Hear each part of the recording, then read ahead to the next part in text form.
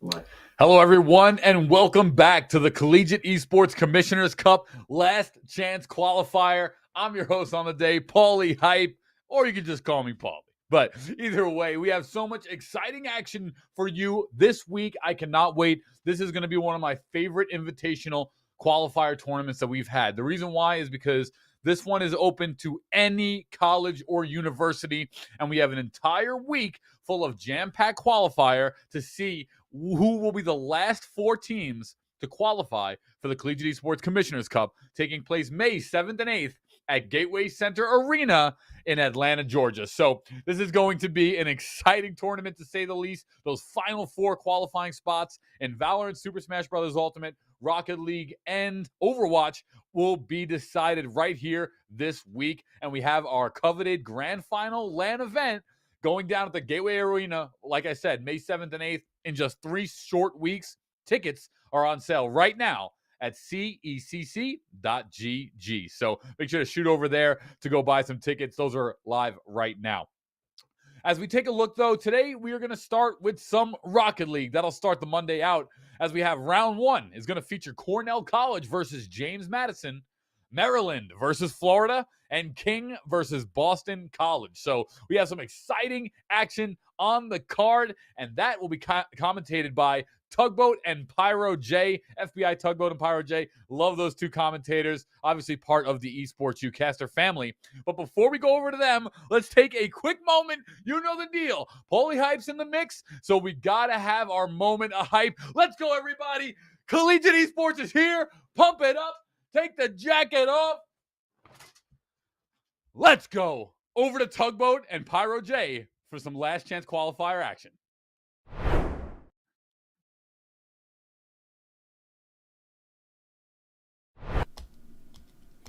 Could not ask Let's for go. a better intro. Could not ask for a better intro. FBI Tugboat here with my man Pyro J. And yes, this is it. Up here, Pyro. Today's a little Rocket League action. And then we'll go on the rest of the week with the lesser esports. That's Overwatch, Valorant, and Super Smash Brothers. I'm kidding around, of course. Got some hot and spicy action up here first. Actually, one of these teams we got to cover last week in the Mid-Atlantic qualifier, JMU, James Madison University squad. That's the Dukes. They'll be on the right up here, coming in and making a bid for themselves, but not making it all the way. Single elimination today as well, Pyro. That's one of the bigger changes from last week, the Mid-Atlantic qualifier, on into this week, right? You couldn't ask for it any other way for a last chance qualifier here. Yeah, you had the double eliminations in the regional qualifiers, but this is where the nose hits the grindstone. You either show up or you show out or you're done. Okay, and today, if you get knocked out of one of these best of fives, that's your last chance. So when your back's against the wall, Tugboat, how do these teams operate? That is exactly what we're going to find out. And you did mention James Madison. We saw them last time. I'm expecting great things out of them today. Absolutely. Absolutely. They'll be doing Battle, the virtual field, the virtual pitch of Rocket League over here against Cornell College. Now, we had to make clarifications, right? I had to make sure this is not Cornell University out of New York, but Cornell College out of Iowa out of there. That is the Rams coming on here, purple and white, and the left side coming in here in just a minute. I will go through Cornell College. This is Flux. This is Frosty, and this is not Hosh. Nicely done, though. That's JMU striking first.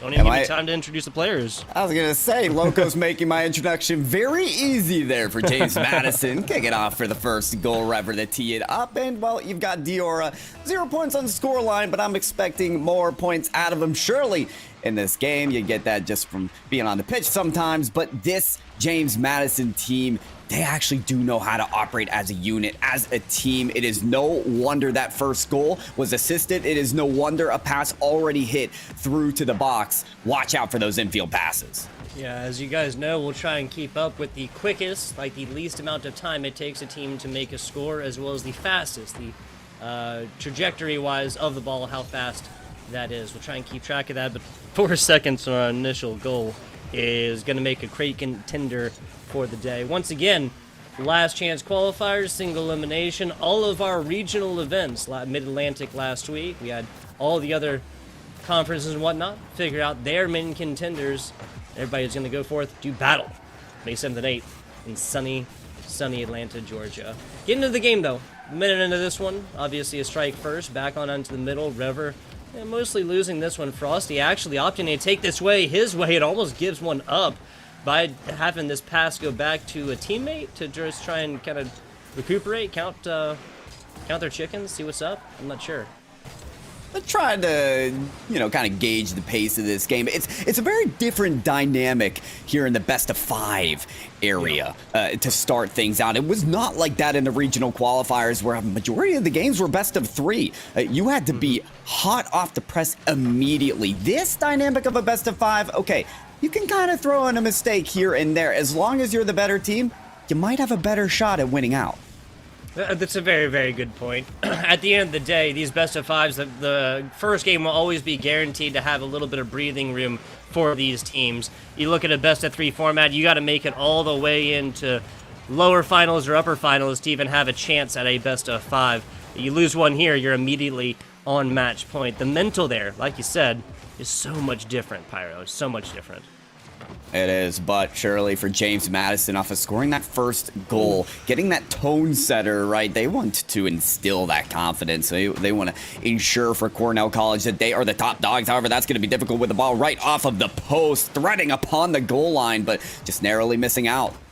4th player for JMU, that's the crossbar. Y'all showing up already about halftime. We knew it was going to happen, especially off this team's performance. Now, I'm not saying the team's lucky by any means, although luck's not a bad thing to have. I'm just saying.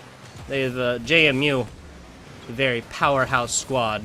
They, you know what? Let's actually figure this one out. They got down to, they got down all the way to the grand finals last Mid-Atlantic, didn't they? That was Stockton, right? Oh, I think it was, but Diora just on that shot, an open net hit off of the crossbar.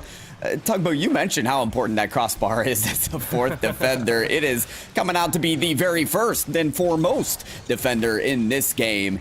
And yeah, as you mentioned, James Madison against Stockton University didn't perform as they were looking to perform, but a different breed of competitors today. Flux trying to be the top competitor with a shot downfield. That's going to be panned away. And are we looking at a game 1 with just one single goal here, Tugboat? Time wearing thin. I've said it to you before, Pyro. It is not a new statement. Hands down, my favorite Rocket League games are the 0-1s. The quick, not for lack of trying type games, right? But in something that until clock hits 0 and then beyond, till that initial ball grounding situation, it's a situation where anybody could go forth and score again. Now it could end 2-0 with a definitive victory.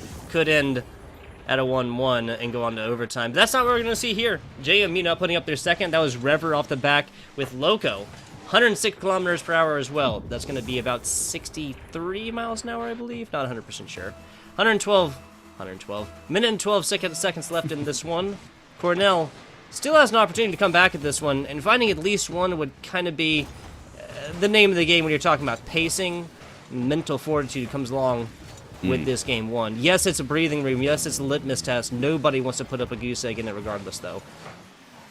Oh, and you want to have the chance to believe in yourself that you can score off of this opponent, and that first goal is exactly what that does. Still yet has Cornell been able to find that they're still locked in on their defensive half. In fact, offensive possession has been a difficult thing for them, only sizing up 2 shots on target. When you look at the other side, spent 8. Quadruple that, and so Rever trying to get this out of the danger zone is going to be able to block a shot moving forward. Diora trying to wind around and get the goalie bump, but just can't lock it in. A shot is not what they need to lock in now. If they can defend for another 23, they'll be smooth sailing for game 1. Yeah, a good point. This will be, especially if they get another one here, it'll just be kind of that keep away situation. Doesn't look like that one's going to happen, but shots literally right now pretty much what's required for your Cornell College squad. Back on over to the middle. 5 seconds left. That's going to be the last little bit of sand in the hourglass. Almost a perfect setup for Dior to finish this one off, but it ain't going to happen. 2-0 will be the scoreline for your first game and your JMU squad. That's the James Madison University Dukes right here. Talking about individual performance within this game, we sung the praises high and loud for Loco, called him the Crazy Train, right? Many times last week. I had a lot of fun with that, Pyro. Oh, yeah. But right here, it's really going to be Rever as well, kind of showing up here and having a couple more shots onto this goal. I mean, keep an eye out as well for just that duo to continue to link up. They kind of switched roles on the second goal. Rever instead scoring instead of passing that time. And, Diora happy to play that third man role. Listen, it's the teams that understand their roles and play that to their strengths that really do rise up to the occasion and dominate. It's the Dukes after all. It's simply what they do. So yeah, keep an eye out for Loco. Keep an eye out for how this team continues to battle on. But for Cornell, I mean, possession is going to be the name of the game here. Right now, they are struggling to get a majority of that. Only 2 shots on goal. That's just not going to be enough to find a win. Yeah, exactly. The game can be kind of weird in how it awards these attempted shots on goals, but at the end of the day, there is no excuse for only 2 when you're looking at a Cornell squad. Also, I just want to confirm, right? Not only was that JMU Grand Finals, but it's also JMU that came in from the lower bracket to beat Western Virginia, a team that really took Stockton to task, right? And so this is a hot off the heels of a good performance last week, James Madison University squad that is really going to want this win, right? They've come as close as anyone can. They've done it within their conference, and now they're looking for it in the last chance qualifier for the CECC. That is the Collegiate Esports Commissioners Cup. I think you make a very important point, Tugboat, and it speaks to kind of how different teams came into this competition. By the way, nice. Flux, an open, wide net, and absence upon the goal line there for James Madison. A very important first goal for Cornell College. Here you go, Cornell College stampeding on into this first goal. It was 5 minutes, 23 seconds, no shots, or no scores that made in. Plenty of shots attempted, but no scores they made it in. That also, and of course, resulted in them not having a lead whatsoever in game number 1. That is a situation we no longer find ourselves in. Yeah, and so a bit of a good start here for Cornell College. They'll get the reins loose here from the get-go. But at this point, I did want to talk about those rules, about these different teams, right? James Madison and their stellar performance in their latest qualifier. They're a team that's going into this saying, we've proven ourselves already. Now it's just time to have that finishing factor. Now it's just time to close it out. Other teams here, they're here because they want to compete. They're here because they want a shot at it as well. Nice. And James Madison, while they've gotten plenty of shots, they want to finish theirs on this possession. They certainly will. Frosty trying to work it along the goal line, but just not enough. Yeah, once is a mistake, twice coincidence, 3 is a pattern. This is Frosty here with we'll keep it neutral. Some very courageous and aggressive defensive recovery attempts, right? It's been a couple different times they have tried to bring this back and try to kind of give it over to a teammate, or just straight up bring it back after pushing this ball back towards their goal and pressure is on. That's the first time that's resulted directly in a goal. But this is just not, if you're going to do it, you have to clear it out way better than what we've seen so far, right? I'm not trying to be too negative here, but yeah, another situation right here. Players playing ball, players playing onto boost. Flux and Frosty kind of switch positions for no reason. Frosty with a very weak takeoff from this backboard right here, and that just ends up setting it up perfectly for Diora. Throw a assist on into Loco. Don't want to pick on Frosty too much, but he's just kind of our example at this point right now for Cornell College. Had kind of a late flight to the ball that didn't allow them to clear it out, and instead James Madison is quicker to the ball on the aggressive, on the offensive standpoint. They've got confidence though when they do get some offense working, so it is not Hosh to find that from the angle. Not Haas, maybe that horse. I don't know, because he is absolutely carrying the squad with big pickups like that. Perfect angle left side all the way in. We got a tied game about 90 seconds on into this one. But yes, to back you up, I mean, all these players are top tier collegiate players. We'll point out mistakes where they come because they're adults and they can handle it, right? I mean, that's right. Well, they better be able to handle their own mistakes as well when they're eliminated from the field here. It's Flux to look at a ball that's skying right past him off of the opposite post. There's Rever to try and lean it up towards the other side, but it's going to be wide as well. Loco wants to continue the pressure. Frosty out the Hosh. It's a bit behind him, though, so Diora getting a couple triple, quadruple touch along the backboard. Hosh trying to, well, steady the pace and give themselves a work at the ball. Yeah, some fantastic midair handling right there. Frosty coming up to it. Can't quite beat Rever. I think it might have been a lack of boost type situation. Flux temporarily taken off of this field. Back on over to the middle. Loco's got everything that he needs to put this one up and in. Right there! Frosty, nice hit out Those are the type of rebounds I'm talking about. Oh, yeah. You'll see James Madison crash into boards all day long. And look at the give and go as well. Loco and Rever trying to dime it up together again. They were proven to be our dynamic duo earlier. Game number 1, finding the 2 goals, the only 2. And game number 1, now there's 2 of them there. Working the goal line to double commit here. It's Cornell College to take advantage of this opportunity. While their opponents are in flux. However, it's Frosty. Did this down to half court. Have Flux now on the backboard. Taking this away to the corner. Frosty to move out, even without a third here. Hosh demoed on the field to mid. Frosty, shot. Want to be turned away, but the goalies, they're out of the goal line. Can Hosh bring this back upfield? It's Flux to meet that off of the backboard, and the follow. Just weak. A lot of pressure still against this JMU squad. Cornell College members trying to rotate. There's a solid shot up. Loco barely getting there. No real movement in the front. No real, like, momentum.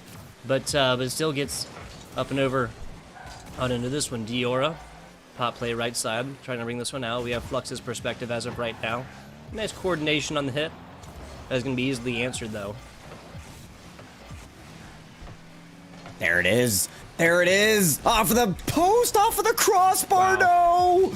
Just barely out in the way. They've worked at this resource differential for so long, and James Madison has been out-boosted again and again, but a container of boost, sometimes that's all it takes. Loco uses the exhausts to send it downfield and get that go-ahead goal. That literally is the last little bit right there. Fantastic stuff from Loco here. The crazy train continues. It's hard to stop a train. I'm going to stop with this. Actually here. Too many analogies, too many plays. Well, you know, not to beat it again, Tugboat, but we did get off the rails the last time, so we'll put the pads, we'll put the brakes on right here, but we cannot convince you that Loco will do that as well. Needs to tie it up off of the backboard here again. There is Dior to send it away. Frosty was in position to put a shot there, but had to actually stall it out to the side because the precision just wasn't there for a shot. Ooh, so speaking of precision for a shot, that one's just a little bit too fast. And Frosty now with the tie-up, 4 shots on. That's going to be the first for this player. Now, looking at this scoring differentials here, right? There's no between teams, but the big one that I'm looking at, Cornell, spreading their 3 goals across each player evenly. 3 shots Flux, 4 for Frosty, 2 for Not Hosh, but each with a goal, and 2 of these being assisted by the workhorse Flux. Fantastic stuff from Cornell College to be striking back here in game numero dos. Flux has really led the way for this comeback, but will it all go to shambles? Loco right now moving upfield. Rever hoping to tee it up as well, but Flux looking to pre-flip into the ball. He wants at least a 50-50 here. It's going to be taken out. Frosty with some time, with some space, with some boost. Can he work it all the way? No, not quite. He'll get the comeback, but only to take it to overtime. Hey, little OT action in game number 2. Not against it by any means, Pyro. Diora is beat off. Flux hits this one up to the left side as Rever tries to bring this one on up. Well, not Hosh once again. Beating players to this ball right here and getting initial touch. Back middle, Diora out. Back to the middle, and that's going to be Rever striking twice for the side of James Madison University. The Dukes are imposing the royal will. I don't know. Is Duke's royalty? Well, at least they appear to be today. James Madison University, they will get the game to victory there and overtime. And it really was the physicality on the goal line that opened up the play. There was a demolition. There was a little bumpage as well. They were trying to find that lane. And the third man was sent for James Madison University to wrap it up. This is a team that's really not afraid to send the whole house when they really believe in themselves. If it's one thing about their play style, it's of confidence. They don't really hesitate to lift off and launch to a ball where they've beaten defenders to it and send it off of the backboard. They didn't hesitate on that last play either. And maybe aggression, maybe a high pace of the ball game here, Tugboat, is what it's going to take to win. Yeah, it would definitely give advantage. I think we've kind of seen that across these 2 games. Duke is... There you go. Yeah, Duke is monarch ruling. So yeah, so royalty and whatnot. Below emperors, kings, grand princes, grand dukes, and sovereign princes. But above I don't even know. Above Everyone something else. assuming. Like they're landowning gentry, like the older kind of names. So yes, imposing the royal will here, James Madison University is. And they're only going to have to do it for about 5 more minutes here, Pyro J. That happens. We'll get a clean 3-0 for James Madison University, the squad that was fighting, twisting, tearing all the way through the Mid-Atlantic last week as well, making it all the way through. Everybody, even Stockton was predicting the West Virginia Stockton reunion, the rematch, excuse me, that's the word I was looking for, in grand finals. That was JMU that went forth, punched the ticket, and lost it in 4, right? There was a 3-1 loss, and it went down to an overtime situation, a 0-0 overtime situation. That was last week, though. Let's turn on into this week. Yeah, and so James Madison, just no strangers to the overtime, to the high-pressure situations, just based off of that qualifier performance like you're talking about, Tugboat. This is a team they're ready for this. They know what's at stake, and they know what they have to do to make sure they are calm, cool, comfortable, and composed. Oh, at the very last second and at every moment as well. Loco working 2 defenders there on the follow-up, and Rever might even find something, still working this goal line, and there's the shot, top corner, it's in. I mean, once again, Cornell College's problems with trying to kind of pick this one up, the double commit right here. Either Frosty or teammate should have been back at this, and maybe could have gotten another defensive look at this. Not 100% sure. Perhaps that's just theory crafting at this point. Cornell College down by 1, but they've been in this situation before. They just took this JMU squad to overtime in Game 2, so...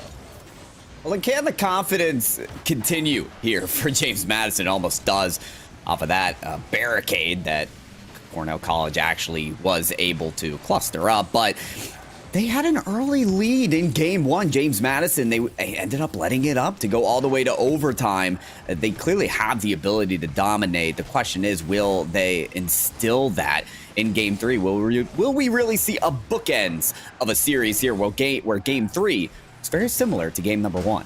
Ooh, Flux almost with a fantastic double touch right here.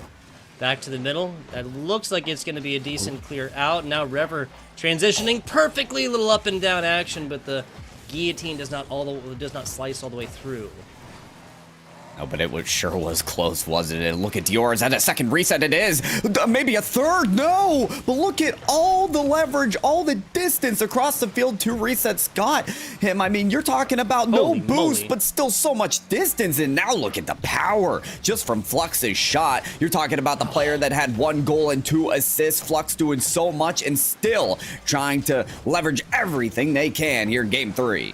Yeah, the Duke's defense has just been absolutely stellar thus far. That was Rever reading this one perfectly down bottom. Flux doing everything that they can really to try and walk this ball all the way in. Defense just doing their best brick wall impersonation. Diora off the top right here, kind of hits it over. Loco actually does get beaten there, so Frosty with a fantastic coordinated pinch play over here, but got to pick this one up yet again. Diora, though, redirecting, and this is the Dukes getting on into offense even ever so briefly. Nope, Frosty forced to turn tail and try to redirect this one. Loco puts it across the bow here, fires one across the bow, but nobody picks it up. I want to see that moment in Rocket League where players are analytically driven. They have a dashboard of all their opponents' boost at all times. Really, James Madison has used their boost for very risky plays, and a lot of them haven't really gone their way. But because of their high pace, they're still able to continue possessions like these. Look at them get beaten. No, that's an overextension. And look at that. Those are the moments I've been looking for, Tugboat, because they just do not have the boost to recover. 2 minutes, 24 seconds since the last. Flux puts on an absolute clinic right here. Love to see it. Love to see it. 2 minutes. We are back to a tie situation, Pyro J. Cornell College, they do it again here. They did it in Game 2. They proved their ability to come back and work so much better from working from behind. And now, can they actually get a lead to work with? That's the question. I really want to see this team operate with the lead. I think they can really lock it down with just a 1-goal lead. And well, if they can move out of their defensive unit, they certainly can. James Madison, though, it's going to be key for them to hold on to their reserves. They've been caught in these low boost situations so often. And if they get a counterattack rolling, that is Cornell College, they can easily get this next goal. Yeah, and what the counterattack is literally where both of these scores have happened so far. Not unlike the contained consistent offensive domination, but those right there, the consistent takeaways, turning defenses into offenses like alchemy, finding gold at the end. Fantastic stuff for this JMU squad. Now Cornell, the biggest lead they've had is 1. The biggest the score deficit they've had was that game 1 0-2 situation. This has categorically changed since then, and this is still anybody's game. Cornell College, it seems like a low amount, the 2 goals, but that has been that or less than that has been the score differential in these games so far. So who knows? Double commit, left side. Last time this got picked up and punished. And that's going to happen again on goal number 4 for game 2. Again, not trying to be too negative, but the play right before then when Frosty and Flux push left side super hard on the double, and then neither of them really gets a good hit on this. That's just what led to this rotation, and then JMU scoring thrice. That's right, and James Madison University, there's got to be some appreciation as well. I mean, Loco so often in position for those plays where, well, they can just hammer it home, and look at this again, Diora from the ceiling? Okay, maybe I wouldn't feel so bad about that, given that this just happened afterwards, right? No guarantee, but that is just a perfect pass into points. No one getting a sniff of that one, just a front row seat to the side of Cornell. 3 scores, 49 seconds, average of about 15 per. If you don't count the volleyball overtime situation at the end. Back on over to the middle.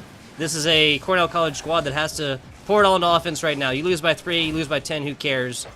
They literally need to get 3 right now, otherwise they'll be eliminated from this competition all the same. It's looking nearly impossible at this point, especially as James Madison University have broken out just from a simple competition. At this point, it's a freestyle competition. It is a clinic that they are running during the showdown, but it is very quickly canceled. Hosh to give a glimmer of hope to Cornell College. Yeah, 21 seconds. They score off this initial kickoff, then have about 15 seconds to play with. That's an actual Rocket League game. First steps and second steps, though, Pyro. It's going to be tough. It's not going to be easy, but certainly they're going to try. Does Frosty to win that kickoff? No support there, but Hosh sending it in. Flux has to move this upfield very quickly. Hosh is going to find it. Drop down over to Frosty. It's a bit far, but it's still enough. There's the shot at the far post, and it's going to be in another for Cornell College. Wow, okay. This is JMU abandoning defense like someone you don't want to meet for lunch. Man, oh man. 9 seconds left on this one. And this is Cornell College that has fought, scraped, and clawed for their way back on into this one. Another score will put this game 3 to overtime, just like we saw in game 2. They'd have to win that overtime even if they could get it. Hosh there with a shot's on target, but look at the save from Rever. Oh. That's the saving grace that JMU needed. What a chance for Cornell College, but it all gets laid to waste here. In this last chance qualifier, folks, you only have 1 shot. There's no lower bracket. There's no second chance. This was the last chance. Cornell College meet their fate and the end of their last chance to get to that CECC in Atlanta, Georgia. But James Madison University, talk about, they not only move on, but they make a statement today to not get them riled up and moving in rhythm.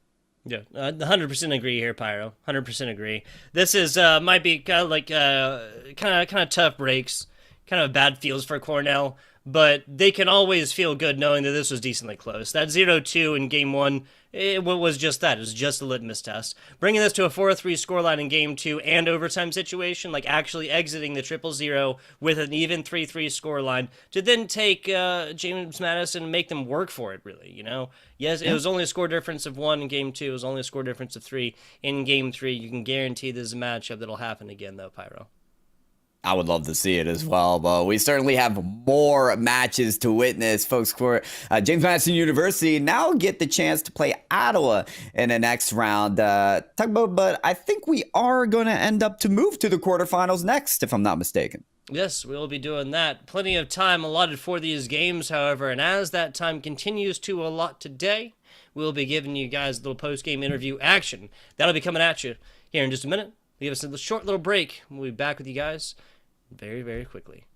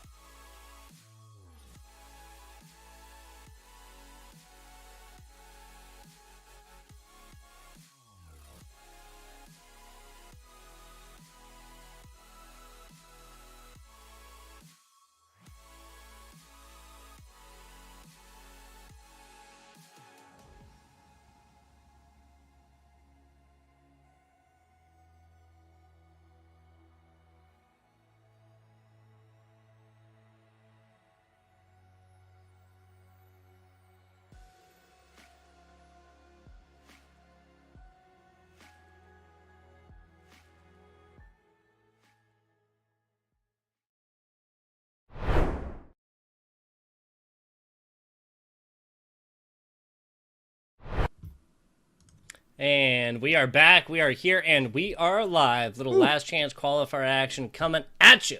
FBI Tugboat here with my man Pyro J. And we got little James Madison University action. The Dukes taking on Ottawa out of Kansas here, Pyro J. Yes, Ottawa, outside of Kansas, in Kansas, which is exactly what we think of when we think of Ottawa. Yes. Broccoli, Nitrovity, and Otis here to take the floor for that team. Very excited to see what kind of caliber they're bringing. It better be top quality Rocket League, because to take down JMU, a very hot team that we just saw come off of a sweep, is going to be no easy feat. No, it will not. No, it will not. We'll be looking at JMU squad that really has all the momentum in the world behind them, right? The first round, they put 3-0 down the Cornell College squad, single elimination, so we'll unfortunately not be seeing the Cornell College squad. That's the Rams coming in here for the rest of this competition. Now, it did happen a little bit, evenly matched affairs, right? Little 3-4 action in Game 2 and 3. Game 1, obviously, is 0-2 scoreline, going a little bit more so for JMU. Will there be goose eggs in Game number 1? We will find out in just a little bit. Yeah, it was good for them to actually be tested and get taken to an overtime. You don't want to get a full sweep shut down and then not know what you're coming up against when you get a good team like Ottawa. But I think James Madison, with a game like that and their stellar performance in the last qualifier, they are well positioned for another win here in the quarterfinals of the last chance qualifier of the CECC. That big LAN event coming up in May 7th and 8th in Atlanta, Georgia at the Gateway Arena. You can still get your tickets, by the way, at cecc.gg if you so want to. But we, Tugboat, have our tickets to game number 1 of Ottawa versus JMU, and we're off. Absolutely. James Madison University, Loco, Diora, Rever, same trio we've seen pretty much throughout this. Like you said, that's Broccoli, that's Nitrovity, and Otis making up your Ottawa Braves squad.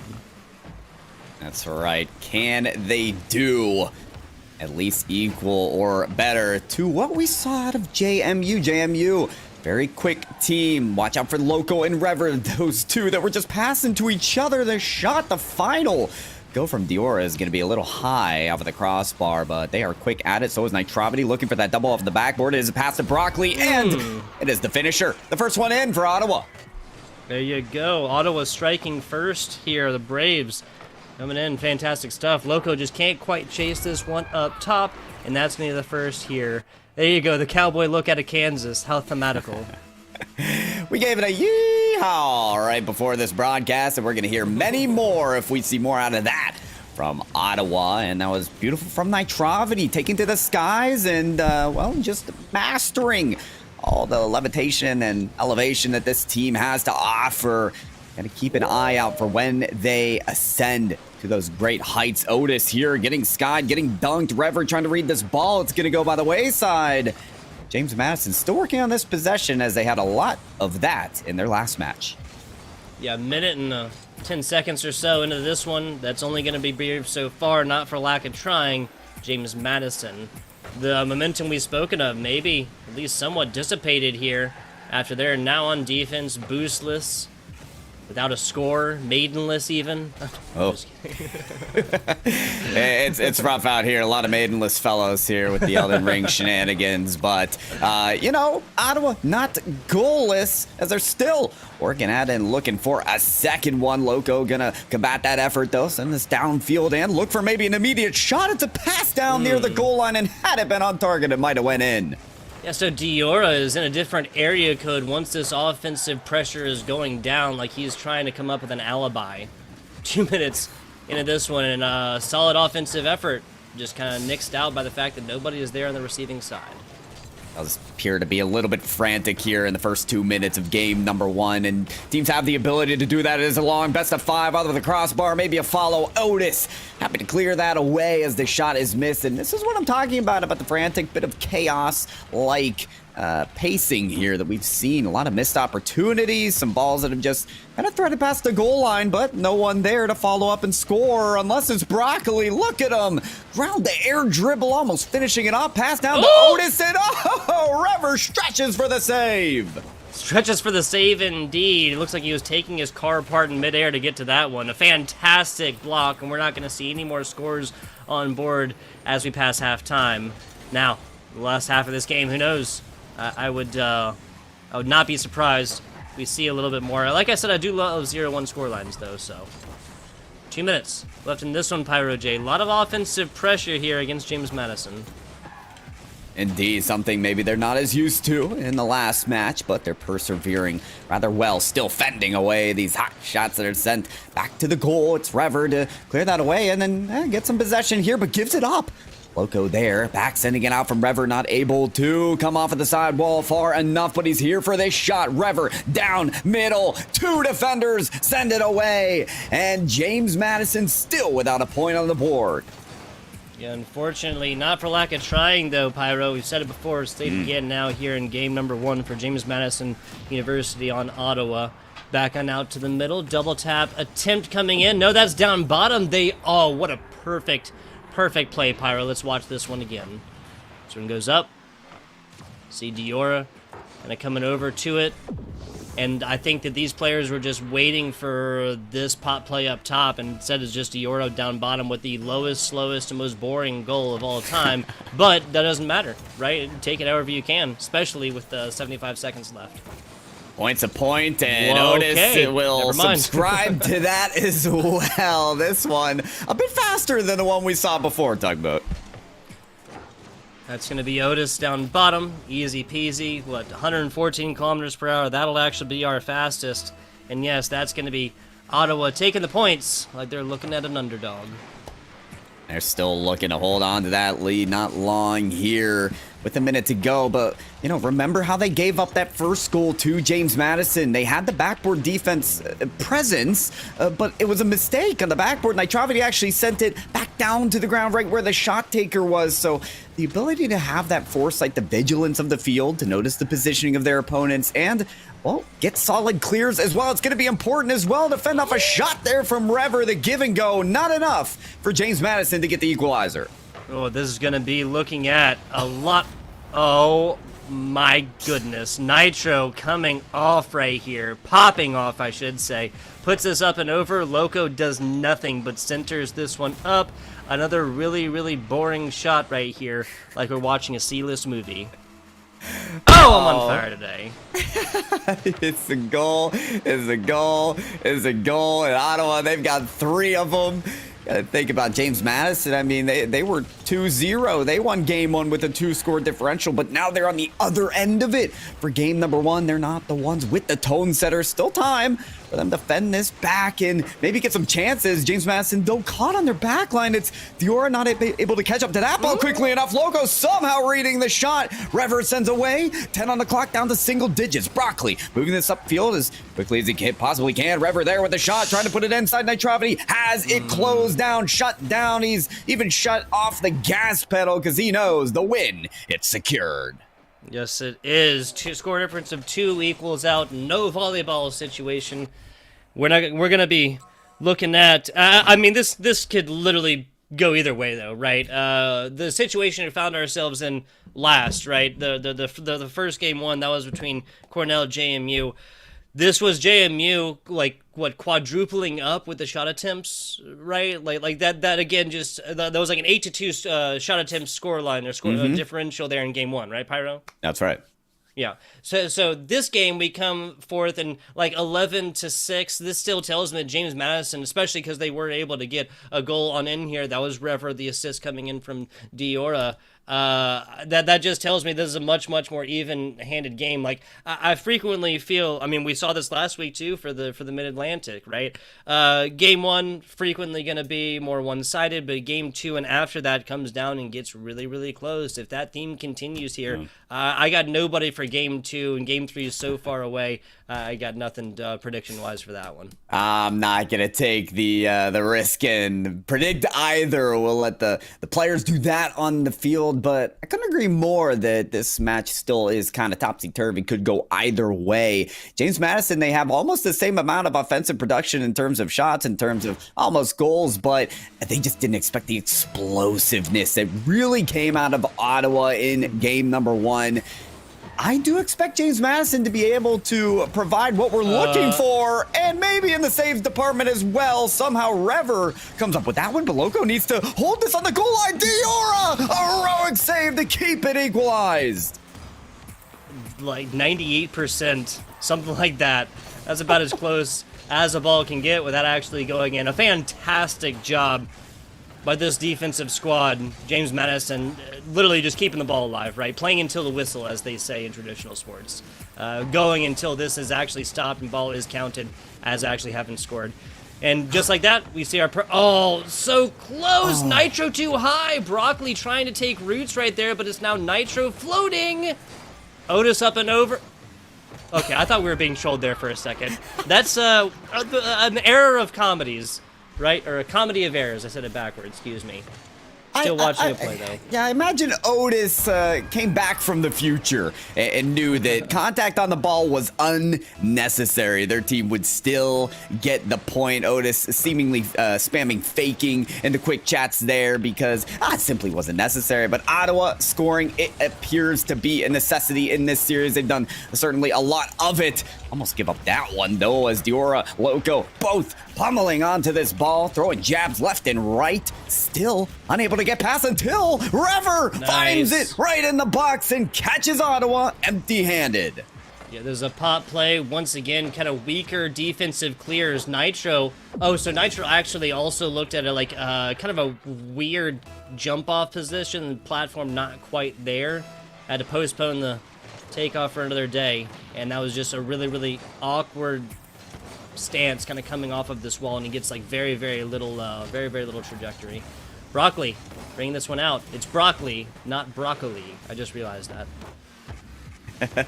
Hey, gotta get your vegetables in one way or another for us casters. Sometimes it's casting it on the field rather than our balanced meals. But Otis still wanting to get the goals. That's the important aspect of this. It's gonna be difficult for Diora if they're getting... well, stomped back to the ground. Loco, a very fortunate boost grab there. Diora, lots of resources to move this up the field as well. Doesn't look to prioritize that 50-50, though. Actually risks it to get past the defender. Not enough. Rever missing the shot as well. So, missed chances. Keep this scoreline equal. Yeah, it looked really pretty. Just did not happen on in the end. Back down bottom. Broccoli, nice defensive pass, forcing the hand. Loco shanks this one left side, gets a hand on it twice after the ball is basically given back to him. Here comes the offensive pressure. Otis on the other side. I think Otis was coming back from a demo. It was just a little bit too, like, spawned, that spot, like, a couple feet off the wall. Never know where you're going to spawn or where you're going to have to come up clutch. But Otis, sometimes you just got to seize the moment. Tries to really read this play and... oh, what an opportune path that he took. Two defenders, but still gets the goal. That's going to be Ottawa striking twice now. A little bit of a... or not now taking the lead, excuse me, just outside of halftime. Also, 119 kilometers per hour. That's going to be our fastest, not our quickest time-wise, but our fastest trajectory, momentum-wise, goal on broadcast so far. Down to the bottom. Nitro picking this one up, looking to make an explosive play on this. What handling, but once again, that check's got to be in the mail for this fourth player, right?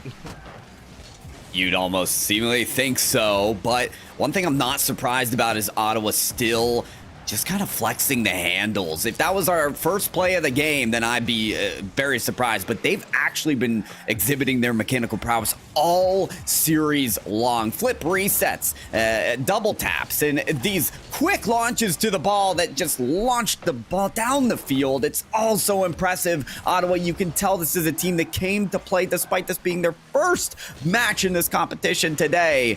They seem to have prepped up and prepared for the moment. Loco takes out the goaltender, but Nitrovity still somehow getting a piece of the ball. Oh, but Rever fakes out one, gets past two, bumped into the ball, and he scores!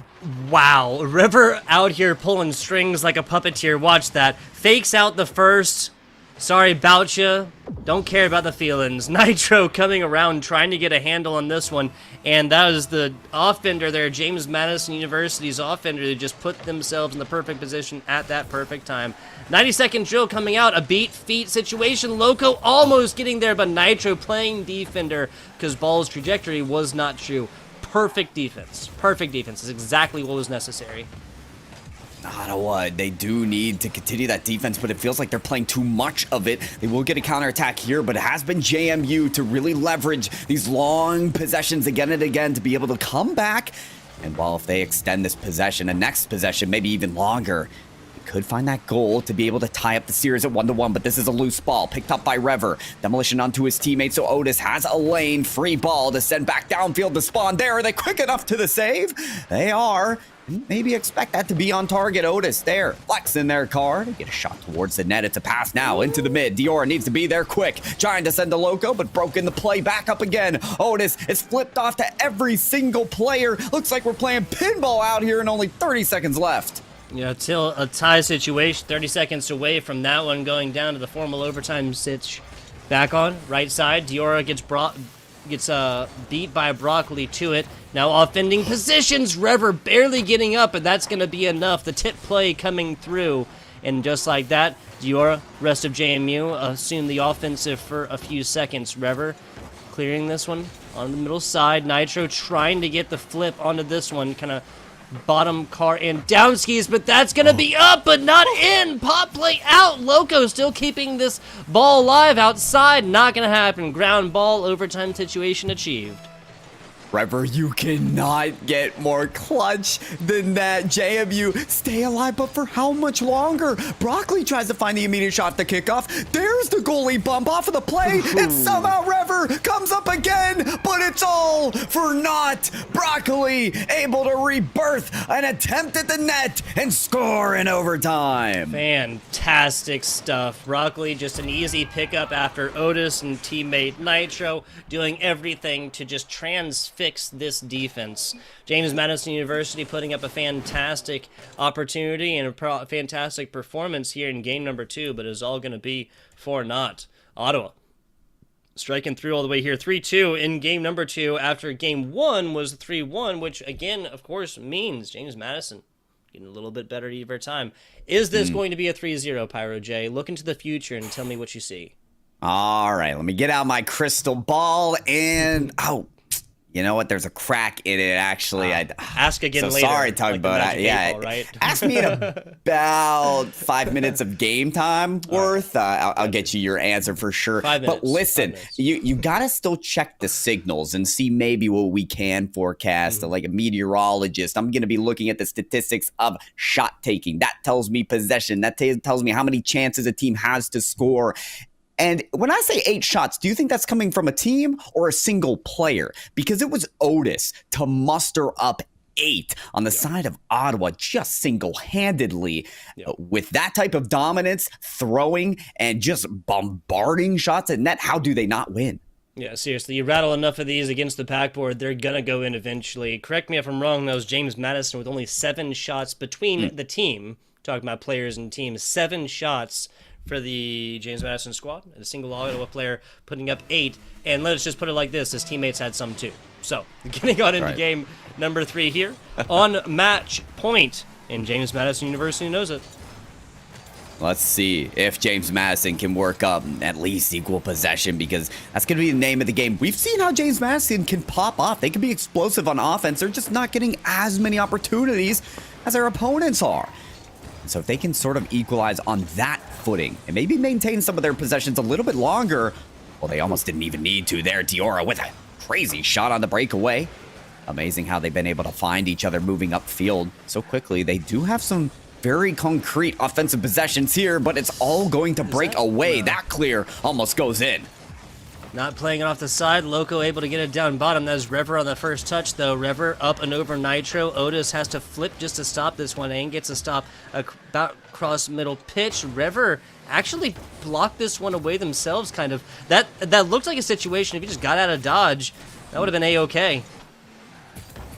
My eyes are going to be stuck to Rever, especially when James Madison are playing defense. That has been the player to, well, basically not allow Ottawa to score 6 or 7 goals in a game.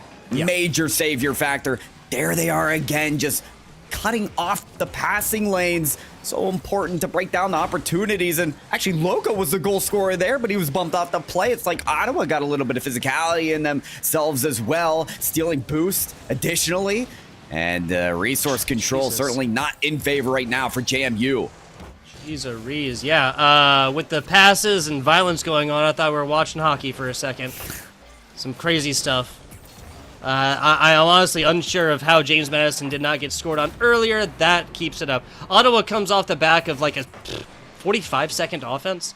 Like right before this is the first time that this ball actually leaves James Madison's third of the field, the side of their pitch, in quite a while. Quite a very long sustained offense ending in a 132 km/h. Hands down our fastest on broadcast, Pyro J, and that's for Ottawa. Oh, and will they find another? No, not quite. But they do find those opportunities and really seize them. Almost like a machine, they're able to optimize the most high efficiency shot on that last play. The person that passed it, made the play happen, could have actually put a shot on net, but Loco had it guarded. But with the pass coming to the infield and giving the shot taker to the other one that had more momentum, you just see Ottawa again and again take the best shots that they possibly can by knowing where their teammates are on the field. And that signals a very, very strong team that is very hard to combat against. And as James Madison try again, still they are broken up back to their defensive line and forced to make stops like this. Rever drops right down on it. Loco also playing the goal line, and they can breathe for a moment here. Yeah, I might have enough information to consult the Magic 8 Ball again. I think this is going to go in 3. Ottawa has just kept on this sustained offensive pressure constantly. I would literally not be surprised if it ends right here, but the simple fact that James Madison seemingly has to like break physical laws that we have understood for 150 years by men much, much, much smarter than myself just goes to show that the offensive pressure from Ottawa, if they don't crack it the second, third, or fourth or something like that, then it's still not really going to matter because this is just all Ottawa all the time in the offensive third. That is true. Folks like Isaac Newton did establish the gravity meter mutator setting here in Rocket League. Little fun fact for you there from Epic Games and Sonics. It's really like okay, maybe not that true. That was his game. Oh, that's right. That was what the Apple was all about, huh? Well, a little bit of wall and wave dashing there from Otis, and maybe a drop down pass. No, that could have sealed the deal there for Ottawa, but they'll have to work a little harder to get the sweep going. Back on over to the middle, the coordination problems that James Madison University has had on offense is not reared its ugly head over here for the Ottawa Braves. That is going to be number 2. Now, will that be the nail in the coffin, Pyro J? Yes, your 8 Ball says yes. Magic 8 Ball says yes. Thanks for lending it over. Really appreciate that, helping me out in a tough situation, a tight situation. James Madison University, their opponents in the last series were the ones to come back. They were not really that late game team, so they really need to turn the tides and rewrite the narrative if they want to be able to come back in this game. But it's Broccoli with I thought it was a free shot, but Dior actually saves it, giving maybe just a pinch of a chance here for James Madison to bring this back. Yeah, I'd hate to keep beating the same drum here, but this Braves squad has just spent so much time in offense. Again, this comes over for just a second, and they're there again. It almost seems like they play better offense when they are recovering from defense, right? Like, it just kind of seems like this James Madison squad, when they're playing hard and heavy defense, they're there, they're ready, they're rotated, they're trying to get this ball out and in, but the Braves squad just literally always has a player in midfield able to pick this one up. That was the longest offensive opportunity that James Madison has had this game. I don't have a timer on it, but I'm going to guesstimate, right? I'll trust your statistics here, Tugboat, and by my grand statistics, it does look like Ottawa with a 2-goal lead should win game number 3, should be enough for the sweep in the quarterfinals of the last chance qualifier of the CECC, that is the Collegiate Esports Commissioner Cup, and congratulations for Ottawa to move on to the next stage. There you go. The Dukes had a son that was better at public affairs or wartime strategies, whatever else like that. Regardless, the Dukes have been usurped. Yeah, whatever. I'm continuing on the theme. We've seen James Madison fight tooth and nail all the way through here. Tough breaks, but it's going to happen in 3 against the side of the Ottawa Braves out of Kansas, because where else would Ottawa be, right? That's right. Yeah, Exactly. where else? Exactly. Unfortunately, for JMU, their location will remain there. Ottawa moving on to the semifinal stage. Going to be great for them, and maybe great for us, Tugboat, if we're able to talk to them, get in their heads, and see where they're going to be steering their vehicles as this tournament progresses. Only one final spot for the CECC competition, and it could be theirs. Absolutely. Absolutely. Punching the ticket on into the next round and staving off elimination for at least another 5-10 minutes here are your Ottawa Braves. We'll be checking out, trying to get a slice of the mind of one of these players here in just a minute. We'll try and get a little Overwatch interview action set up here in just a second. Regardless, though, I do believe it is now 3:30 Pacific Standard. That's what, 6:30 Eastern Standard. Next match starting at 7. So regardless, we'll be starting around then, maybe a little bit earlier if we can, especially if we don't get a little interview coming on in. But regardless, we'll be back with you guys soon. Pyro J, anything else before we go? No, but I sure do want to see the rest of the way that this competition unfolds, because Ottawa looking a little bit unstoppable here. But I'm ready to set it to a break to see if we got an interview. So let's do just that, folks. We'll see you soon.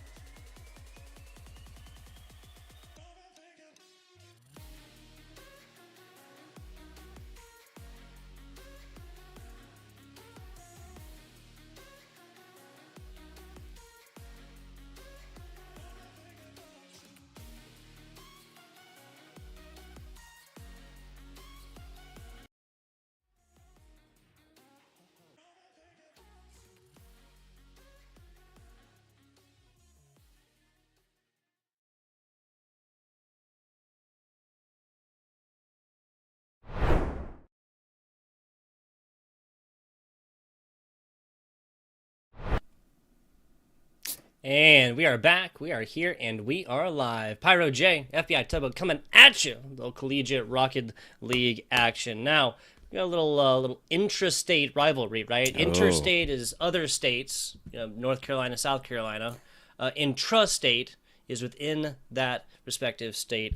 Little UCF, little University of Central Florida action coming at you against the Florida Gators here, Pyro J.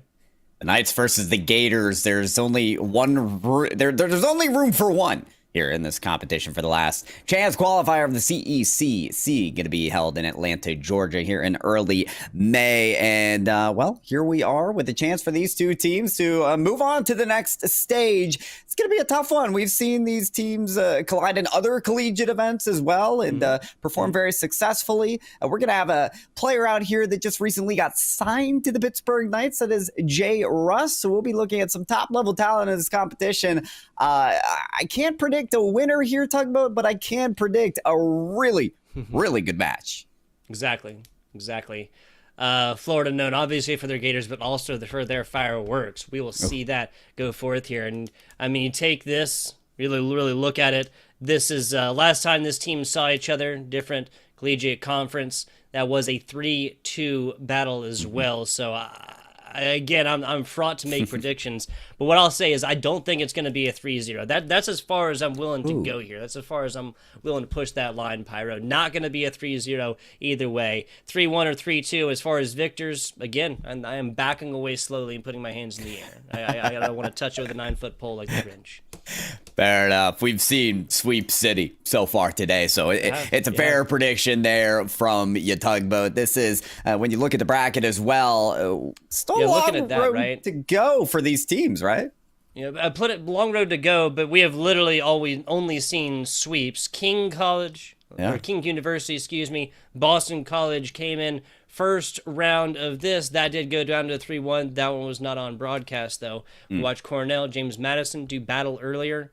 That was James Madison taking that one in 3 and then dropping in 3. Ottawa coming off the forfeit from round 1. Florida also coming off of a forfeit. UCF getting a first-round bye as well. So this will actually be the first time that we see these Floridian teams not just play on broadcast, obviously, but this will be the first last chance qualifier match that either of them played today. Right, so who's coming in ready? Who did their homework? Who's prepared for tonight to be able to succeed? That's also part of the question here. Of course, in the qualifiers of the regionals, we start out with kind of best of 3s, really tested the mettle of these teams. But these best of 5s, this is where typically the better team really shows out and ends up with a win. So, well, whoever is able to perform at their greatest potential, I think, will come out with the win tonight. So that's what we'll get, Tugboat. One team to make it to the semifinals in a tournament structure where, well, if you lose, you're gone. You're done. This is the last chance qualifier. We get to see who operates their best when their back is against the wall. Yes, this is the LCQ for you, my friend. That means this is the last chance. Nothing else after this. You drop a match that said you can drop a game. You can even drop 2 games. We'll give you that much. Okay, Pyro J and I will give you that much. You can drop 2 games. You just can't drop 3 of them within the same respective matches. And we haven't seen, again, a whole lot of that. You take it to the mascots, though, right? The Knights versus Gators, especially down in Florida. Like, I got plenty of them in South Carolina, right? The American alligator can technically, like, it grows as long as it's alive. And it's kind of hard to really, like, scientifically say, like, this is the age range of alligators given they are apex predators, right? That is frequently the problem, and obviously because they're reptiles, a lot of that goes down to just how much they move. They're cold-blooded, right? They're as warm as the things around them, so energy conservation is a huge thing. Are we in game? There we go. All right. Well, we are in game, but we are going to get a pause because one of the players had their games crash. And happens. You know, to move off of that point, though, Tugboat, in the sense of players, well, the mascots having a chance here, and we're talking about a knight, a swordsman coming up against an alligator. And we mentioned Elden Ring earlier. I've seen knights take on the likes of all types of animals, tyrants, beasts, what have you. I don't know if a gator really stands a chance here. We're talking environment, right? If obviously you take a gator, you put it down like the middle of an arena, aka like a knight's like actual home place, or like home base, right? Or home It's a home team there. That's what I'm trying to say. Excuse me. Then yeah, obviously the Gators going to come forth and be at a huge disadvantage, not really be able to do a whole lot there. You take it to, like, say, the swampy marshes of Florida. There's a little bit of a different story. Also, are we just talking about a one-on-one? Because and the second question is, does Knights have a horse under it? Because that could actually be like out of a disadvantage, right? Gator horse, that one's easy. And I'm not sure if you've ever fallen off of a horse here, Pyro, but it's it can be a very dramatic experience. Oh my! I don't know whether to bring bring that conversation back up there, Tugboat, or that memory. I mean, it always happened as a young man to me, so I was like elastic, just bounced off the ground. It wasn't a big deal. But I mean, obviously, people have gotten injured falling off of horses many times before. You put a heavy set of armor on top. I can only imagine how much heavier that's going to be, especially once there's two impacts, right? You hitting the ground and the kind of armor hitting you, right? Almost like a car accident. Oh. Yeah, a lot of collisions in that moment. A lot of collisions that we're expecting here in this match as well that we can't see as beginning very soon now, as we do have that server up. But I'm expecting as well, just to get tactically down to it here, Tugboat, there are teams that are competing in these high-level collegiate competitions. There's players here that are getting signed to professional teams as well. Like, this is the competition that I just love to see. These are players that have grinded their way to the tippy top of the ranks, and to see it in a competition like this, to see players work for another opportunity, another chance at a LAN, which, these days have been few and far between as they're finally emerging again. It's very good to see just top-level competitors be here in this space and work for an opportunity like that. It doesn't come around often, so you can tell how badly these players are working for it. Yeah, and it's just awesome to see these kinds of things not just happen, like, now that we're getting towards the end, right, of a unprecedented global pandemic. But also, I'm not gonna harp too much. But I just think about myself going to college, right? And 6 years ago when I graduated, I spent several years in college. None of which were there. Collegiate esports was a thing in any way, shape, or form. Like, there are clubs, and that was cool, and it was really nice to be able to connect with people who did esports stuff, like with me and whatnot. But there was no support from the colleges and whatnot. There was no full-on team. There was nothing. They went around and gave me a cheaper collegiate experience. Is that how I neutrally insert the scholarships thing in there? I really wish that'd been a thing. Instead, I'm stuck here paying a lot of money for a good education. I'm not saying like that. Went to the University of South Carolina and loved it. I've used my college degree since then. I feel like I talk to people very frequently who say like, "Oh man, I went to college and I didn't learn a damn thing. I met some people, had some fun, met a wife or something like that, but not like scholastically, not said like this is the thing that I use consistently." I feel like I hear that all the time, and I just have to feel cheated for those people. I don't know. I know. Well, these players absolutely getting that, just such a great opportunity to be able to try to work into get to these events. I casted for a LAN recently and was talking to one of the players named Bussy, who has competed in these competitions as well. We saw them in the Mid-Atlantic qualifier last week, and he said he's trying to go to every single LAN competition that he possibly can, just because the experience for these players is it's unrivaled. It is being right in the scene and being able to compete with the best of the best in person. That's what we want. That's what we want to get on the broadcast, folks, and that is finally exactly what we will be able to showcase for you today. We have UCF and Florida in the quarterfinals of the CECC Last Chance Qualifier on the map. Absolutely. We got your UCF Knights squad. That is Asfura, that is Luke, and that is Bits. Would you please do me the honor and introduce this Florida squad? Oh yeah, we got Essex Sight there on Florida, Strawberry, and J-Russ. That's a player with that PK tag that I'm keeping an eye out for. Luke as well, trying to keep our eyes on him there with a potential shot that almost went through. A lot of big names in this competition, but the question always stands, Tugboat, who can make the big plays? Exactly. Pressure and whatnot. It's going to be here online for our Last Chance Qualifier, and that is exactly what you get when you purchase a ticket to the Atlanta LAN. May 7th and 8th, people, being billed as the largest collegiate LAN in North America. And that's ever, not just post-COVID, no pre-COVID action. That's ever. It's both of those things. Jay Russ, pop play up top. Sfura easily blocking this one away, sending right corner. Strawberry going to pick this one up. Leave this one right for the picking up in the middle. That might be a little bit of an issue we saw, like, similarly. That was JMU. Offense might be there, but the follow-up is not. Not sure where the offensive players for UCF were at. Right, and you want to take advantage of opportunities like that as well when you see two defenders kind of colliding onto the ball. Maybe not how J. Russ and Accessite did on that play. That was more of an attempt to pitch that downfield, but more of those inopportune plays when it's a bit of a double commit and you're trying to get that play out of the way. Bitts able to get that shot away, saves it off from the goal line. Asvira trying to dissipate the momentum here that is being worked up by Florida, and they're able to do just that and maybe more. Bitts from the backboard. Is there a follow? Not quickly enough as it's cleared away. That's Excite. Love to see it. Now getting on the offense. Pass down bottom. That's a double commit. Luke Bitts both there. Shot back in. Bitts somehow gets there. Bending time and space. Gets a glove on top of this one. That ball is safe. Back on out. Middle side. Jay Russ and Bitts combining across the middle. Strawberry. Line out to this one. That's Bitts on the pass. Or to pass two, excuse me. As Furra into Bitts. And that's UCF striking first. And that's not the first time we've seen infield passes try to be taken advantage of, as you're not only getting a critical dunk onto the ball, but positioning to a player that is in position for the shot. You'll see these players that are almost positioned for the big leagues to be able to pull off plays like that, to be able to do take out two birds with one stone, the dunk and the pass working out for Asvir there.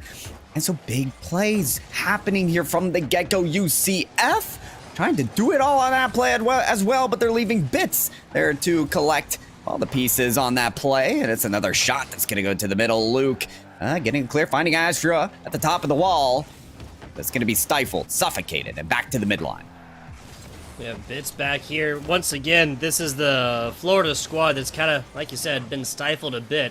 As Furrow once again there to stop this one, keep it in middle, and now Luke picks this up, wins the 50, and bounces this back towards it. UCF was looking to get onto this offense early, but Florida's still on the defense. First time they've really brought this one out. Luke with a weaker hit. Luke continuing this one up. UCF on the prowl. Oh, man, that wave dash almost position him for an extra 50-50. J. Russ, Strawberry takes that one, almost bumps the second. Luke able to avoid the demolition and get the ball clear, so a little bit of adaptability on that play. Big heads-up maneuvers from UCF to hold on to this lead right now. Shots are just about tied at this situation. Florida with one extra shot, but still nothing on the goal. So when you look at equal pressure brought about by both teams, you'd almost expect a nearly equal scoreline, but without a point on the board from Florida, they may be taken down in this game one. Hey, we've seen it before. I've said it before. Love the 0-1 score lines.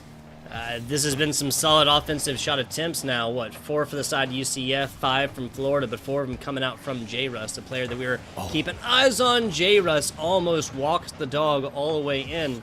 Not going to happen so easily, though. You can see J. Russ, a very critical component of this offense from their team, but still without a goal.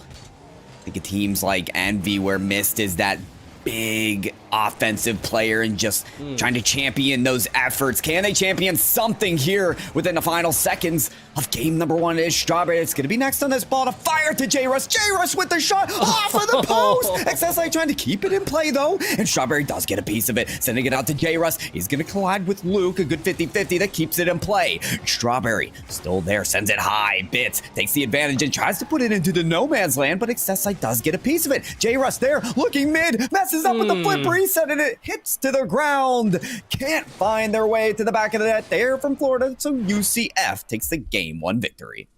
The recollection attempts there just not going to be enough, and also UCF a lot of pressure early right here, right? I think I called it about 90 seconds left on this, and them having 4 shots on top here. They put up nothing after that, and it's just J. Russ. When you're talking about this Florida offense, Call him that chomp, right? Because that's 6 shots out of 7 here, and that's just everything in a bag of chips offensively. Doesn't show up saves-wise, though. 2 saves total from Florida, and that's the big difference here. We see UCF put up 5, 2 from Luke, 2 from Bibbs, and 1 from Asfura. That's right, and so, you know, with 2 saves, it's not too bad because there's not too much defense to play if there's not as many shots on the board. What I do like to see out of Florida, and what does give me hope as they move in through this match, is it's not as if J. Russ is getting all of those shots because he's forced to do all the legwork for his team. No, we saw the last play was a direct pass to him in field to set up the shot that was just narrowly missed. It hit right off the woodwork. Had that been accurate, we'd maybe still be in overtime at this point, Tugboat. So this team knows how to operate and how to succeed. It's just about that finishing factor. It's just about executing. And once Florida find that, we may be in for a good match. I think we are. Game 1, as close as it gets, a score difference of 1, but it does go down for the side of the University of Central Florida. That's the Knights. Florida Gators looking to strike back on this one. Asfura sends us sailing the other way. J. Rose will easily be able to pick this one up. Asfura turns tail. Bitz looking to challenge. Bitz loses it though. Luke up across, and that's J. Russ now cross 2. Just like that though. An easy bring out. Escaside tried to redirect this one, but only succeeded in keeping in their side of the pitch. J. Russ now picking this one up across the middle here. Doesn't burn a whole lot boost-wise as well. And J. Russ is going to have everything, but misses. We've been talking about how critical execution is. Those reads aren't simple from the ceiling, but you still need that top potential, that top level of play to be able to put you to the big leagues, to be able to get you to the next level. And still, it's coming up just short for Florida. Luke going to be on this ball and try to continue the possession. Instead, it's Strawberry. Well, can't get that past Luke. Stealing boost now, pinching it off of the back wall, looking for the pass. The site is going to try and get as much time for his team to recover defensively. It looks like they will be afforded that time as Strawberry and J. Russ collide for the clear. Nice redirect. Bitz, the last player back, does pick this one up. 11th hour, last man stand. Coming out on top right there. A little bit of back and forth, no demos action, just a little bump and grind, ain't nothing wrong with it. That was over on this UCF side. UCF players have now rotated in. Luke and Bitz lining up like coordinated skaters, synchronized skating, maybe diving, something like that. Regardless, they lose this ball, and J. Russ easily pops this one out. Asfura, again, bumping on into Strawberry, but no bruises on the fruit. Back down bottom, no bruises on that fruit indeed, almost tasted quite sweet. Yeah, Luke is really enjoying the fact that they picked up that save there. What I love so much about this match right now is these teams are no stranger to each other. I'm sure they've even seen each other in the ranked battles of this game. And, you know, that's why we're kind of seeing that teeter-totter, that back and forth there.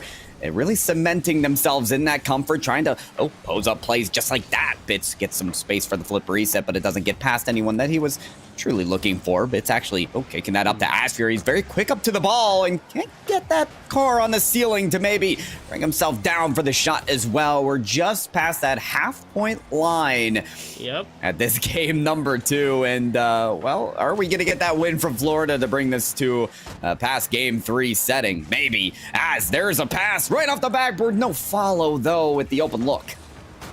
Take a look at the numbers here. 6 shots for Florida. That's the Gators, not Central. 1 shot for UCF, and that's given by Bitz. Now, once again, this can be weird how it awards it, but that kind of tells the tale of the tape, I believe. At least for game number 1, no scores yet, but Bitz looking to make that one not the timeline we're living in anymore. It doesn't happen. No scores on board. J. Russ puts this up. Strawberry looking to pick it up again. Corner play, and Luke reads it. Throw an epic on top of that save, and a halo on top of his head. 100 seconds left here. Asfura on a run. Do they have enough boost to get it? They do not. At least not when Strawberry is there. The field right in front to block this one away. Strawberry with an open look. There's Luke to save it again. That is not at least their 3rd time that they could stretch out to make saves like that. Really saving the day again and again for UCF, for them to be able to shut out Florida. Still no goals on the board for this team, despite their best efforts. You mentioned it, Tugboat. Now their shot taking is at a full 8. shots, but nothing to go for them as we're winding down to this final minute. Luke actually missing that one, so it could be an opening for Florida. Strawberry moving down the line, has a good air dribble here. Oh, climbing past another defender. Asfira puts it away to the corner. That's just off the back of some fantastic reads for the Central Florida squad. The Knights just literally realized what chivalry entailed there, and that was a full rotation. The defensive-wise, Asfira takes another quarter second, I'll say, to get to that one. There's no way in hell that he would have been able to get up to this one and play it all the way through. That would have been just lost to them. 35 seconds left. No scores on board right yet. Very comfortable in this showing, though, and that's what's brought us to goose eggs on either side. Like you said, Tugboat, but 20 seconds for something to happen here. Regulation time, and Strawberry is going to try and make that maneuver from coast to coast once again. Gets broken up, and Bits is going to be there. Asfira on the drop down to kick it off at the backboard. Luke next has made excellent plays on the defensive side. How can they do on offense? There's a pass off of the backboard. Where's the follow? Not quite there. The corner boost, though, taken about, and here's a lot of chances to make something happen. The flip reset not going to be executed upon. Bits looking for Luke, maybe Asfira down the midline, but it does hit the ground. Extra time is granted for the first goal to still be found in game number 2. You know what? Every broadcast game so far, or match so far, game 2 has gone to overtime. That was overtime game 2, Cornell College, JMU. OT, James Madison, Ottawa, game 2 last time. All of them ended in 3-0 sweeps, though. UCF takes this one in OT. They'll be punching their ticket to a match point situation against this Florida Gators squad. Back to it. Luke, just in the nick of time, learning some savior moves. 35 seconds. Bits should be able to cover this one up. No, Luke has a much better trajectory and momentum equation. If you're looking at Florida and the type of offense they're trying to work, that was J. Russ recently with a great flip reset pass, but yet, well, no reinforcements, no support to throw in the shot. It appears as if Florida are going to get that goal, it has to be an assist to J. Russ. That appears to be the player most often in position for the final shot. It has to be Strawberry to find this save as the only one that recovered and stands for a defensive play. Bits the last defender there, but a big 50-50, a huge challenge to keep Florida off of the counter. That was decently on point. Luke, once again, just showing the prowess when it talks about picking this one up. Asfira, though, had a fantastic look. Gets beat there very quickly. 32 seconds, or 30, what am I talking about? 90 seconds into this one. I was looking at the boost and saying the number for time. Boost, a very critical component in this ball game, though. Asfira takes all of it to kick it off of the post. Is Bit still the follower here? Lobs it up and looks for that second, but still that backboard defense does come to fruition. But when we talk about that resource control, I think Florida a little bit out of it at the moment. Luke with the most boost, maybe more than all the Florida players combined, but not at this point. As Sexite down the field, looking for a pitch off the ceiling. Is J. Russ there? No, off of the crossbar once again. How many shots from J. Russ are gonna narrowly miss?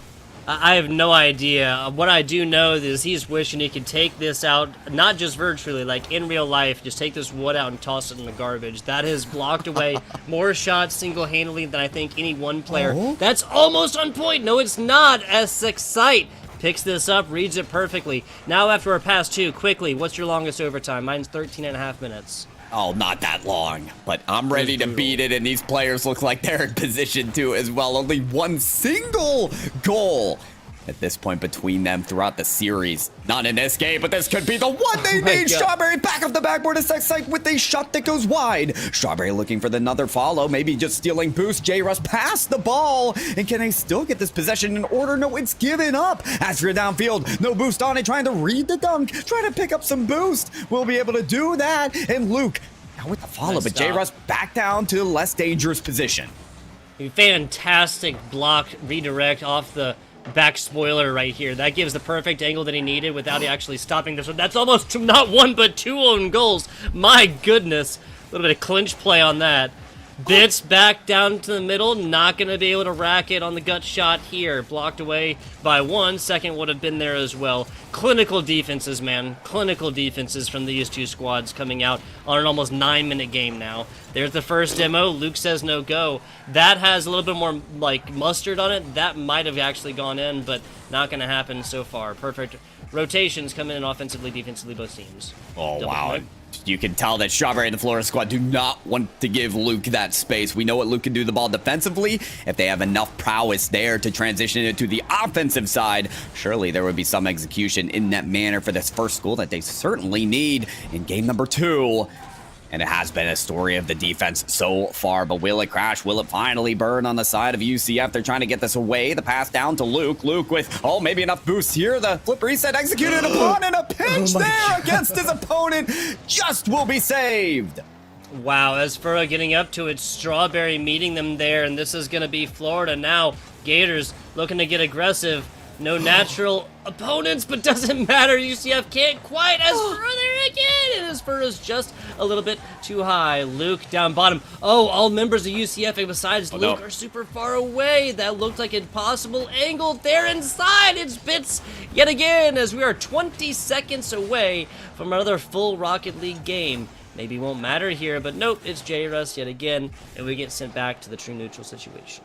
We had that double demolition and almost a dunk there from J-Russ. Maybe the angle from Strawberry is finally enough. With almost 10 minutes of gameplay and no goals scored, J-Russ creates the opportunity with the air dribble dunk and Strawberry to finish it off.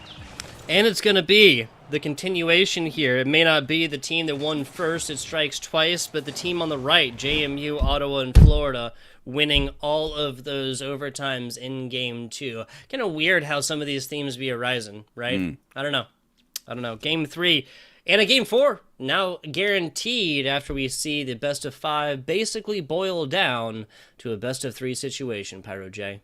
Yeah, as the latest events unfold here for the qualifiers for teams to actually get that position in the CECC, Tugboat and I and our broadcasts have almost only done sweeps here. So history we thought might repeat itself here, but Florida will certainly make this a competition, and has it been. It's just been a test of perseverance between all of these teams. So many saves on the board. I think I saw maybe Luke with upwards of more than 5, maybe even 8 on the board.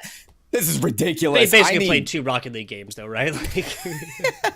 True. So that's going to pad the stats a little. But Luke, we've got to talk about him a little bit. On the defensive side, just been a menace with the saves. Yeah, seriously. An absolute menace. All players showing up defensively, but at the end of the day, it was the Gators that just read out a perfect little angle. 1-0 for the UCF Knights in game 1, 1-0 for the Florida Gators. Game number, we'll call it 2.9, right? Since it was basically 2 full games on that one. 20 seconds in, J-Russ looking to get aggressive. 2 meets them there, and Strawberry with a better angle inside, might have been able to walk the dog all the way in. Not going to happen. That's as Furrow down bottom and Bits up top. Start to wonder if game 3 here, the gameplay will start to unfold. Luke hoping to find that opportunity and start getting more goals on the board. When we saw that overtime situation, a lot of players were just a little afraid to extend the full team onto an offensive because that's going to leave them dry for maybe their opponents to score that last goal. But now with all kinds of time on the clock and a little bit of buffering room, maybe we'll get that aggressive showdown for these players to not have to play another long OT.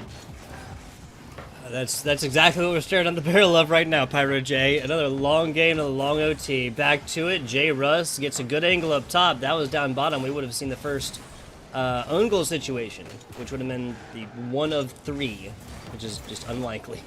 Back to it, Luke just outside. J-Russ picks it up, hoists it onto the left side, and CECC sees no reason to put it anywhere else. Back pass to Bits. This gives up a lot of yardage, though.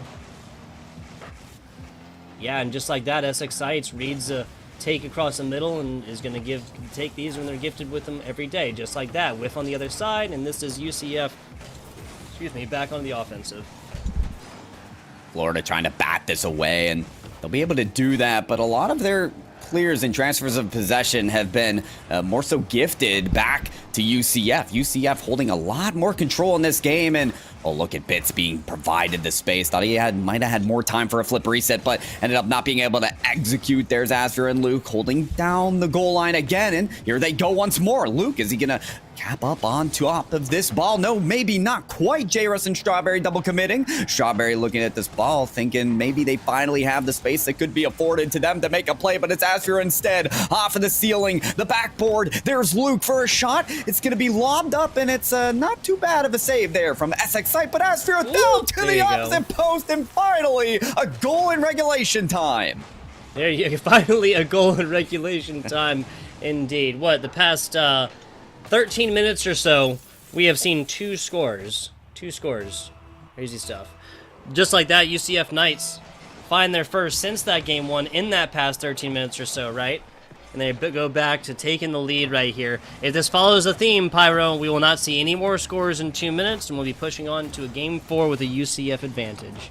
It's been tooth and nail between these teams. We talked about the last time they met. It did go to that game number 5 in their collegiate competition, so we can only expect more of that out of this competition. We'll see. If Florida can flip the script and maybe get some more goals of their own. Ashra there with another touch, and oh, look at him there, but a wild pinch takes it down the field off of the post. Is Bits gonna be able to do this? Yes, skies it right past him and back to the half-court line. Back to the half-court line right here, indeed. 100 seconds or so left on this one. A run to the inside gets blocked away by Essex Sight. I really think that Essex Sight has been showing up in the defensive side of this pitch many times. Now it's just really about Florida. These Gators looking to get aggressive, but hey, with their medulla oblongatas, that is not naturally biological for Gators to do, to be aggressive. So they better get aggressive right here. Asvira trying to get that shot as a defense, scrambling maybe for a save. Came right off of the crossbar, and it would have been a perfect look for this team to extend their lead. We haven't seen a 2-goal lead yet. Surely that would cement a victory, but it may be equalized here. Downfield, Luke just out of breath on the recovery, and Strawberry equalizes. Equalizes indeed, 65 seconds away. All 3 members of this Florida squad across this middle area, just kind of flying V, right? The Blue Angels? Yes, the Blue Angels, the Flying Jets in coordination. So those synchronized skating earlier. I'm going a little more aerial this time. I think the players will be well suited to take some aerial flights as well.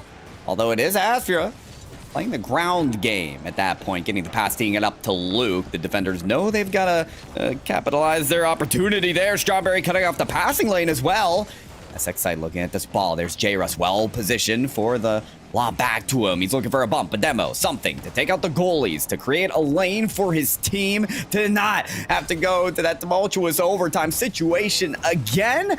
But we near that same fate once again. Half a minute remaining, and Strawberry with some space, some boost, something for a dunk. It will not be capitalized upon. There's J-Russ off of the crossbar. Almost an own goal. Astra can't get to it. The pass off the backboard's going to be out of the way as well. We go from a very tight situation, and everybody kind of just, all right, ball's right here. Let's get back to it, guys. Let's play with some more Rocket League. That was incredibly close, fast and loud. Members able to get this one out, though, and kind of reset a little bit, mentally and otherwise. J-Russ, pop play. Essex Sight should be able to pick this up. No, Luke watches this one drop down, goes back to the true neutral in a lineup yet again. 1-1 right here. One of these teams will be ending at a 2-1 scoreline. When that happens, though, Pyro J, I have no predictors. It's very difficult to do that in a situation, but if Florida come out with this win, they are the ones to have the ice to clutch factor to be able to win it in overtime. We'll see. They have the chance to do that once again. Almost. Well, aggressive push there upfield. Strawberry is going to have to do it now on the defensive side. And keep an eye out for Strawberry, the one to score quite a few goals and the only one here now. Game number 3, J-Russ trying to beat the ball away from Luke. Bits coming in quickly on the shot. Maybe gets another touch. No faking. Asvira now with the ball. Tries to take it to a low 50. Almost beats out 2 defenders, but it's taken to the side. Yeah, so taking it to the numbers briefly, that's 9 shots for UCF. Looking at 7 on the other side for Florida. So pretty even right there, but the big difference comes Luke has 5 of these for the side of UCF. Still completely neutral situation in every single way, just a mild difference in the numbers. Looking for those infield passes again. Florida, the pass just comes right behind the shot taker. And well, Asphira well positioned for a shot. There is J. Russ to save it this time. And Strawberry gets the demolition on that play. That was a bit unique as Bits gonna find his way into the lane. The ball, Strawberry with space again. J. Russ just manhandling the defenders here. Asphira trying to hold on to this ball and stave away yet another offensive push from Florida.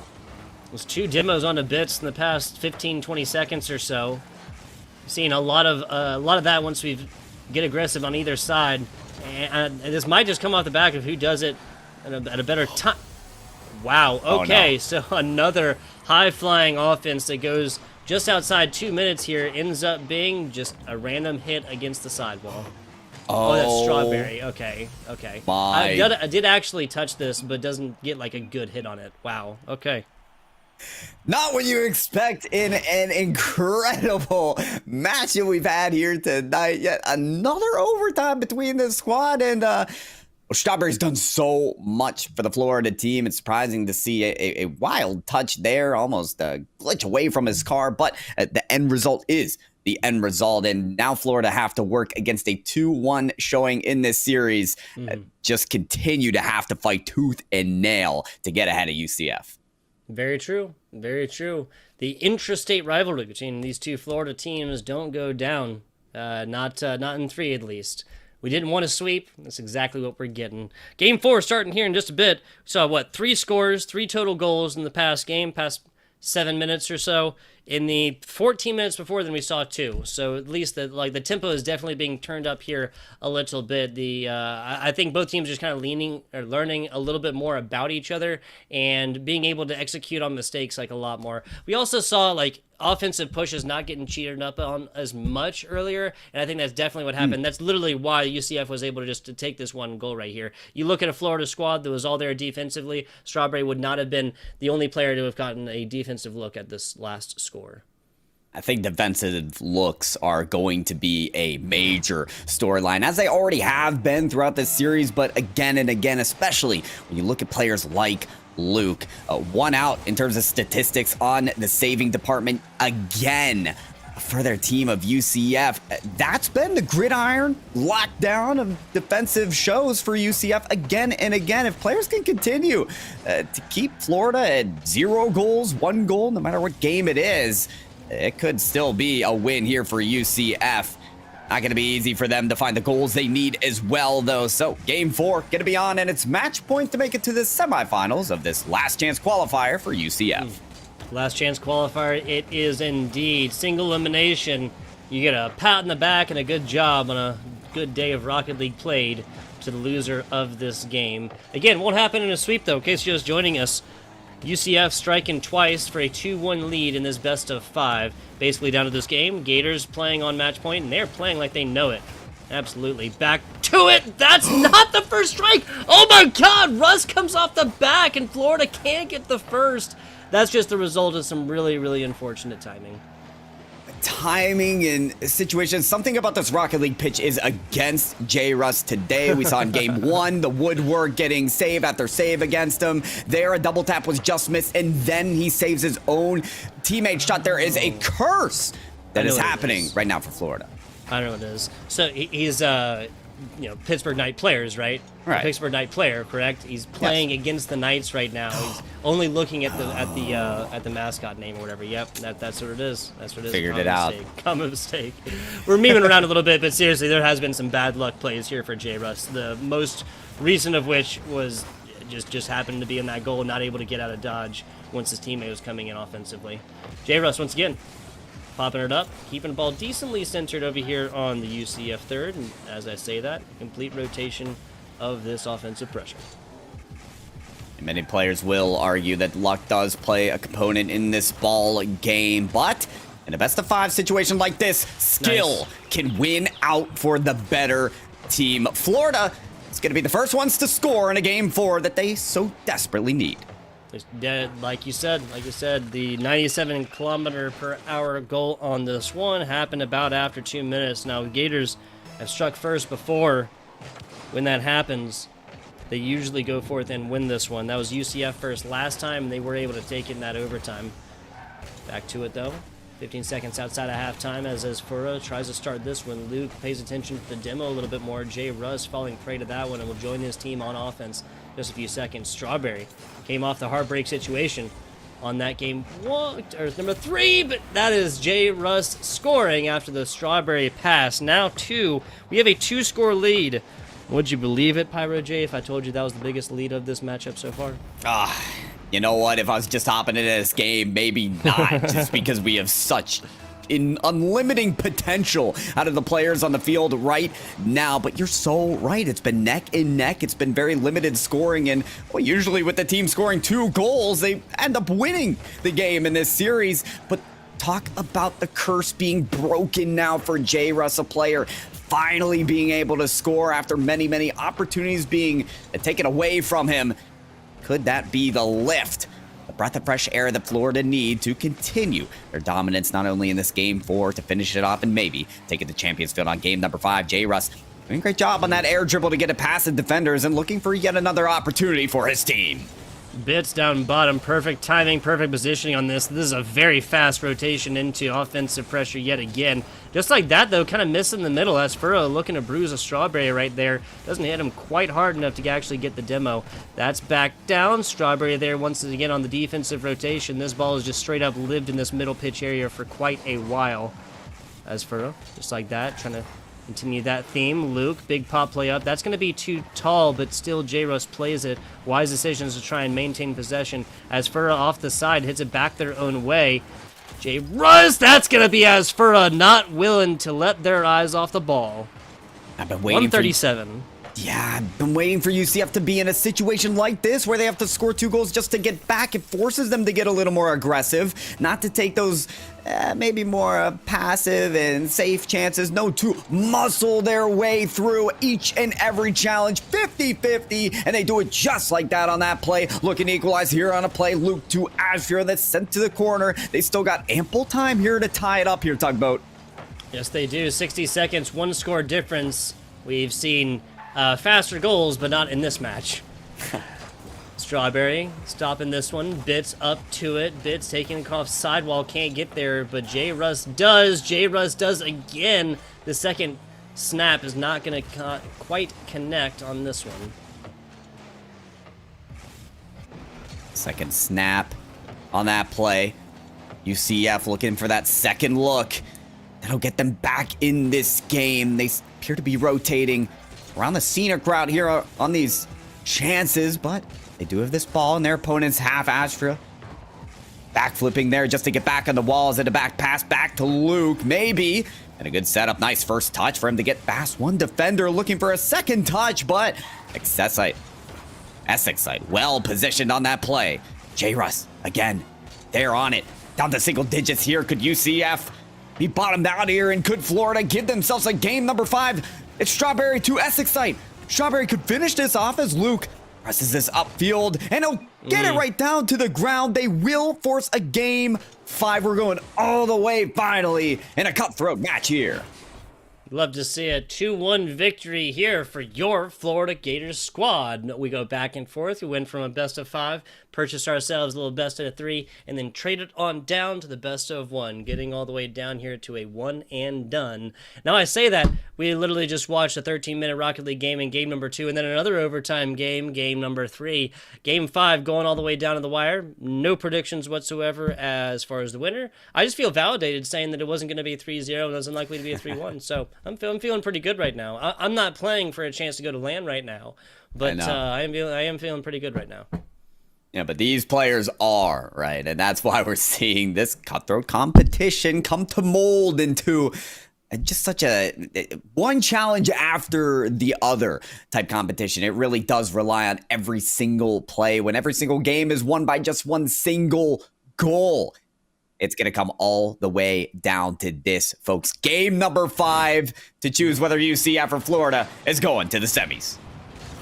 One will go on to semis to future glory, honor, and a dub to get an invite on in the CECC. That's the Collegiate Esports Commissioners Cup, and that's the LAN action May 7th and 8th over there in sunny Atlanta, Georgia. And that's the Peach State, people, capital of Strawberry. Speaking of fruit, bringing this one back on out. Left side, pop play. Bits puts this up against the wall. Luke, an honest shot on, an honest defense in.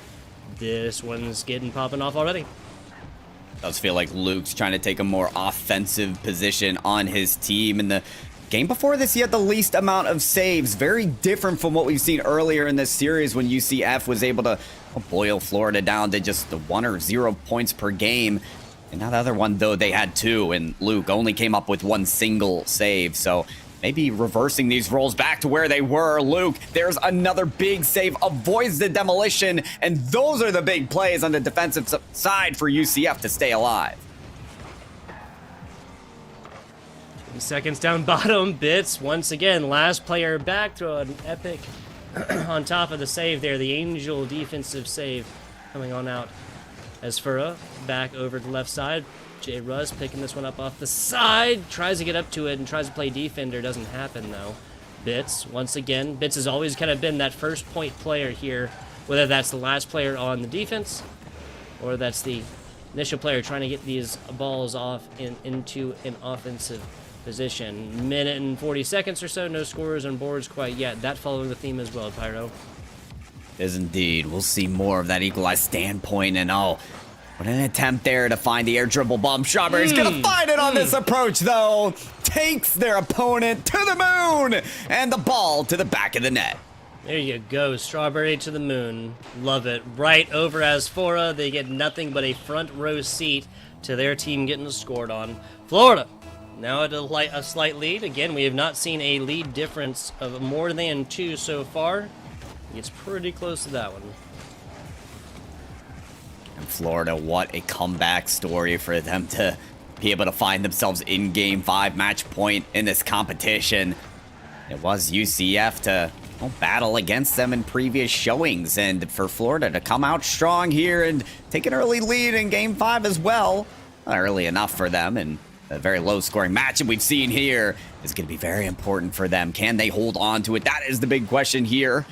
A CECC trying to get some offense rolling. Once again, a 2-goal lead like they got in the last game surely would work in their favor yet again here, Tugboat. I can definitely agree. Shots on pretty close as well. Florida's obviously racked one in, but only 3 shot attempts. UCF, 2 shot attempts from them. 2 saves UCF, 1 save Florida. Again, a very, very close game. I'm going to call it at this point. I'd be surprised if we go down to a 1-0 scoreline, because we'll be looking at the UCF squad switching game plans if this scoreline stays the same in about a minute to just pour everything into offense type. You lose by 1, you lose by 2, doesn't matter. J. Russ picking this one up across the bottom. I think even connected with ceiling, but that's going to be a double commit here. But a huge lofting, sweeping ball across the top purchases this team a lot of time to rotate. Now they're going 1-ups on this, just like they should. No defensive double-ups to be had in the last few seconds. Got a little scary there for UCF on the defense. Again and again, they have to battle away shots here, and we'll try and muster up the boost to combat them. And eventually they do. It's a wild touch there from the CECC side, and that's going to put things into position. J. Russ, able to really save some time and help his team recover there with the clear out from the backboard. And what was so important is force the 50-50. The shot right off the post there. Strawberry's still trying to keep this ball in play, but it's kicked out. Yes, it is. Top play. J. Russ beating Bits to get there. Tries to land it and get an angle. Can't quite. When you have teammate, that was Luke, is constantly interrupting the infield passes and attempts of play onto this ball back to the middle. Bits gets a good run on it, but Strawberry, solid stop. Strawberry tapped away as Luke gets aggressive on the player, not necessarily the ball. Luke stopped play, and once again, it even passes the first little quadrant there. Got to go all the way, though. And it looked like Luke had it descending there from the backboard. He had to be inches away from it. A CECC site there so close as well to the double. Luke's going to look for the redirect. It's a hard shot. It's going to force J. Russ there on the goal line. And back up the wall they go. When UCF had to score with a minute remaining, they were able to do it. And could they do it here? No! The shot sent away. Luke is going to be denied as well. Blocked in. There's Bits with a pass down. Luke knows he needs to surge in for that shot and does. But that's sent away as well. As CECC site taking taking, such crucial seconds off of this clock now as we ring around the corner. Asfira waiting for their chance to sky up to this ball. That's a lot of momentum off the backboard. They're looking to stay under it. Somehow it stays up, and even after the demolition, Asfira will pop it up. As Excite looking for the back of the net to close out this series, this game 5, and send themselves to the semis, down to the ground, and that's exactly what will happen. Florida, with one single goal, send themselves to the semis. Wow, so 2 formal overtime games, the last one going down to an extended volleyball type with no ground balls coming in to stop play. And Florida, the Gators, stay alive on this one and continue to grow because, again, as previously mentioned, Gators grow as long as they are still alive, Pyro J. We'll see just how big this chomper gets. Yeah, we know how wide those Gators can open their mouths and, chomp on some victory. Huge win and comeback there for J. Rush, Strawberry, and Excite. Looking forward to seeing more out of this team, surely, and more challengers in this competition here at Tugboat. We're coming down to the final 4 of this last chance qualifier. Crazy how only one team out of this single elimination tournament will survive. Absolutely. Grand Canyon, St. Lawrence, going to be getting the result on that one as quickly as we can, but it's Ball State and Ottawa in the top part of this top part of the bracket. There's no winners and there's no losers here. Ball State and Ottawa will be one of our semifinalists. That's now Florida punching the ticket to be the other one. Does get a 3-0. Who won that? Grand Canyon University did get a 3-0 over Lawrence, so I'm not just listening to voices, people. We got producers back there. Big shout out. Want to take the opportunity. Colton producing away and making our jobs as casters, Pyro, just so much easier, and we really do appreciate that. Coming up soon, hopefully a little interview action. If no interview action, then about 8 minutes we'll be seeing the start of one of these semifinals matches to determine who's punching that ticket on in the grand finals. And you better stick around as well for that, because I'll be subbing out for the man Bass from the past. So keep an eye out, for a little substitution there. We love a little Bass action here to accompany your casting, Tugboat. So very soon we'll be able to see that. But folks, we do and are able to confirm an interview. So we'll be right back with that. Don't go anywhere.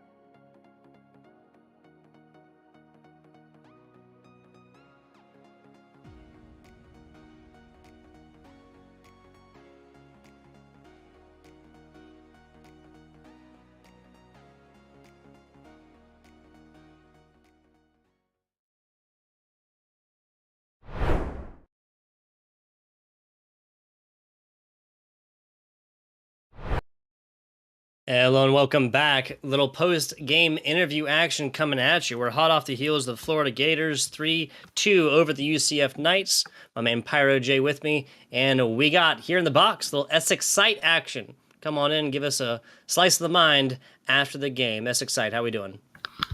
Hi there. Doing pretty good. It was a scary series. Not gonna lie, I think not the best series by either of us. We've played a few times before, and I think we both played better the past two times we met. But this was a fun one regardless. A fun one indeed. It was for us, maybe more there for you. Some tight overtime situations, very low scoring effort, kind of nose to the grindstone. You mentioned, Essex Side, that you've met up with UCF before, and those particular matchups have not been easy. Did you have a particular approach to meet UCF in this match? Did the match go as expected at all? Walk me through that. No, I mean, I would say this match went completely unexpected because I think the last time we met was in CRO. We had a league match on stream, and that one was a close 2-3. And that one, we were practicing a lot at the time, and we were close to getting it. But this one, like we didn't prepare much or anything, and it just kind of turned out well. Gotcha. To be clear, you say 2-3. You dropped that. It was a game 5, but unfortunately, you guys did lose that last one, right? Right. So this time we get our game 5 revenge. There you go. Redemption action, the intrastate rivalry. I love it.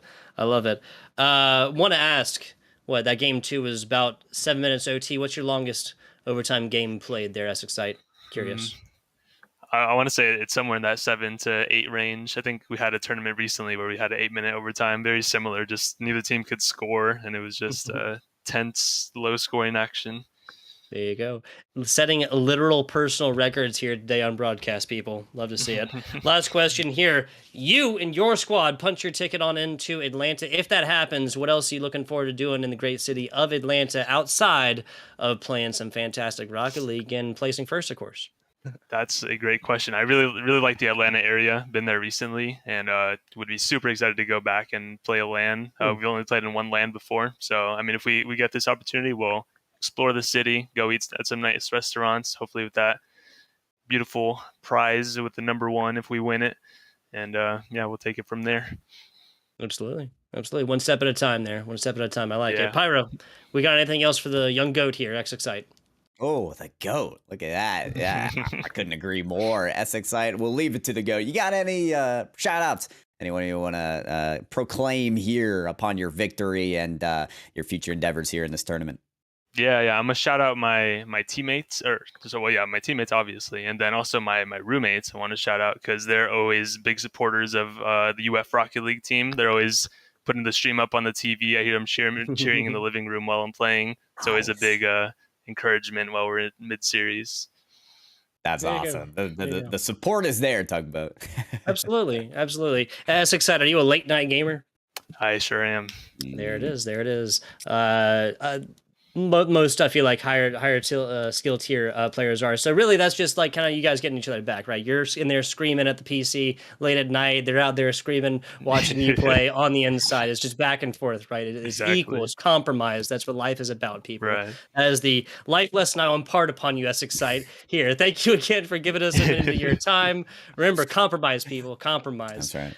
Looking to not compromise, and the rest of this competition will be your University of Florida Gators. They punch their ticket on in to a little bit later on in this tournament. Still a little bit more Rocket League to be played to see who is getting the one and only invite on into the CECC LAN out there in Atlanta, Georgia. But we will continue to find out who that is. Pyro J, FBI Tugboat will be back with you guys in just a minute for the next match on stream.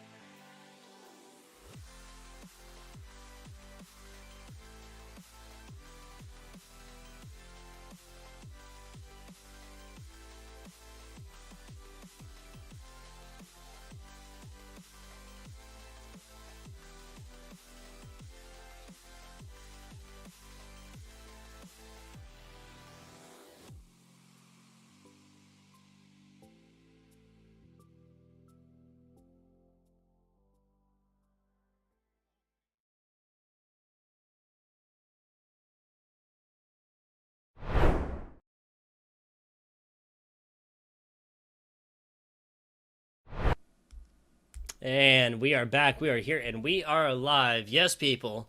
That Pyro J did not just get an entire makeover. We're looking at Bass from the past here to come on in and bring this one on home. Bass, how you doing today, big dog? Doing good. I'm excited to see who's going to be making it to the CECC here as we are down to our last 3 games of the night. And the competition has been fierce thus far, but I feel like it's only going to get hotter from here on out. Considering the next 2 teams we have playing, I'm not going to say it's completely up in the air, but I will say both of these teams feeling themselves a little bit here tonight. Ball State going to get their first chance at finding the pitch. And meanwhile, for Ottawa, they're going to continue with their role here. 3-0 in their last series means that they've got a lot of momentum going into this semifinal. Tug. Oh yes. Ball State coming out, getting that first round bye, coming on in for their first match up here on broadcast. Ottawa over James Madison.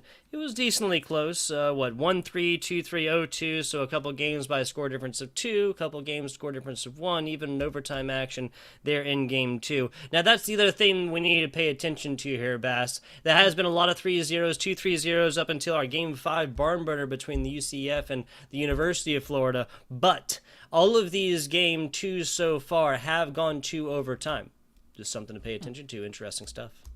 It's a nice little, stats here and there. Honestly, I'm impressed that you can just pick those up off the top of your head. Usually I've got a note sheet that I'm able to sort of track all of that down. But, okay, wait. Hold up. Is he one-upping me? Oh, look at that note sheet. Come on. Dude, I have horrible handwriting. Oh, you can't see it. There you go. Yeah, my handwriting is so bad, Colton considered it a public disservice to show it in broadcast form. Well, you know what the good thing is, Tug? We've got gameplay to watch instead. No matter what, we'll still have something entertaining on screen. And, well, the best of 5 has indeed started here. And, again, that's another interesting thing I feel like we do need to note. It's still a best of 5. We are not moving into best of 7s, meaning that as much as the teams might want a little bit of time to try and adjust and get used to the pressure here of the semifinals, they don't have the option, but they also don't have the option to shoot. Double demo in front of the net, and Ottawa will somehow survive. Yeah, somehow Nitro turning that one into pressure. Yes, that was Ball State members. And I believe that was actually a triple demo. 2 on one team, a third on the next. I'm not 100% sure, but regardless, Ball State still going to get scored on first. Nitro was just able to pick this one up, get it super aggressive with it fast. That's get over it in the new Mustang. You gotta love that new Mustang. Really has come back into the meta since Joyo started using every other option from here on out. You've seen it just continually finding its different sort of, let's call it different outfits for right now. And, well, that is not necessarily an outfit we've seen before. It's an outlet we've seen before. Pass going cross court as all of a sudden Ottawa find themselves on the back heel. Getover's going to put this one to the backboard. Where's the follow-up? Zath can only get it out to the corner, but the pressure is on after an offensive push in the first minute for Ottawa. Now they're going to have to play a little bit of defense on the other end. Yeah, just like that, Ball State going up on the defense like you mentioned. To the middle here, Zath in the back does get out from this goal line and gets a solid hit to the middle. Nitro picking up, Brock Lee now establishing themselves onto the right and just kind of giving it up to Luigi easily like they're coming out of a pipe. You gotta appreciate that. I wonder, I have to imagine that these kids are at least old enough to know what Mario is at a certain point. I may feel like a dinosaur at this point in comparison to a lot of these youngsters, but I still do know that they know what Mario and Luigi is, and I gotta hope that similar to Mario and Luigi, they've got a second life at this point here, because Ball State are truly going to need it, as all of a sudden, they find themselves down 2. Another play in front of the net. Ottawa, beautiful cross-court pass. 100 kilometers per hour, even 63 or something like that miles an hour. A minute and 20 since the last. Otis, I think, has assisted both of these. No, Otis has assisted one of them, both of them going on in the side of Nitro Vidi, though. 2 shots, 2 goals in, 100% completion ratio, and 2 of the 3 total shot attempts for Ottawa. There's another one, though. Nitro, the other side of this offensively. We've come to expect nothing else, Bass.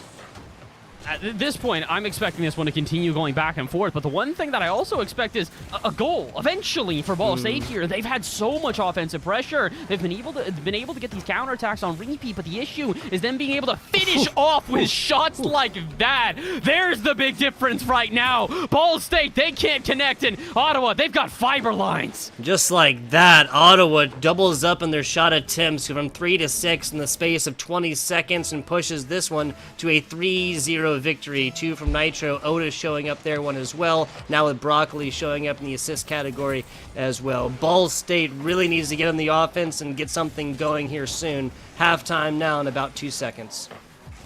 My question is are you already calling that one? Because you're saying victory is going in favor, oh my Yeah, word, of Ottawa. I mean, yeah, I can't really disagree. There's 2.5 minutes left. There is a lot of time, but at this point, you just got to slow them down. I'm going to claim the prediction even before the fourth goal came in, right? The 3-0, this is just Ottawa on a route. This is them coming off of actual tournament play here so far today. Ball State, a forfeit in round 2, a bye in round 1. They have not felt the pressure of a lights-on type situation here. Now, they're definitely farther down in this competition, a couple games away from, or a game away from punching the ticket and 2 games away from the invite, but they have not played on broadcast here today, and I have to attribute that to the difference right now, because Ball State is usually a team that comes to play. 4-0, though. It's going to be hard. I don't really think there's much, again, as much as I want to argue against you, there's not really much to back it up. The unfortunate reality here is that aside from Ball State being able to, find a quick counterattack and a quick response, they haven't really found much offense at all. 3 shots total, all 3 of them coming from Zath at that. So literally if Ball State were shooting 100% right now, they'd still be behind by a single goal. So 100 seconds to go here at this point. You got to imagine that Ottawa, like you said, are going to be not only running away with this one, but really setting the tone for the series as, they almost find themselves a 5th goal. 90 seconds to go, and maybe Ball State can at least get a goal for the road and try and instill some confidence in this team. Yeah, still a game 1, but a goose egg situation, a 0 score. That's the 5th. That's the nail in the coffin. Knock it in there and put it in the ground. I would love to see Ball State put up 1, even 2 here. I don't see 5 happening unless we watch a trio of Ottawa players just kind of put the controllers down, not play, or mouse and keyboards if they are Philistines. Well, I'm sorry. Are you the superiority to the controllers here in this game as well? Are you easily on the right side of the argument? The simple fact of the matter, mouse and keyboard has advantage in almost every esport there is. There's no argument here. I think it's just more of a scientific fact given the twist and turn capabilities. But in Rocket League, you need a gradient, especially when you're air rolling. These are higher skilled teams, and doing that with an AOD, that's a 0 to 100 input instantly. I'm not the first person to say this, but if this is the first time you hear it, really, I think that should be pretty much the end of the conversation. Making Rocket League, of course, pretty much the only game in current esports that is actually advantage controller, is Vantage controller instead of an Vantage with mouse and keyboard. I feel like you'd probably get a lot of Apex fanboys in your DMs after this one telling you that, no, controller's better on Apex too, controller better on Apex, and no. Yeah, I was about to say, I don't agree with that point here, but I do agree with your point about the controller being dominant here, and you know what else is dominant right now? Ottawa, 6-0 with 40 seconds to go. Maybe we can finally get a goal on the board here for Ball State, but as it is dispossessed, and Broccoli puts it out to the corner and then back into the half of Ball State yet again. At this point, Ball State have got 2 enemies. They've got their opponents and the clock. They want to try and give themselves any sort of momentum before the end of regulation, but it seems rather bleak at this point. They're getting forced back into their own half still again. Remember how before I said that they only had 3 shots? Yeah, that hasn't changed. That doesn't even get registered as a shot, as get over is denied before it can even put it on target. 10 seconds to go, Tugboat. The results are set in stone. The question is the Chisel going to come out one more time and maybe make an altercation? Oh, I do think so here as this one pops out to the corner. Can we get one more goal for the road for Ottawa instead? Nitrotivity is going to put this one down off the backboard. No such shot. But like we said, results stay the same. Ottawa take a 6-0 win in game number 1. Here's another stat coming at you here, Bass. We have only seen score differences of 2 as the highest. 2. The first 2 matches, Cornell, JMU, and between James Madison and Ottawa, those are both 3-0 matches. They were sweeps, but no team lost a game by more of a score difference than 2. We moved that into a UCF Florida best of 5 where no team won by a higher score difference than 1, as literally as close as it gets. And then we kick this one off, a match that on paper, outside of maybe the UCF match, we expected to be as close as it gets, especially with Get Over really showing the rear in the head offensively. And Ball State shows us nothing. Shows us playing dead performance. It was one of these things where you just kind of wonder. You're talking about playing dead, so when are they coming back to life? Where's the Ball State that we've seen time and time again? Because, again, this is not their first appearance here on the Esports U channel. They've done well before and proven themselves as a top contender. Yeah, extremely well before. So where is it? When do they wake up? Is it here in game number 2? I have to hope so, because if they lose this one, Ottawa need a single win and they advance to the grand finals, and you don't want to have to reverse sweep in a place like this. No, you do not. With everything on the line, a single invite on in, one team making it in the grand finals gets nothing, okay? Gets a clap on the back and a good job. A hearty day of Rocket League played. That's it. You know, the winning team punches the ticket to possibly a lot of USD. That is Ottawa striking early and striking again. 6 seconds. Our quickest least time since start to goal has been 4 seconds. This one putting up solid contention, and Ottawa just absolutely slaying. I'll never be one like that either, but Otis is about twice as high ping as anybody else in the lobby. He's literally lagging right now. He's got like literal errors next to his name. He is lagging out of this lobby, and to be honest, that's kind of why this team is so deadly as well. It's not only because of the fact that they're fighting through lag, but because, I was gonna say every player on the team is usually pretty lethal. The shot goes a little bit off target from the double touch there, but aside from that, yeah, I still stand by what I say. Nitro gets their 3rd goal here in this 2nd game, so they're at 3 total. Otis is at 3 total. Broccoli, the only player that doesn't have multiple goals on the team, but guess what? They've also already got 2 assists, so it's one of these things where every single player right now for Ottawa is getting involved in this offense, and that's what's making it so difficult for Ball State to try and slow them down. Maybe Zath with a solo play can switch that up. No such luck. Otis will dispossess him and actually send it to Nitro to put it into the backboard. Where's the follow-up shot? Broccoli will not commit. Sees the boomer ball going the other way and decides to play a bit defensively instead. And honestly, I like this, Tug. They've got a 1-0 lead. They know that they've got the momentum in their favor, so don't necessarily overexert yourself and overexpose. Yeah, definitely. In a situation like this where the strike back can come and bring us back to a true neutral situation, apply this offense evenly. Don't go super high and fly, and just like that, they get taken advantage of, putting way too many players like forward right here. Actually, no, excuse me. That's more of an individual mistake, right? Otis kind of bites the bullet of not getting there, and even gets like kind of a back touch at that. Sorry, so not a rotational error, just kind of individual performance.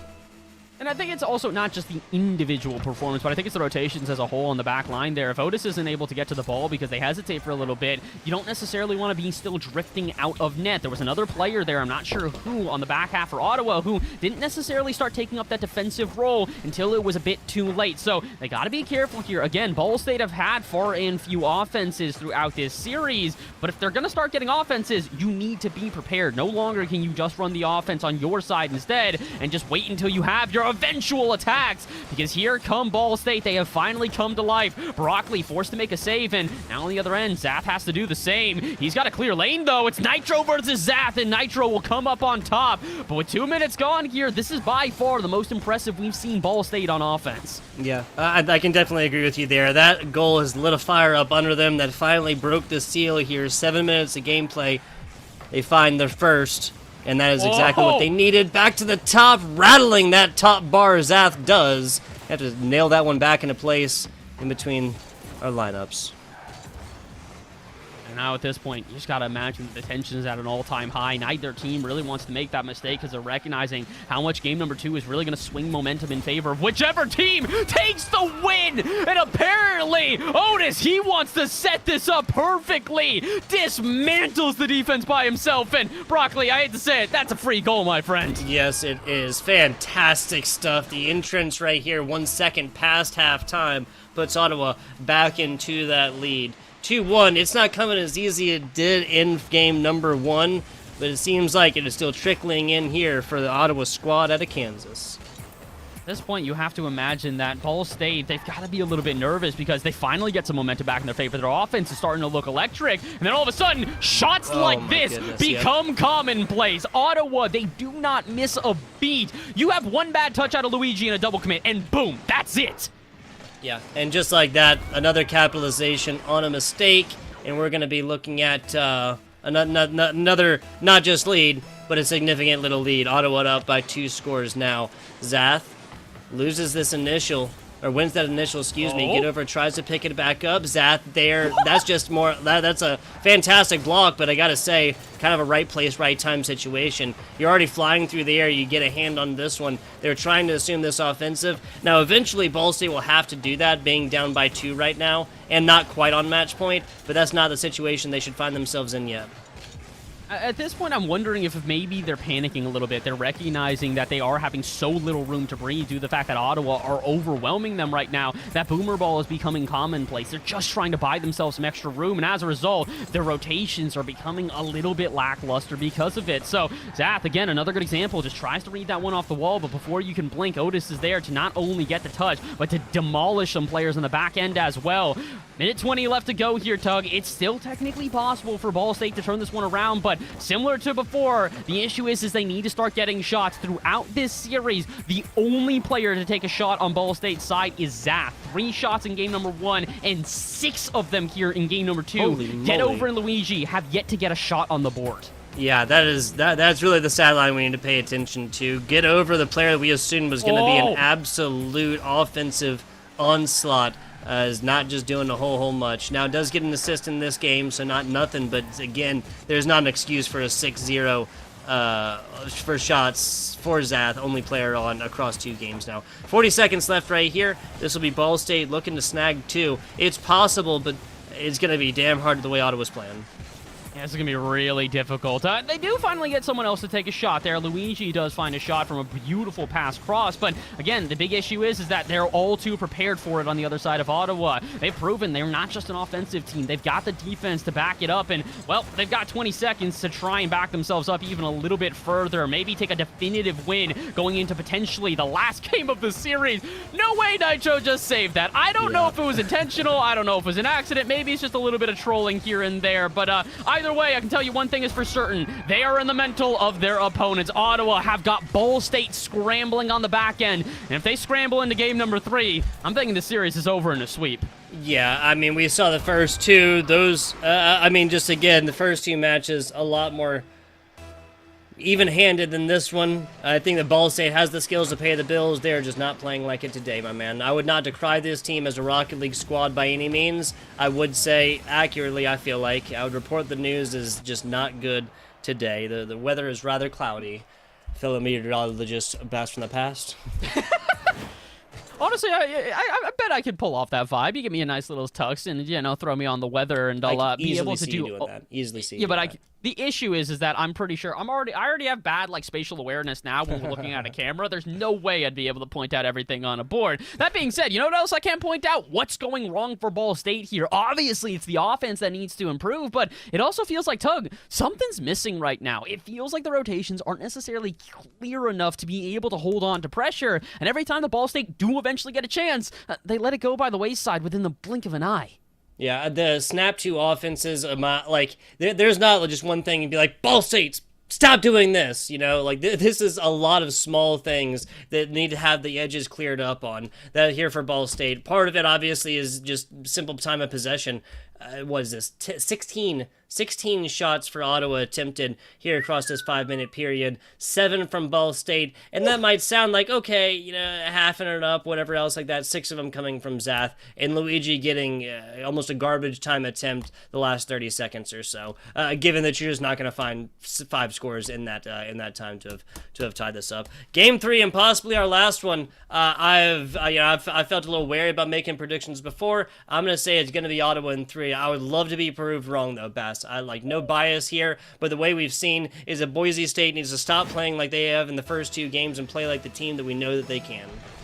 And the big issue here is not only the fact that Ball State just haven't lived up to those expectations, but it's also the fact that, like you said, momentum is not in their favor right now. And this is a team we saw once they finally got that first goal on the board, it reignited them. They found that spark of life and lit it into a fire. But as soon as they got scored on the other end, immediately that fire is snuffed out. So they need to be careful here. Right now, I think that a good early goal for Ball State could really wipe away all the detriments that they've had before. But also at the same time, if Ottawa find themselves another early early goal, they will not only take the momentum back into their favor, but they might just start the steps to closing out this series. 30 seconds into this one. So far, it's been a little bit more back and forth. This midfield very heavily contested, and it could have been an early goal for Ball State. Barely able to get back as Otis, and 45 seconds into this one, we are still scoreless. Yeah, look, it's decently even. There's no scores on board, so this is a really great situation for Ball State to come forth and put up the first, and that's exactly what we get.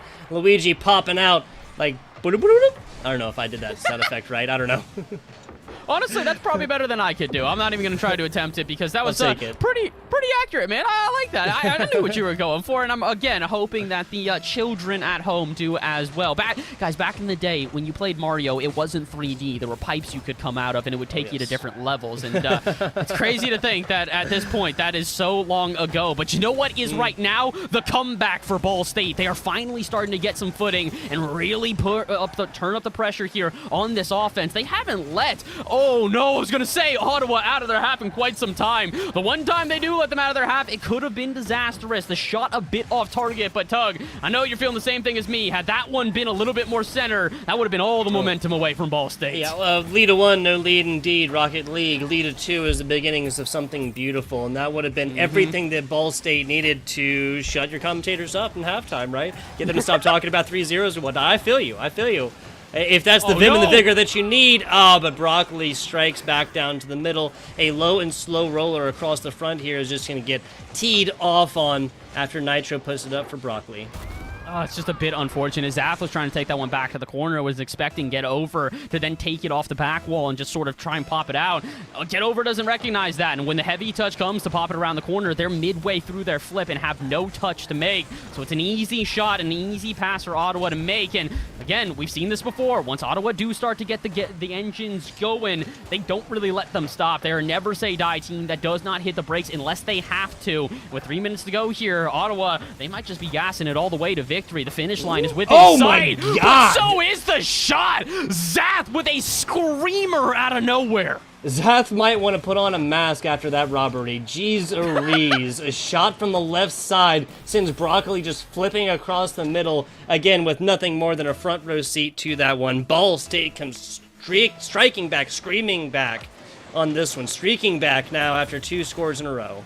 Wait, no, not in a row. Excuse me. That was interrupted by Ottawa's. Regardless, they have a lead.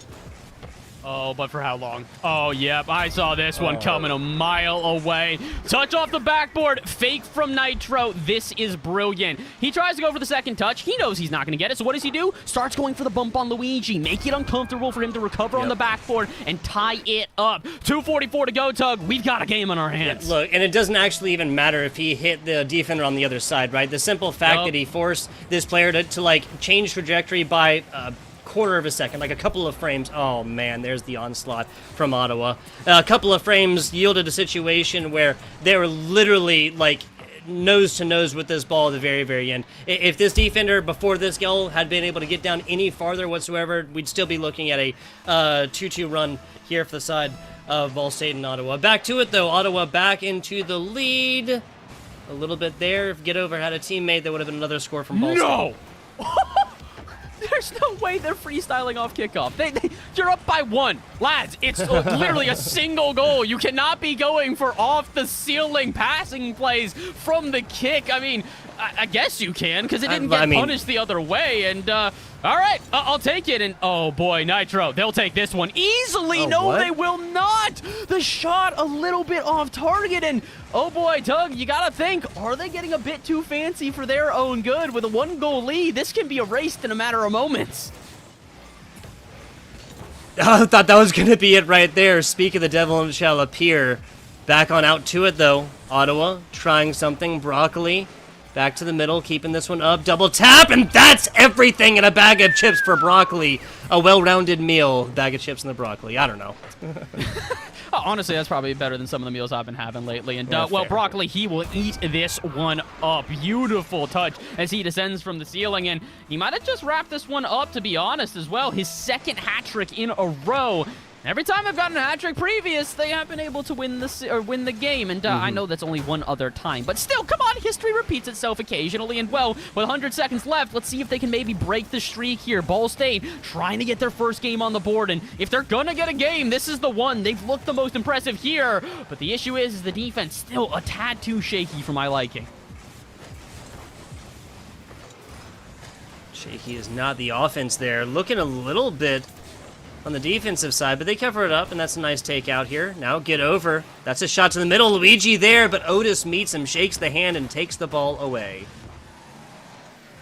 Back and forth. At this point, you can tell that it's a different ball game here, Tug. The pressure is on for both teams. On the side of Ottawa, they recognize if they give up a single goal with a minute to go, there is a possibility of a comeback. And on the other side for Ball State, they recognize they give up a goal, there goes that possibility of a comeback. So both teams really playing with their tournament lives right now, but more literally for Ball State, as if they lose this game, that is the end of the series, as a sweep goes in favor of Ottawa.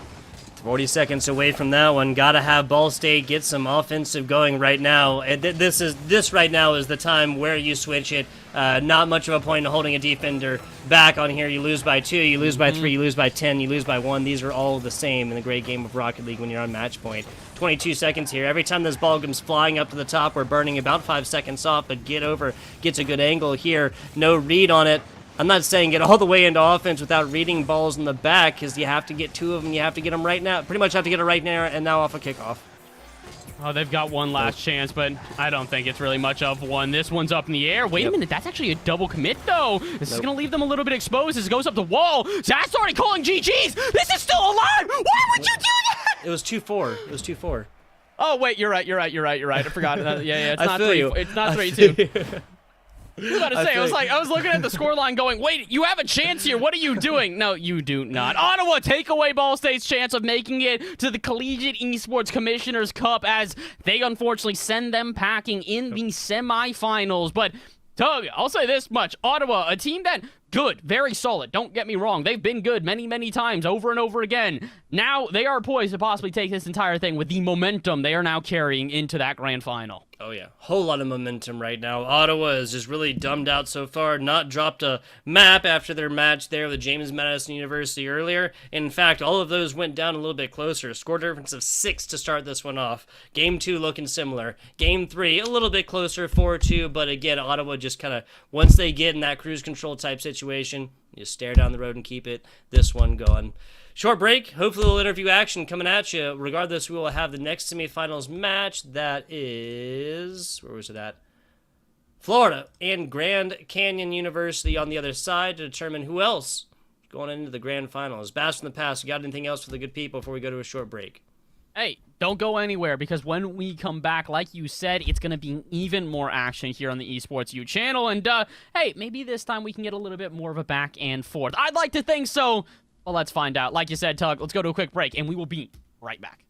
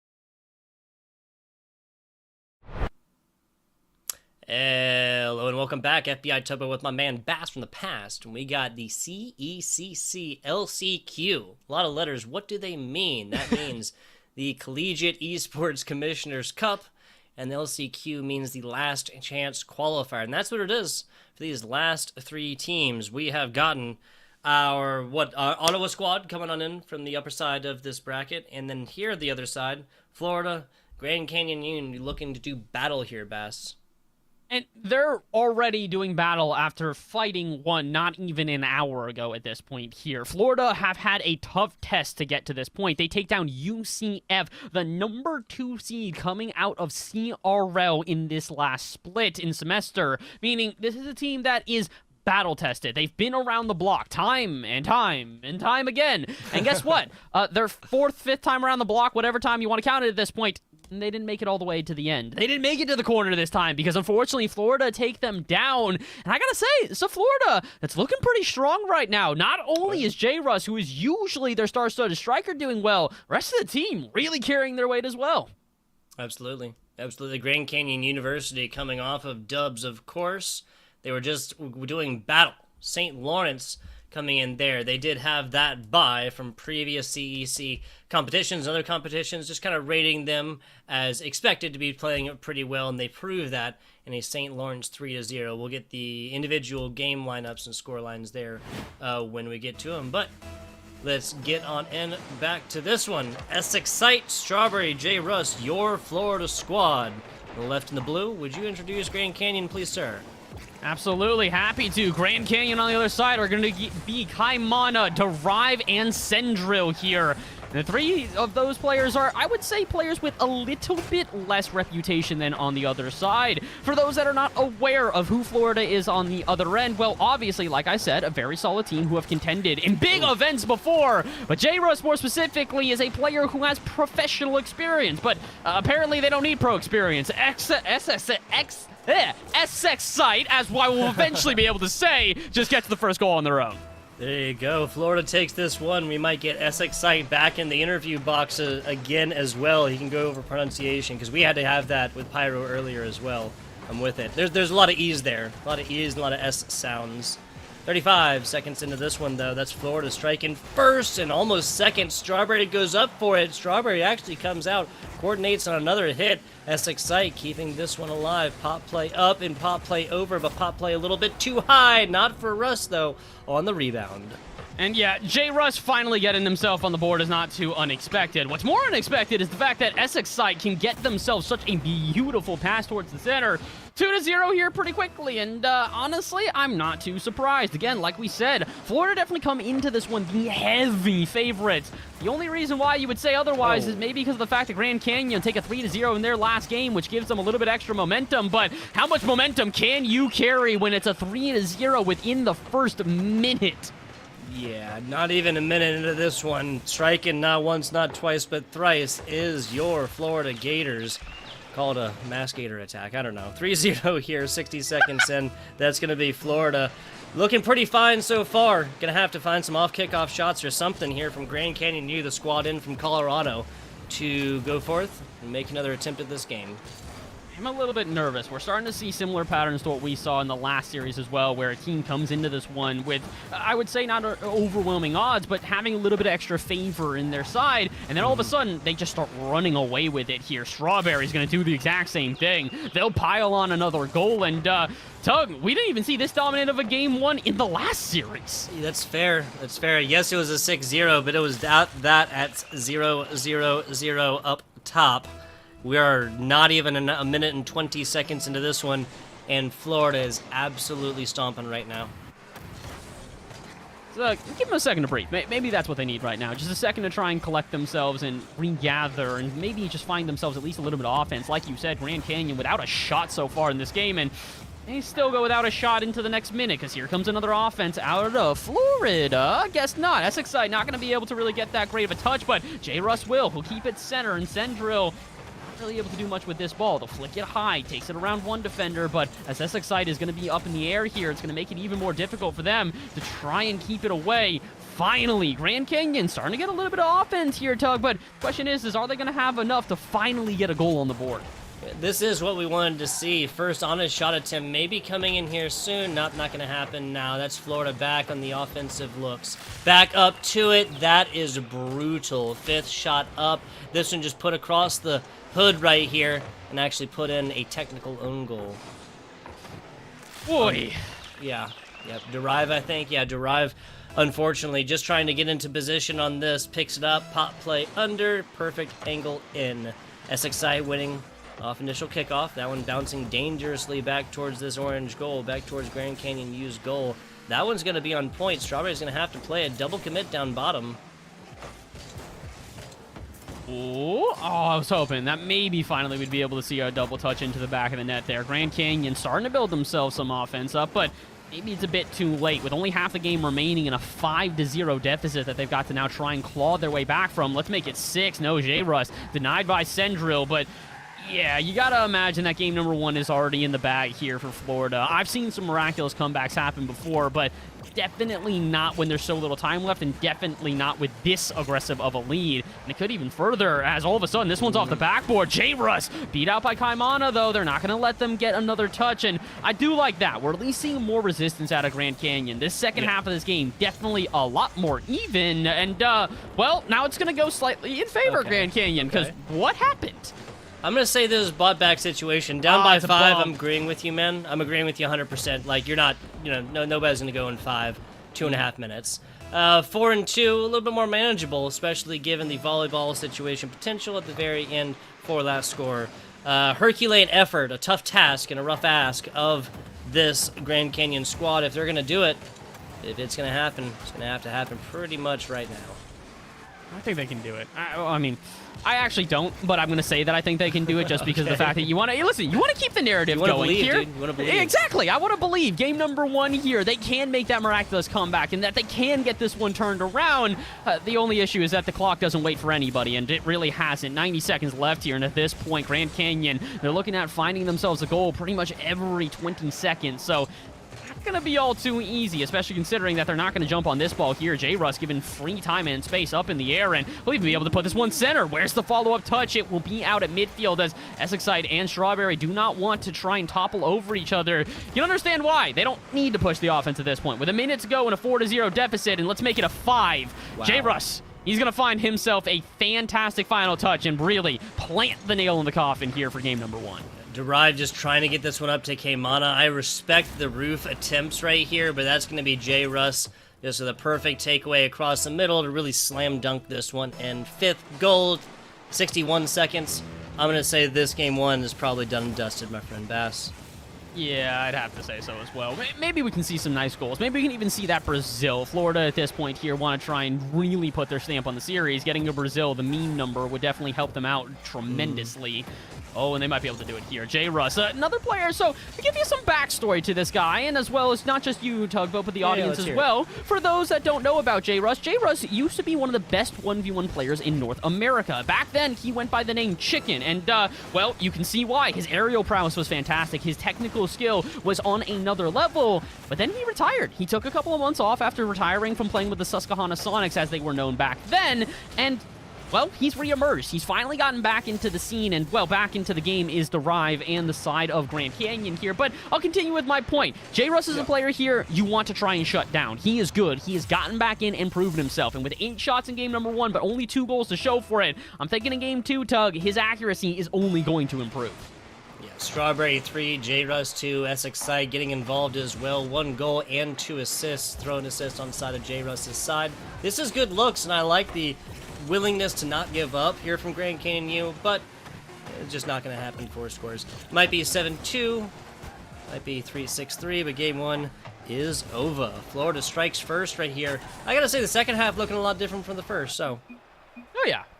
I mean, technically, if you think about it, it was like, what, 4-0 within about a minute and a half or so, somewhere around that range. And then all of a sudden from there, it's basically 2-2 on the back half here. Florida get 2 goals, Grand Canyon get 2 goals. But again, it's about being able to actually make that comeback. I talk about this a lot on Stream Tug, but I think you've probably even heard me talk about this. It's that I've listened to you. I've listened to you plenty of times. you don't want to fight an uphill battle. The reality is sometimes you just set yourself too far down the mountain and you don't have enough time to climb up before the sun sets. So that's what happened to Grand Canyon here. I think that they put themselves at too large of a deficit too early, and had they been able to hold on to a little bit more of that first minute, this would have been a much different ball game. Yeah, a much different ball. That's what it is. I'm gonna tag you twice here, Bass. It's you. But when it was me and Pyro, we're looking at games. All these overtime situations. 7 minutes of overtime in the UCF Florida match. Right, we're talking about how awesome that was gonna be. It's you. There you go. It's Bass in the past. A 4-score difference. I mean, again, that's outside of our last game. That's the biggest score difference seen on the rest. So thanks a lot, Bass. Nah, Grand Canyon U is not out of this one quite yet. You put it perfectly. Who else better knows about how to get off the mountain by morning's light, like you said, than Grand Canyon University. This is not a best of 3, so they're not looking at match point right here. This Grand Canyon is still 2 honest attempts to bring this one back, especially, and again, after we saw just a categorically different play from Grand Canyon U in the last half of this game. They kind of keep that up here. I'm not going to say momentum's on their side, but if they keep that up, I think we'll look at a better game too. I would 100% agree here, and I'm hoping we get a better game too because, oh no, I was going to say, we've seen this too many times today. When the momentum escapes the team, it is hard to try and carry it back, and oh boy, that's not momentum escaping, that has just slipped through the cracks. Yeah, that's going to be gassing up here for Florida squad. That is, that is actually going to be our quickest goal. It was 4 seconds earlier, that little miscue off of initial. It'll be 2 seconds fastest, and unless we see some kind of crazy pinch play, I'm going to call it probably the quickest goal on broadcast we're going to see today. 15 seconds in. Still plenty of opportunity. Grand Canyon looking to bring this one out. Oh, Shot in. I think that was SX Sight on the warpath right there.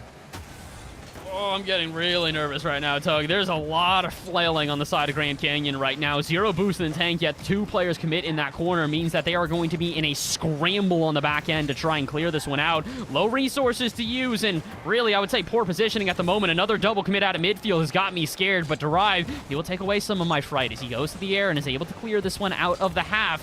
J-Russ will be waiting, but Grand Canyon, shaky first minute here. Feels like everybody on the team kind of had that hero mentality to just sort of go at the ball and disregard the risks.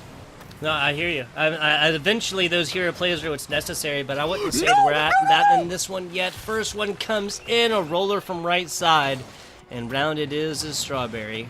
That's going to be 2 now for the side of Florida, both of them coming out from the Strawberry player, only on 1 shot attempt as well, so a 200% efficiency on the shot attempts to goals for Strawberry. It's a great shooting percentage. It's especially easier when you're assisted by the other team there. Oh boy, yeah, things going from bad to worse right now, Tug. It feels like Grand Canyon, aside from not being able to find solid shots, because like we said, they struggled to find offense in game number 1, now they're struggling to find rotations as well. It feels like we've seen far more double commits than we saw all of game number 1. Central reading this one at least, saving that one off after an impressive run. That was Essex Sight. Their side, J-Russ across the middle. An expert player keeping this ball centered at least. As I say that, a bounce between their legs, their proverbial legs. A double commit across the middle. And if we'd have seen Grand Canyon University members rotated and ready to strike on this one, kind of backing up the teammates, I think we would have seen the first goal for Grand Canyon U in this game too.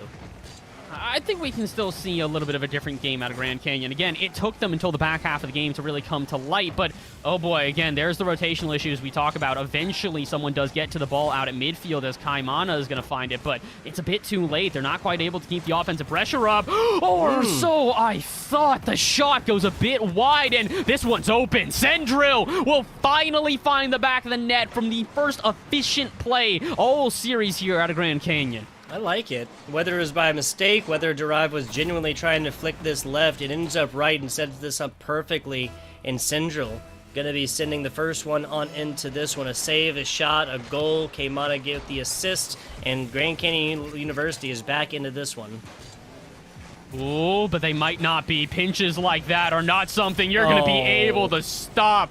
That is a freestyle goal. That is straight up a freestyle. Essex and Strawberry collide mid-air to pinch it, and before you blink, J-Russ puts it in the back of your net.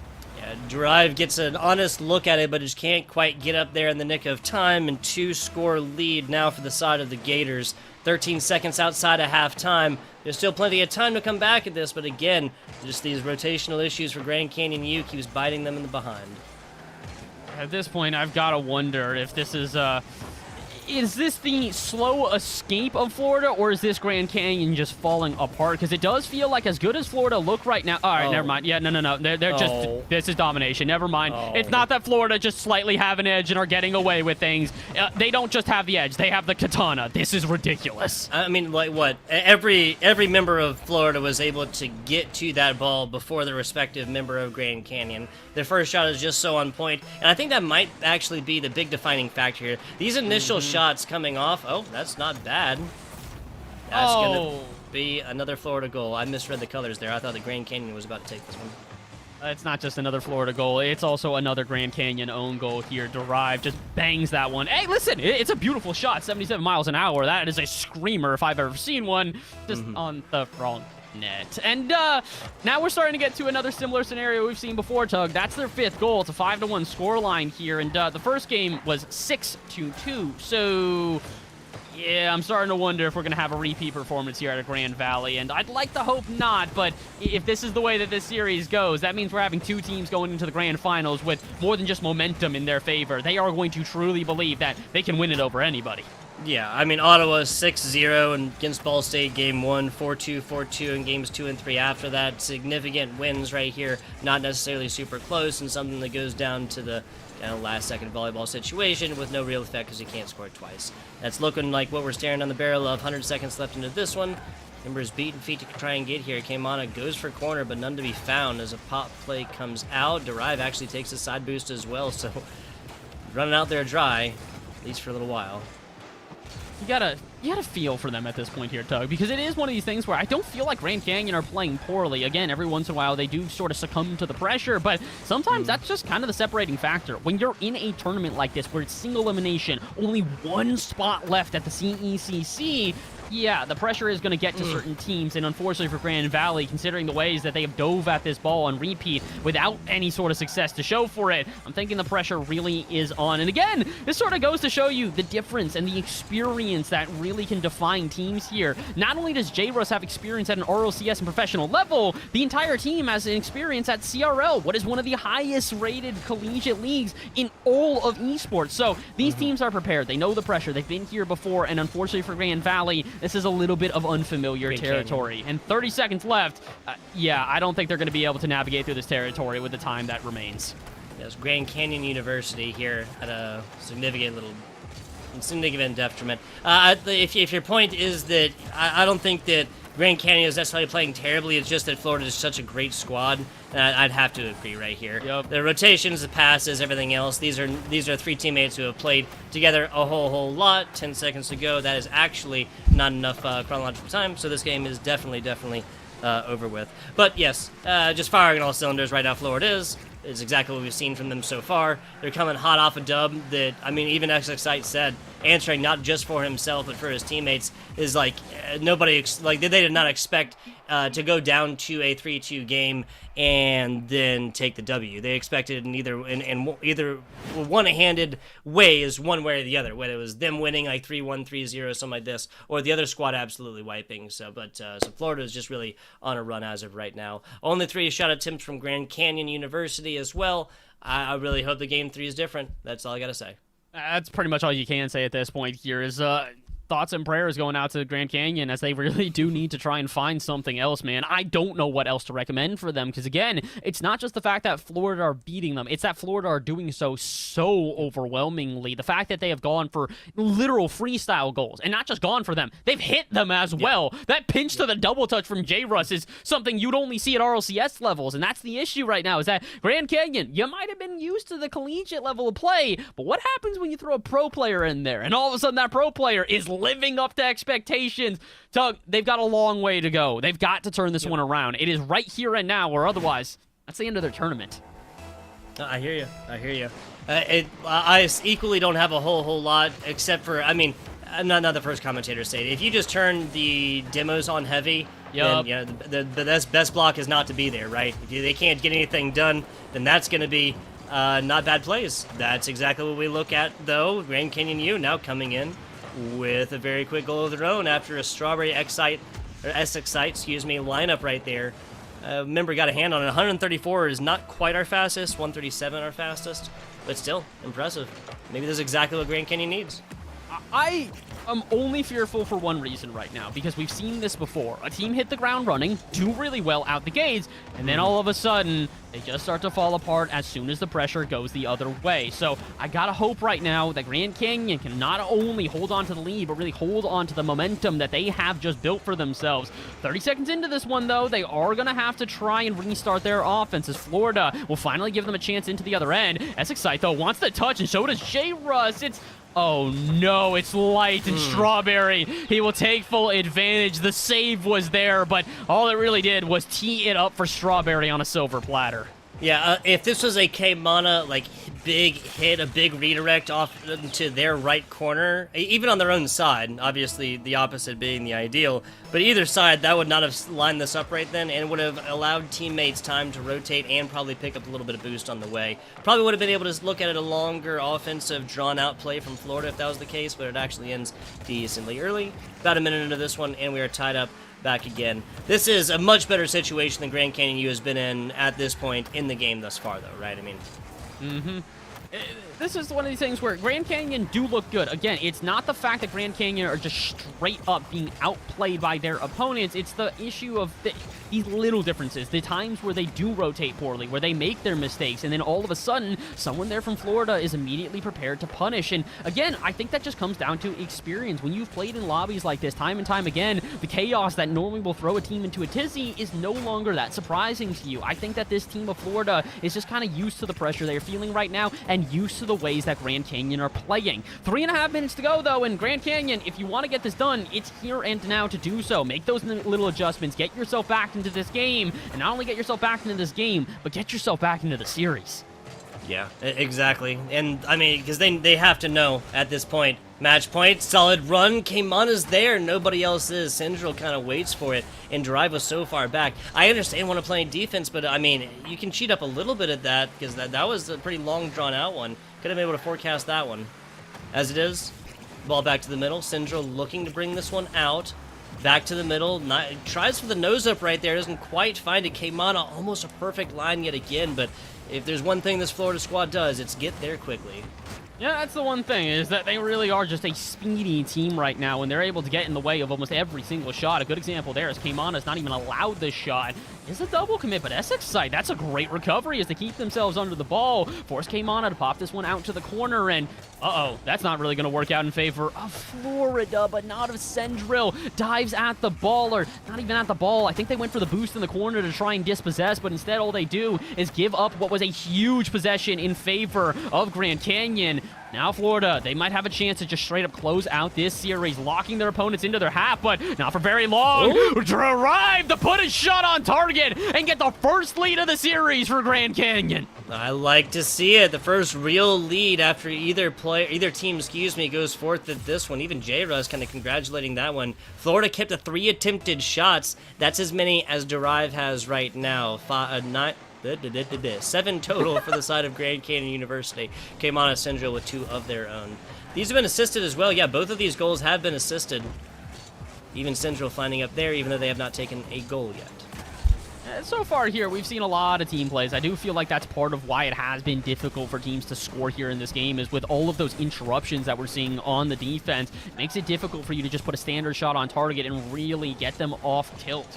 So what is it going to be? What's going to be that separating factor? How are we going to see that response out of Florida, or are we even going to see it? With 90 seconds to go, they may not have the time, especially when Sendril finds a shot like that. Beautiful redirect, and 90 seconds to go, it's looking like Grand Canyon, they're not done quite yet. No, they are not. 90 seconds into this, and we have not seen either team come back from a lead of this much at this point in the game left. I have a classic 90-second drill coming in, and Grand Canyon getting right to it yet again. It does go their way, but that's only a little bit. SXite looking to walk the dog in. K-Mana giving him the business, popping this one up. Syndrome even gets a hand on it. Strawberry was there, but very weak hit. Syndrome, last player up. That's going to put it in the corner. K-Mana does get a hand on this and pops it up and out. SXite just a little bit too far past this one. Offense Florida still there. Ooh, it's a good touch out of Essex side. What can they do with it? This is open. If they can get it center. No, not quite. Good 50-50. He's going to keep this one out. But J-Russ, he'll be there for the follow-up. Sneaks in out of nowhere and finds the second goal. 128 kilometers per hour. That's a fantastic pass to the bottom. I think maybe even the beginnings of a technical own goal. Grand Canyon member could not have known it, but just like that, Florida shaves this lead to 1 down for Grand Canyon U, and it is razor sharp.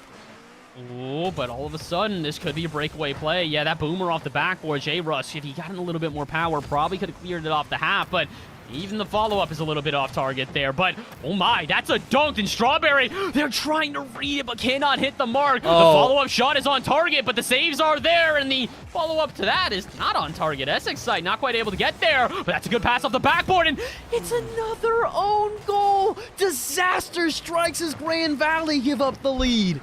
They say it doesn't strike twice. Unfortunately, that's what we get again.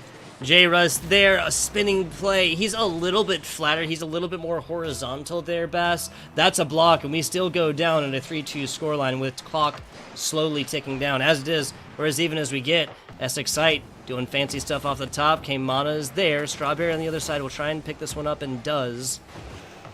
Essex site, nice bump. That's a good trajectory. Kaimana, weak hit. J-Russ, not sure. Yeah, they do have the boost right there, but just kind of get bumped out for a second. 10 seconds away from halftime, Bass. I think they're a little bit nervous right now. I think the big issue is that the teams are playing with understanding that this could be really the separating factor for the series as a whole. If Grand Canyon take a definitive win here in Game 3, they start the comeback of a lifetime as they go for the reverse sweep. But if Florida, they take this game, that is it. Grand Canyon do not have another chance. That is not only the end of the series, it's the end of their tournament and the end of their chances of making it to the Collegiate Esports Commissioner's Cup in Atlanta.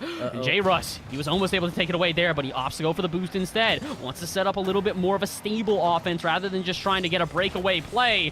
And here is why, because the breakaway play happens on the other end, and J-Russ has got to be prepared. Derive, that's a bit over-aggressive. If you see a player going for the demo, glide that one in. Don't just boom it. Yeah, that was definitely more like, you don't have to go fast and loud all the time type situation. That could have been it. That could have been a game back towards this reverse sweep. As it is, still on the money line right now for Florida and Grand Canyon. Back to the middle, drive, solid hit, solid rebound back to the middle. Essex side keeping this one alive, still flying through the air. Still got a little bit of boost to get there, but Drive sends this one out and away from the source of danger. J-Russ in the back. Nice hit, but Kaimana with a better one. Drive picking it up. Essex site flipping through, I think just trying to get position on that double commit, and they're going to be happy it was a huge rebound hit out because that is where both of these teams have scored before. Essex site, pop play back out, Florida back in the offensive looks. But can they get a shot on target here? Essex side glides it to the corners, but that's about as far as they will get. Eventually, J-Russ will send one to the backboard, but easily turned away. As Grand Valley, I got to give them credit. Their defense looking a lot stronger here in overtime and in Game 3. But how strong can it be? Essex side, he'll take it out to the corner after J-Russ misses the mark. Strawberry's up for this one, but they pre-jumped it. Yeah, they were expecting that to have a little bit more power, and when it stays low to the ground, can't quite find the redirection in the air to try and make up for it. And speaking of make up for it, despite Essex side being off the mark on the other end, he will not on defense. Keeps the game alive as we go into 2 minutes of overtime. Yes, we do. A 7-minute Rocket League game here for the last opportunity for Grand Canyon to keep their tournament dreams alive. Sets up, Central does for Derive. A nice hit out, tries to take it off the side, and Russ looking at a little bit of run. Gets a little bit too far away from him. That's a weak stop. Essex side looks to bite into this one and can't quite get the teeth on it. Back out to the middle. Ooh, it's a nice drop down. Oh boy, that could have gone disastrous. It does seem like everyone in Florida were aware of the little cheeky passes that Grand Canyon are going for right now. Probably getting a bit too intricate for my liking, Tugboat. Sometimes the fundamentals are fundamental for a reason. And when you're starting to go for passing plays that leave you exposed on the other end and allow for shots like that, you might need to go back to the drawing board, especially considering we're approaching our 3rd minute of overtime without either team really finding themselves an opportunity to close this one out. The best shot we've seen has rung off the bar as J-Russ found himself with an open net. And speaking of open net, could have been one right there, but Sendril, that's not the best touch. Panic ensues here as all of Grand Canyon are floundering over one another. Yeah, a big wide open expanse ahead of them, and they just need to collapse on the offense for a while. This has been all Florida all the time. Essex Sight continuing that on. Strawberry off this left corner now, brings it out. Essex Sight down bottom. I believe that J. Russ is playing that defensive position. Yes, now across the middle, Derive and the rest of Grand Canyon bringing it out. Derive almost walks the dog all the way in, but J. Russ meets him there, takes it away, hits it, double commit. J. Russ, Strawberry, Essex Sight down bottom. Kaimana, that's a bad angle. Does get the pass off, so that kind of does connect, fortunately, but Kaimana pays with it. Ooh, out to the corner, though. Essex Sight is up for this one. He'll put a shot on. J-Russ for the follow. Where's the double? It's not into the back of the net, and neither is Essex Sight's touch. 2 huge attempts in a row, and at this point, Tug, I'm starting to get a little bit nervous. Florida were lethal when they finally get into that final third before. Now, all of a sudden, they find themselves on 16 shots and just can't find a way to close out the series. Slow play, and J. Russ takes an L for it. Low, slow. That is about 10 fakes in a row. Strawberry won't go for it. Syndril not willing to play it either. Okay, there we go. There's the takeaway. Essex Sight takes advantage of the slowdown in play temporarily to get into position. Strawberry here, pop play up. Everybody is just kind of slowing this one down. It was at 11, now it's at like 4. That was the weirdest play I've seen in a minute. I've seen people do that in like competitive lobbies and ranked in this game, but not when there's this much on the line. Yeah. The mind game's getting thrown in here, and honestly, can you really blame them? Because now I have, in my opinion, Grand Canyon got to think they're not taking this seriously at all. Florida, they're just having fun with this one. And when your team, or excuse me, when your opponents are straight up just kind of, you know, having another walk in the park, it can be frustrating because you're throwing everything at your opponents and nothing will stick. To be fair, that's got to be frustrating for Florida. They launch now their 18th shot, still unable to find the back of the net. What about the 19th? It will not be enough. Another save from Derive.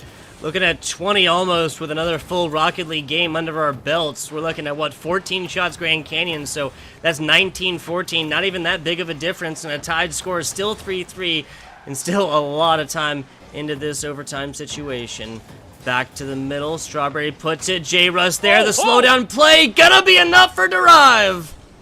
How do they keep that out? Shot number 20 isn't going to be enough. What about 21? Can they finish this one out? That's a beautiful drop down, but no one's there. And that's the bump of the day. Derive's got an open net, and the series will go on. Nicely done. Overtime situation in Game 3, not Game 2 at this point. Grand Canyon holds on right here after this is just, turned up to 11, slowed down to 4 for a brief little bit, and then right back on up there. Bass from the past. We are looking at a game number 4.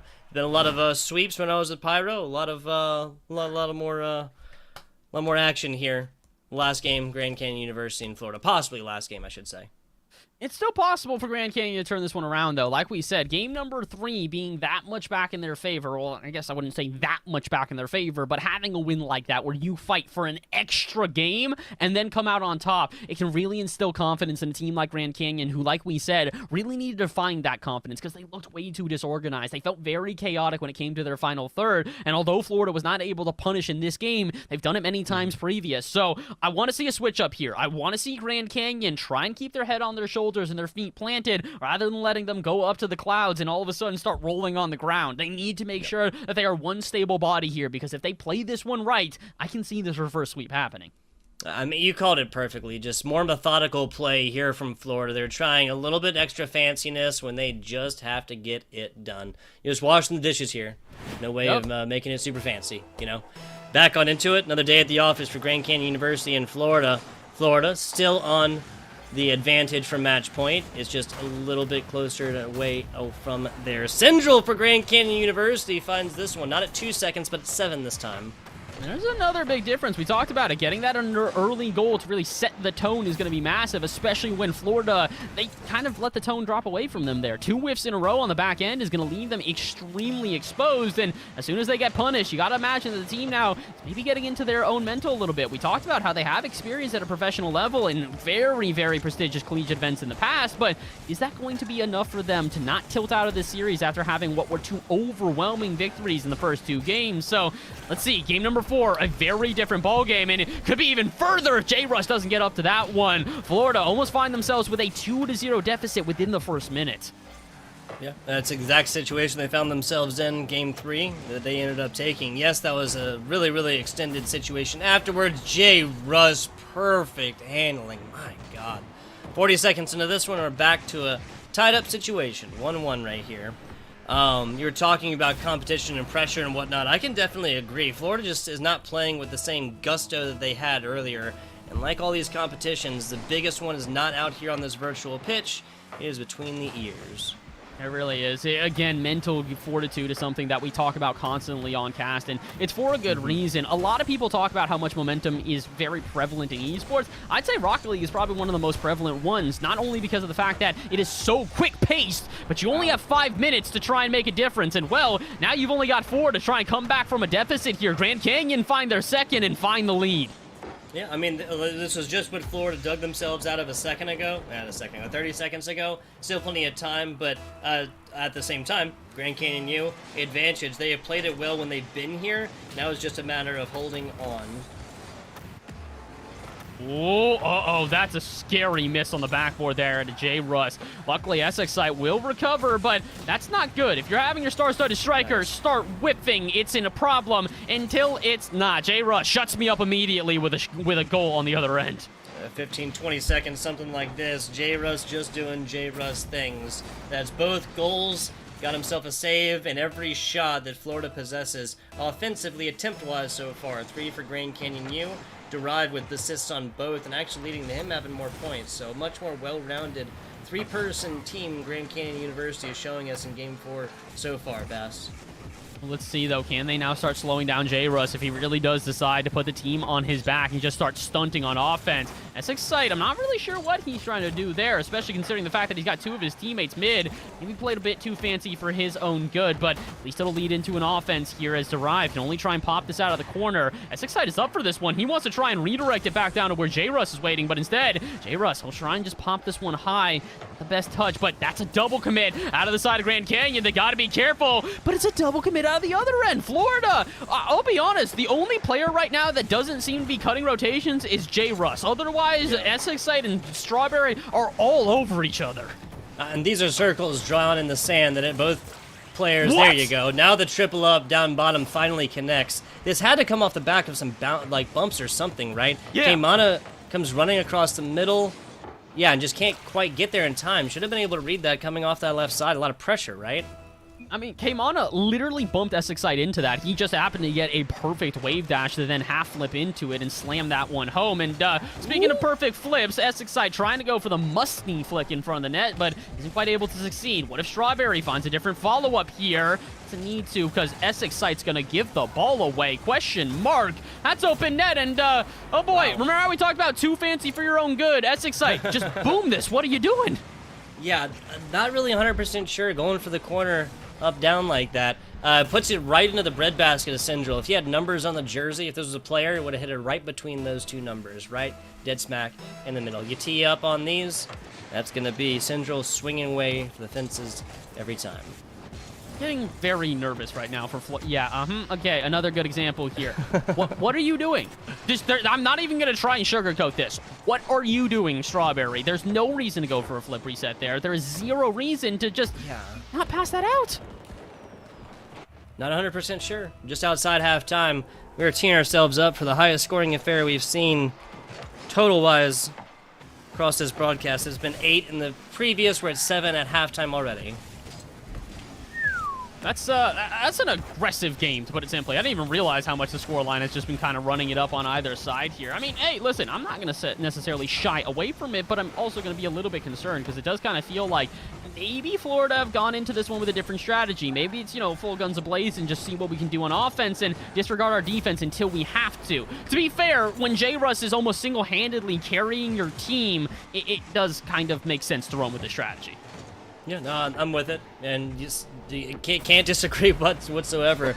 Looking at Jay Russ, 4 shots up, 3 goals, and they have assisted the only other goal. That was SXI for the 4th. 8-8 scoreline right now. I'm fraught to say anybody has an advantage coming into this one. Last 2 minutes or so of gameplay. Jay Russ challenging across the middle. SXI putting this one over, actually hitting Jay Russ on the wall as he kind of came in. A little love tap, just letting him know he's there. Oh, speaking of love taps, oh boy, Central just getting bullied on the other end there. Strawberry going to completely take this one away, and J-Russ going to try and dunk the final defender. All 3 players dive at the ball, though, again, and this is where I'm getting nervous. It does really feel like Florida are starting to send the house and finding no results because of it, and again, another double commit. Strawberry refuses to leave the ball alone as they chase it like a puppy dog, and at this point, you got to wonder, Florida, what happened to those clean rotations that we saw in game number 1 and 2? We were so complimentary of the way that the 3 of you navigated around each other as a well-strutted trio, and now all of a sudden the trio is just looking disorganized. To be fair, part of it's because they are going for shots like that, but lads, I appreciate it. Maybe don't do that with series point on the line. This isn't even for the end of the tournament. You still have another series, and if you don't let yourself have that much momentum, I mean, heck, you're going to see all of a sudden Ball State, or excuse me, their opponents in Ottawa are going to come into the grand final thinking, this is what we got to face? That's nothing! Yeah, the mental there, and you continue on with these, and there'll be all confidence the other way. Jay Russ coming again way too fast at this. Way too much mustard. Way too much mustard. I think about 15% off of that one, and that would have been the swing home true for Florida. Not going to happen. Strawberry, again, way too much. Way too high, way too fast, and hits top bar and goes out. You gotta feel for the team at this point here, because I do feel like they're starting to try and take this offense a little bit more seriously. These boomers on target are making me think that they're recognizing how much they're letting the momentum in this series slip away from them. And I hate to continue to being the bearer of bad news, but it really does feel like it's because of the misrotations being shown on the side of Florida here. J-Russ will clear this one out and maybe alleviate the pressure, but can they find a shot to finish out this game? Strawberry, redeem yourself, put it center and end this one outright, but not gonna happen. Sendrill will take it out to the side, and it's a spike to the ground. We go to yet another overtime. Another OT. That's 2 in a row now. Saw 5 minutes plus OT action in game 3. Now we're adding to that total here, game number 4. Series point, match point, Canyon University, Florida. Not necessarily playing like it. Ooh, but they're not necessarily playing bad at all as well. We do have to remember, this was a comeback out of Florida here. Grand Canyon were technically in the lead, but they found a response, and that's not the response you want to see. All 3 players out of Florida in one corner, toppling over each other like some Jenga blocks, but I'm getting concerned here, Tug. Again, it feels like Florida have these moments of greatness where they shoot so well with such efficiency on offense, and then when the defense starts to break down, it is just absolute calamity on the other side. Too far outside, wouldn't have mattered. Sindril stopped this one, puts it back on over to the middle. K-Mana starts up with a nice redirect, but can't quite get to the corner. J-Russ on out to it. Derive meets him there and takes it just over the top. Strawberry continuing this on the side. Double up by members, but that's enough to take possession. J-Russ beating feet to get to the corner. Strawberry on the demo, and that's going to set up J-Russ to come in at this one, especially after Derive just whips past it. K-Mana back on the respawn. Bounce plays down bottom. Tries for the redirect on here, kind of send that one the back the same way. Central can't quite get it. Well, but can they get anything on the other end? J-Russ puts this to the backboard. Where's the follow-up? CECC dives at it and doesn't make a touch, and we're going to see a repeat, aren't we? No, Strawberry will get back in time. That ball had a little bit more mustard on it, Tug, and we see the exact same way that the previous overtime ended. Florida, at this point, they have to recognize they need to stop being so just, I don't know what it is, gung-ho when it comes to this offense. They are leaving themselves so exposed on the other end. Yeah, part of it is playing together as well. Again, J-Russ all the way back right here, that's been their star-studded offensive player, sets it up, is CECC and Strawberry across the middle. CECC does their part with the first, the pass in. Strawberry tries to get this one in, and then last player just not to be found. Gonna have to have 3 players, a full-headed offense on this. Yes, they want to drop it, but they can at least play around with another game. Is that on point? No, it is not. Thank God it is not, to be honest. I did not want to see that be how this one ends here. Yeah, would have been definitely not the best way to end. And at that point, you really do have to all hail Florida on the other end here. 2.5 minutes to play. I'm wondering if maybe Grand Canyon are starting to recognize that not only do they have the pressure up against their opponents, but they're doing so in a multitude of ways. Again, chasing the ball down, not giving them the room to breathe, continually having a midfield presence that pops it back into the Florida half. That is not the pop back into the half, though, as Derive makes a bit of a mistouch here. Maybe now Florida can start up that offense we've seen time and time again.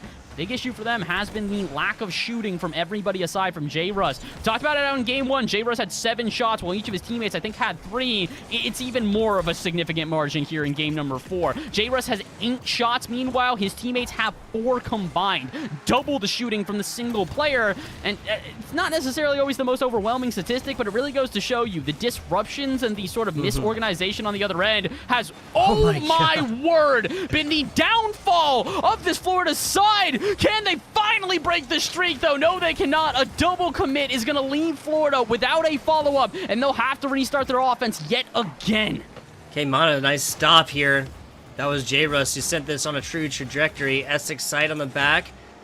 Now forced to come all the way back on this one. J-Russ and the rest of Florida playing defense. Essex side reads K-Mana and Derive coming in at this one.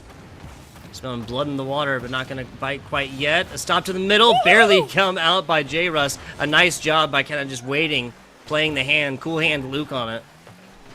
Ooh, but they need to try and keep themselves calm, cool, and collected throughout the rest of this game because we're 4 minutes into overtime, and a single mistake might be the thing that separates the two teams and could be the final mistake of the entire series if it's the side of Grand Valley that committed. Ooh, Strawberry trying to make up for his lack of shooting by getting a little bit of a fancy redirect above the net. No such luck, but J-Russ, he's going to keep the offense alive. Essex side just needs to put it on target, and he cannot, but Strawberry will. Their second shot of the game, but it's enough to close us out. Yes, it is. 5-4 line. Grand Canyon getting so close on this one, but it is all going to be for naught. 9 scores will be our highest score total and one of the most even games here as it all finally boils down. Florida finds a huge lead in games 1 and 2. And Grand Canyon U comes screaming back. Very thankful we don't go by point totals on this one instead, by just by games or whatever. Because that'd have been Grand Canyon took it by 1 in game 3, came really close to it in game 4. Almost pushed this on to another game 5 here, Bass. They almost did it, but unfortunately not quite able to do so. The good thing for the team, though, is that, hey, it's a good performance, and it's a good performance as the heavy underdogs here. Like we said, Grand Valley, a solid team who has done well in previous events, but Florida, they've just gotten an aura around them. You know that they're a solid team, especially considering they bring in a professional player in J-Russ to compete. This is a squad that was on paper supposed to take this one. They do what they were supposed to, but Grand Valley give them a hell of a fight throughout that series. That they do, kicking and screaming off into the night. That is unfortunately going to be the story here for Grand Canyon University. Single elimination, that's their first match. It did come at 3-1 though, so something they can kind of hold close to the vest. Short break, we'll be back, little post-game action after this, and then starting the grand finals. So don't tune away. Right now would be the worst time to do so.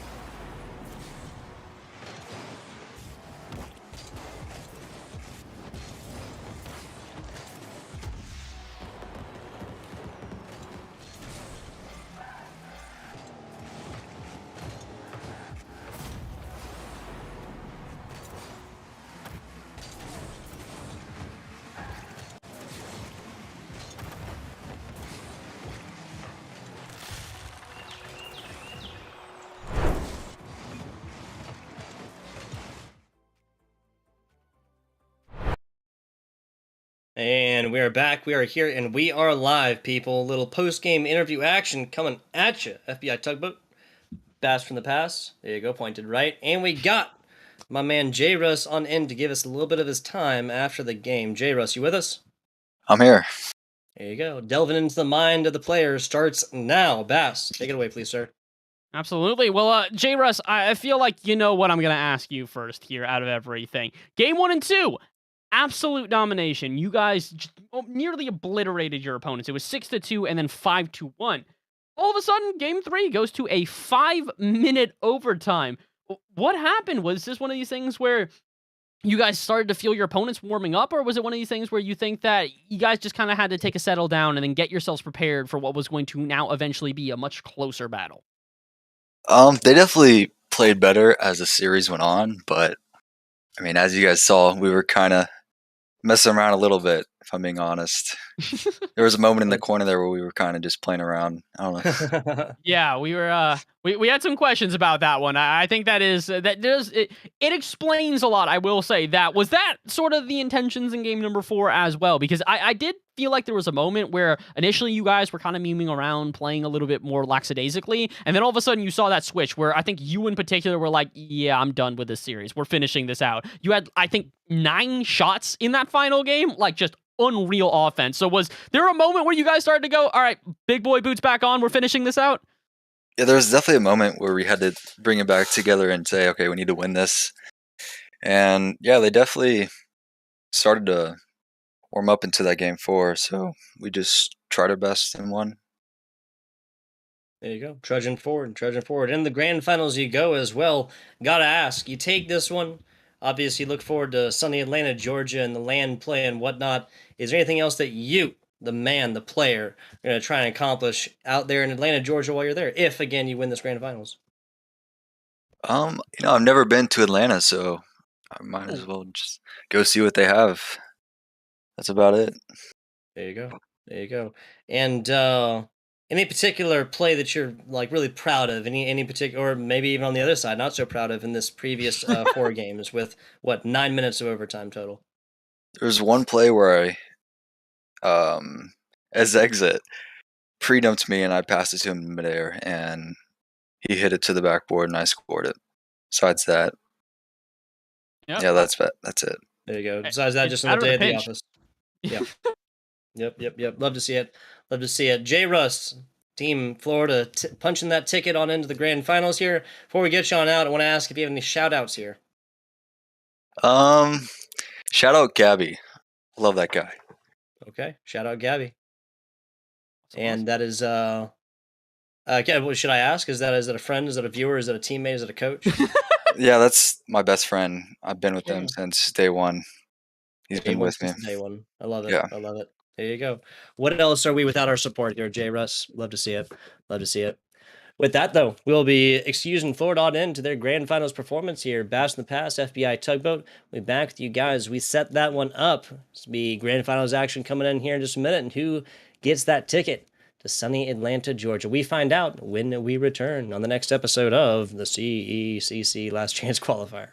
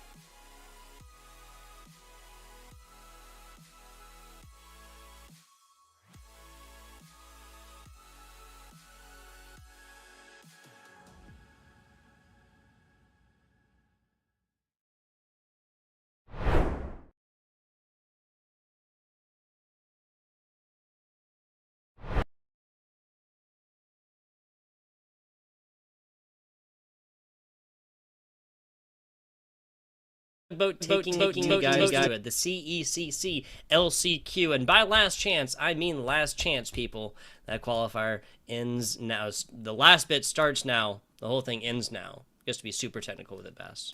Yeah, it is quite literally, though, the very last chance. Not only because of the fact that it's the last chance qualifier, but because this is the last series we see. There is no bracket reset. There is no game advantage. There is none of that. It's been a single elimination bracket to get here, meaning you've got one best of 5 to punch your ticket to Atlanta. And honestly, I could see either one of these teams taking it. The only difference I really see is that Florida, a little bit more of a fight to get here. Meanwhile, Ottawa, to say that they swept their opponents off their feet is an understatement. They came through with a semi-truck smattering them as they flew into the air.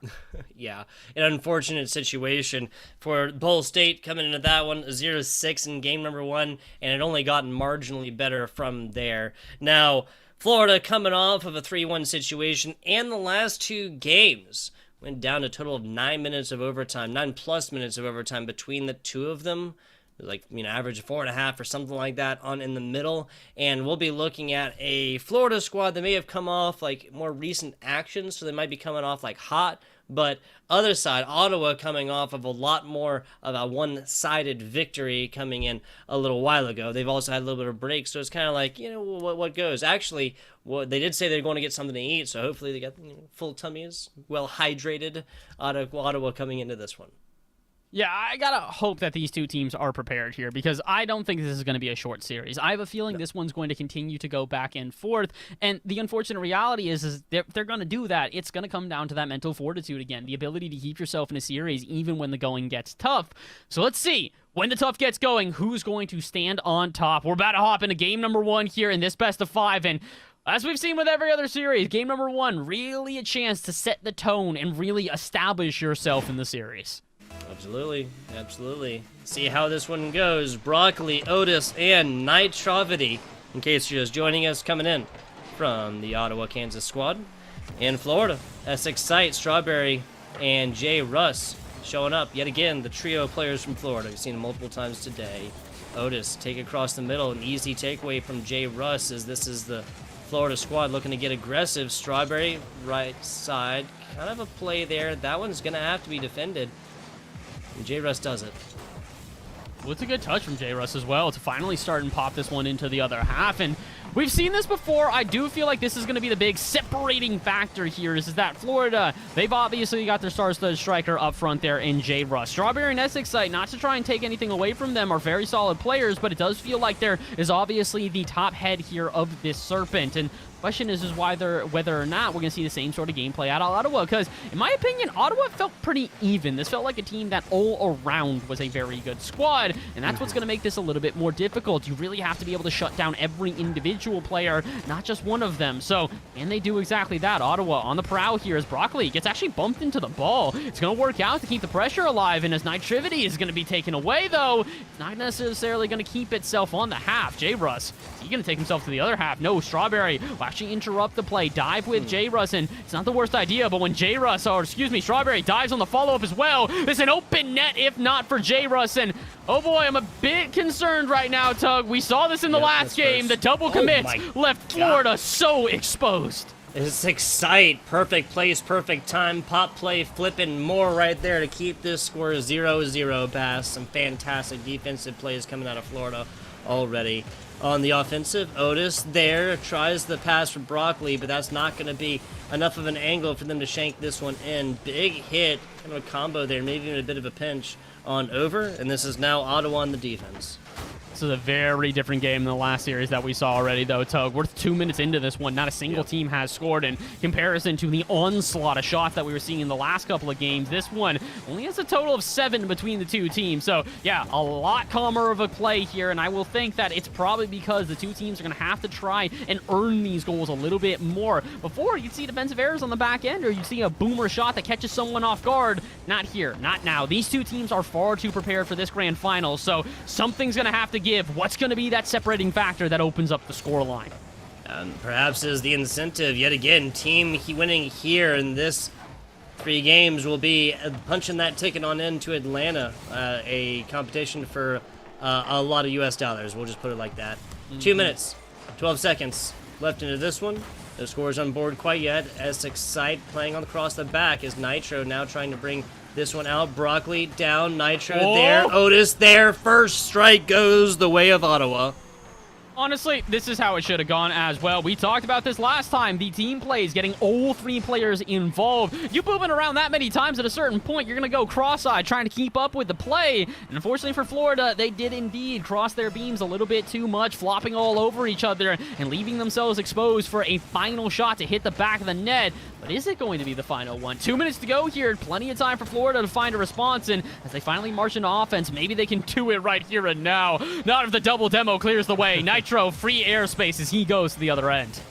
Yeah, just like that, answering quickly. Broccoli coming right back, getting one. Strawberry out. Otis tries a quick defensive stop. J. Russ now on the take. CECC up to it. Member met him there, and now not really in position right here. Might be an opportunity. Back down bottom, and Broccoli gets tripped up over his opponent. Fantastic interrupt play there from this Florida member.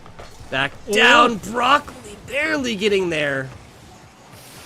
And that's going to be the big difference maker here. Again, like we said, all 3 players on this Ottawa side are so incredibly proficient. Last time, Florida, when it came to those final on-the-line saves, they were far and few between. The scramble defense left themselves so exposed. But Ottawa, I will say at the same time, they've lurked around this midfield rather heavily. They have also taken their shots pretty precisely, if you will, making sure not to waste a single one of them. But I will still say that Florida have had the majority of offensive pressure. They just need something to show for it. A pass off the backboard like that is definitely not going to display anything. And as Otis goes the other way, maybe they can find now a response for themselves. With 2 players in the corner, though, I don't think they're going to be able to keep this offense alive, and they will not. Broccoli will instead have to try and restart out from midfield as we approach 40 seconds left and one last hope if Florida want to try and even take us to overtime. Yeah, this is spelling out to be about as close as UCF in Florida was. Now Broccoli on a run back up to it. Doesn't matter. Still advantage, though. A lot of pressure against Florida right now. Bounce plays. Right side, CECC's looking to take this one up. Nitro there, still burning timeout. Broccoli to the middle, and that's probably the dagger to the heart for game number 1, Bass. I'd have to think so, especially considering that it's such a nice play to do so. Once again, the passing play is catching everybody off guard. The initial dive out of the final defender, and then Strawberry, rather than retreating immediately back into net, tries to figure out where that ball is even going. And before they even realize, it's in their net. 10 seconds to go here. Maybe Florida can get a goal for the road, but they cannot get the win. The results are set in stone in Ottawa. They're proving all the way to Florida that they are a team to not mess with. 3-0 with 3 seconds to go. Ottawa, Kansas squad showing up, screaming the mid-best, or Midwest, or mid-best. Not West Coast, or not East Coast, East Coast. Man, I messed that one up. 3 seconds left in this. Florida going to be, like you said, looking to strike back, maybe put something on the board and not put up a goose egg situation. But in the day, doesn't look like that one's going to happen. Ground ball out. Ottawa strikes thrice in game number 1 to take the lead here, and a goose egg put up by Florida. All right, well, I'm going to make my analogy again because of the fact that I realize I said it wrong, and I've actually done this so many times that Jolly continues to make fun of me for this. It's a hydra, not a serpent. It's a 3-headed hydra on the side of Ottawa here. They find themselves with a very solid team where you chop off one head, you take out one of the offensive players, all of a sudden you got another player here. To really put this into example, Otis and Broccoli had 10 shots between them. That is insanity, right? It's almost more insane that Nitro finds 2 of them, gets 3 assists. He doesn't need to try and put shots on. All he does is have to tee up his teammates. So, Tug, we're showing the 3-headed serpent versus the star-studded striker. Again, J. Russ, by far the lead in that offense there. So, Florida, they got to go back to the drawing board and find something just a little bit more lethal. This is the closest that I'll ever call Florida in relation to Hercules, but I do believe it was Hercules if it fought against the 3-headed Hydra, wherein the heads would grow back when you cut them off. Because I have to agree. I'll even kind of continue on the allegory, right? Because while this, a well-armored warrior or whatever is cutting off the heads, they're paying attention right there, right? And these other 2 heads are simply getting it done. That's Ottawa all day long, consistently putting up. When there is a demo against one of these players specifically, they're always there to kind of capitalize afterwards, knowing that at least one player on the other side is going to be committed to that, can't see through the explosions and whatnot, at least for a couple of seconds. So far, that difference really has spelled this one out. Last game pretty much ended 2-0 as well. you know, like last few seconds, took advantage of it after poured it all into offense. It was basically 2-0. If this had kept on, you know, and just cut off immediately after the second goal, then, you know, that, well, obviously would have been 2-0. You get what I'm saying. Yeah, I see what you're saying. Basically, the last game was not overwhelmingly in favor of the 3-0 scoreline, not doing it justice, but the shutout, still a pretty clear representation that there needs to be a switch up here out of Florida. Oof. They need to try and find themselves some offense because on the other end, Ottawa are putting on the pressure. That's a beautiful drop-down pass. At least Strawberry can get in the way, though. They can't get it off the half too far. Broccoli immediately going to beat one player, beats out two. It's actually a 3v1 as J-Russ is the last defender back. Otis going to try and read this one center, but that's pretty clever, recognizing that he shouldn't dive at that one because they'll keep possession and go back at it again. The shot may be off target, but I like the strategy that Ottawa is employing. Yeah, so just kind of, again, patience. Definitely a virtue right there. Almost strikes true, but it's 1 minute and 15 seconds. No scores on board quite yet. Only 3 in the last game, and that was only Ottawa as well. This is going to be Florida looking at about 6.5 minutes now with nothing thus far. Back down to it. Essex Sights now drawing this one up out of the left side. The well does run dry, though, as that's again given away, and members of Ottawa circling like serpents. No, I'm just kidding, like sharks. Listen, if serpents did exist, I feel like they would probably circle as well. And, well, speaking of circling, they truly are doing exactly that, continually putting on the pressure and just running this one from one corner to the next. It's very clear, Ottawa have their racetrack that they're going to be running. The question is, can they finish in first? They're going to try their best here, but Strawberry, he's going to get a beautiful bump, but put the shot off target. You can't even fault him for that. It's just unfortunate. Yeah, 20 seconds outside of halftime. No scores quite yet. Back to it. Strawberry does get it out to J-Russ right there on the other side. Essex Sight with a big boost, able to pick this one up. But now a big hit right here. Attempted redirect, meeting him there, or meeting Broccoli there is Strawberry and blocking this one out for the time being. Flip plays. Fancy looks. Broccoli just reads it, stops it right across the middle. Ooh, Essex Sight, though. He's not quite finished yet here. Yeah, unfortunately he is. Strawberry, the bounce was a little bit too heavy, so he couldn't quite read that one into the back of the net. But maybe they can find this one. No, another misplay as Essex Sight is just barely off the mark.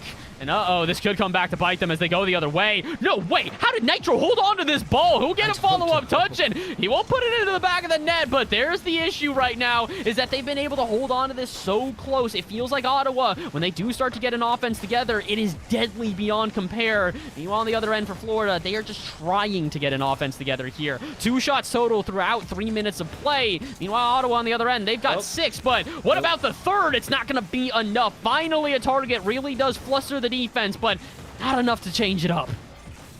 Otis in the back. Nope. Otis shoots it and misses, gets demoed, and Strawberry strikes first. That's for the side of Florida. That's for the first time in 8.5 minutes of gameplay here, Bass. First one, first strike. I mean, we only have one game to go off of, but that was Ottawa who took the lead after shutting out Florida game 1. Will we see a reverse situation?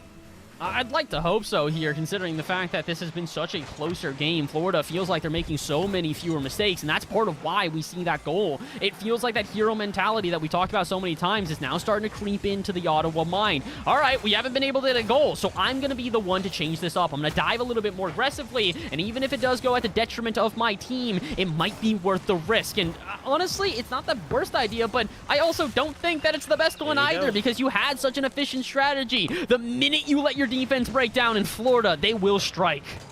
5 shots attempted for Florida, 4 of them out from Strawberry, 2 of them connecting versus Ottawa's 6 thus far.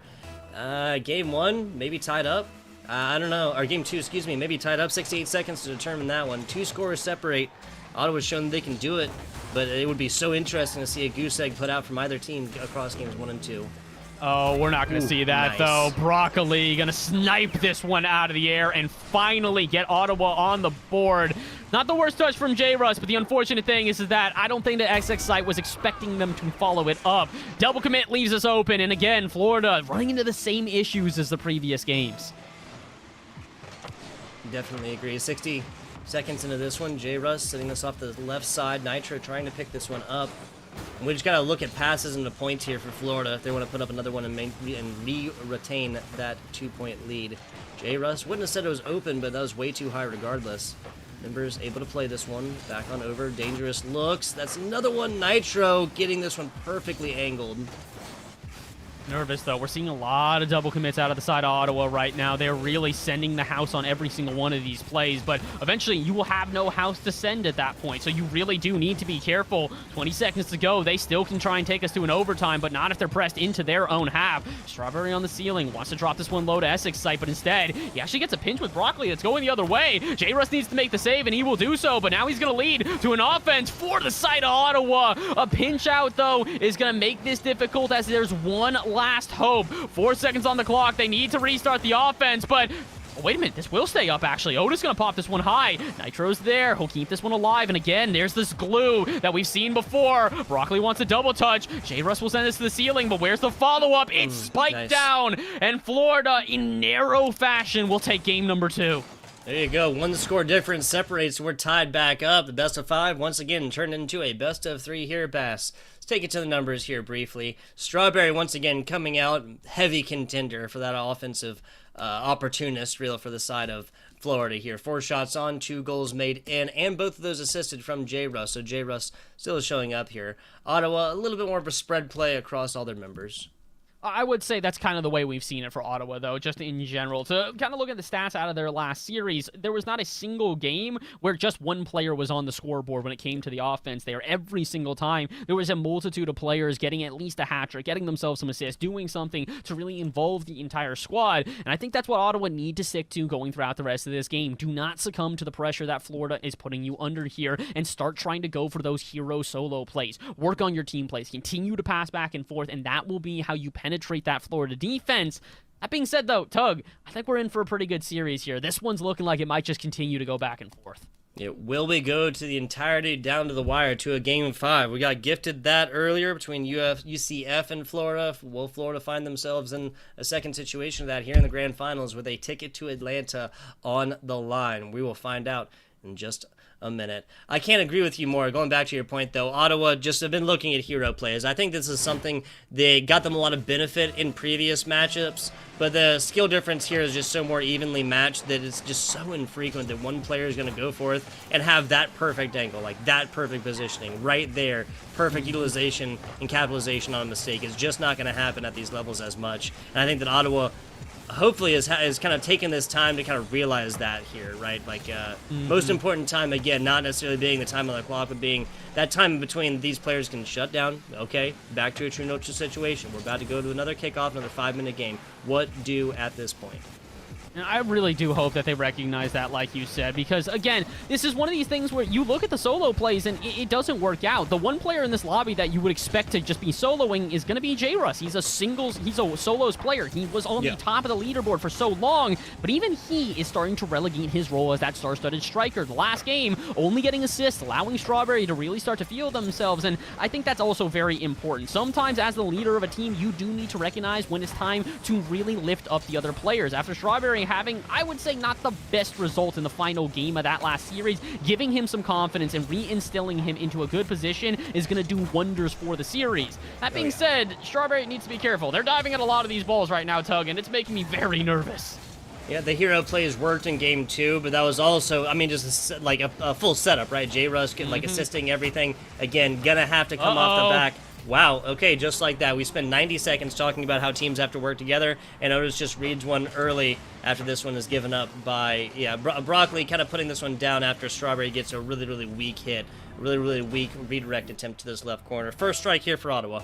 It's a bit unfortunate. Again, this is the big issue, though, as we've seen this before. It's usually a single double commit, one misrotation out of Florida that comes back to bite them. And I say misrotation because that is the big separating factor for this team. They don't whiff that often. They don't make, like, a glaring error mechanically. It's the rotations. They leave themselves exposed. And a team like Ottawa, you can't afford to leave yourself exposed. They are going to punish you, and they might just do it again here because they've got their opponents on the ropes. Florida just trying to hold on and not have the knockout blow that sends them careening to the floor. I think that they will finally get back up and get a couple of jabs of their own. 3 minutes to go here. Can they find themselves an uppercut, though, to respond to the previous one thrown by Ottawa? I think so, because it's another open net, and J-Russ, he will take advantage.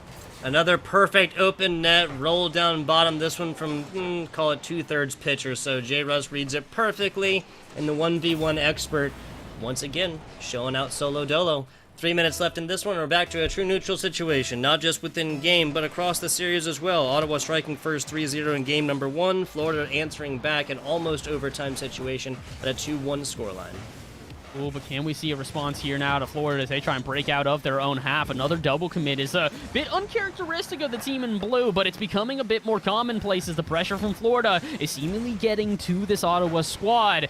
It's not the greatest touch either, as Broccoli, all they can really do is bang this one into the half. Luckily enough, Otis will read the touch out of Essex side and put this one back into the offense play again. That's another double commit, though, and Broccoli will not be able to punish. Essex side gets there, and oh no, this is going from bad to worse. The scramble started for Florida, and oh boy, the egg did not just break, it shattered all over the floor. Yeah, you see this, you see the excitement, the nervousness, the panic in the eyes of Florida right here, and Otis literally just slows it down a little bit. Even Broccoli kind of realizes what's going on, just straight up gets out, goes over, picks up big boost on the rare chance that Otis misses one of the most open net and quick rotations we've seen so far in this game. Back onto it, I think Ottawa may have found what they really needed from there, and that's more of a reactive play. They've been playing proactively, like they've been so much like playing these balls and taking demos as well. Like, I feel like demos can so frequently, this higher skill tier, don't really result in advantage when so much is dedicated into them. You can get so much, you can still purchase the same effect with a tiny little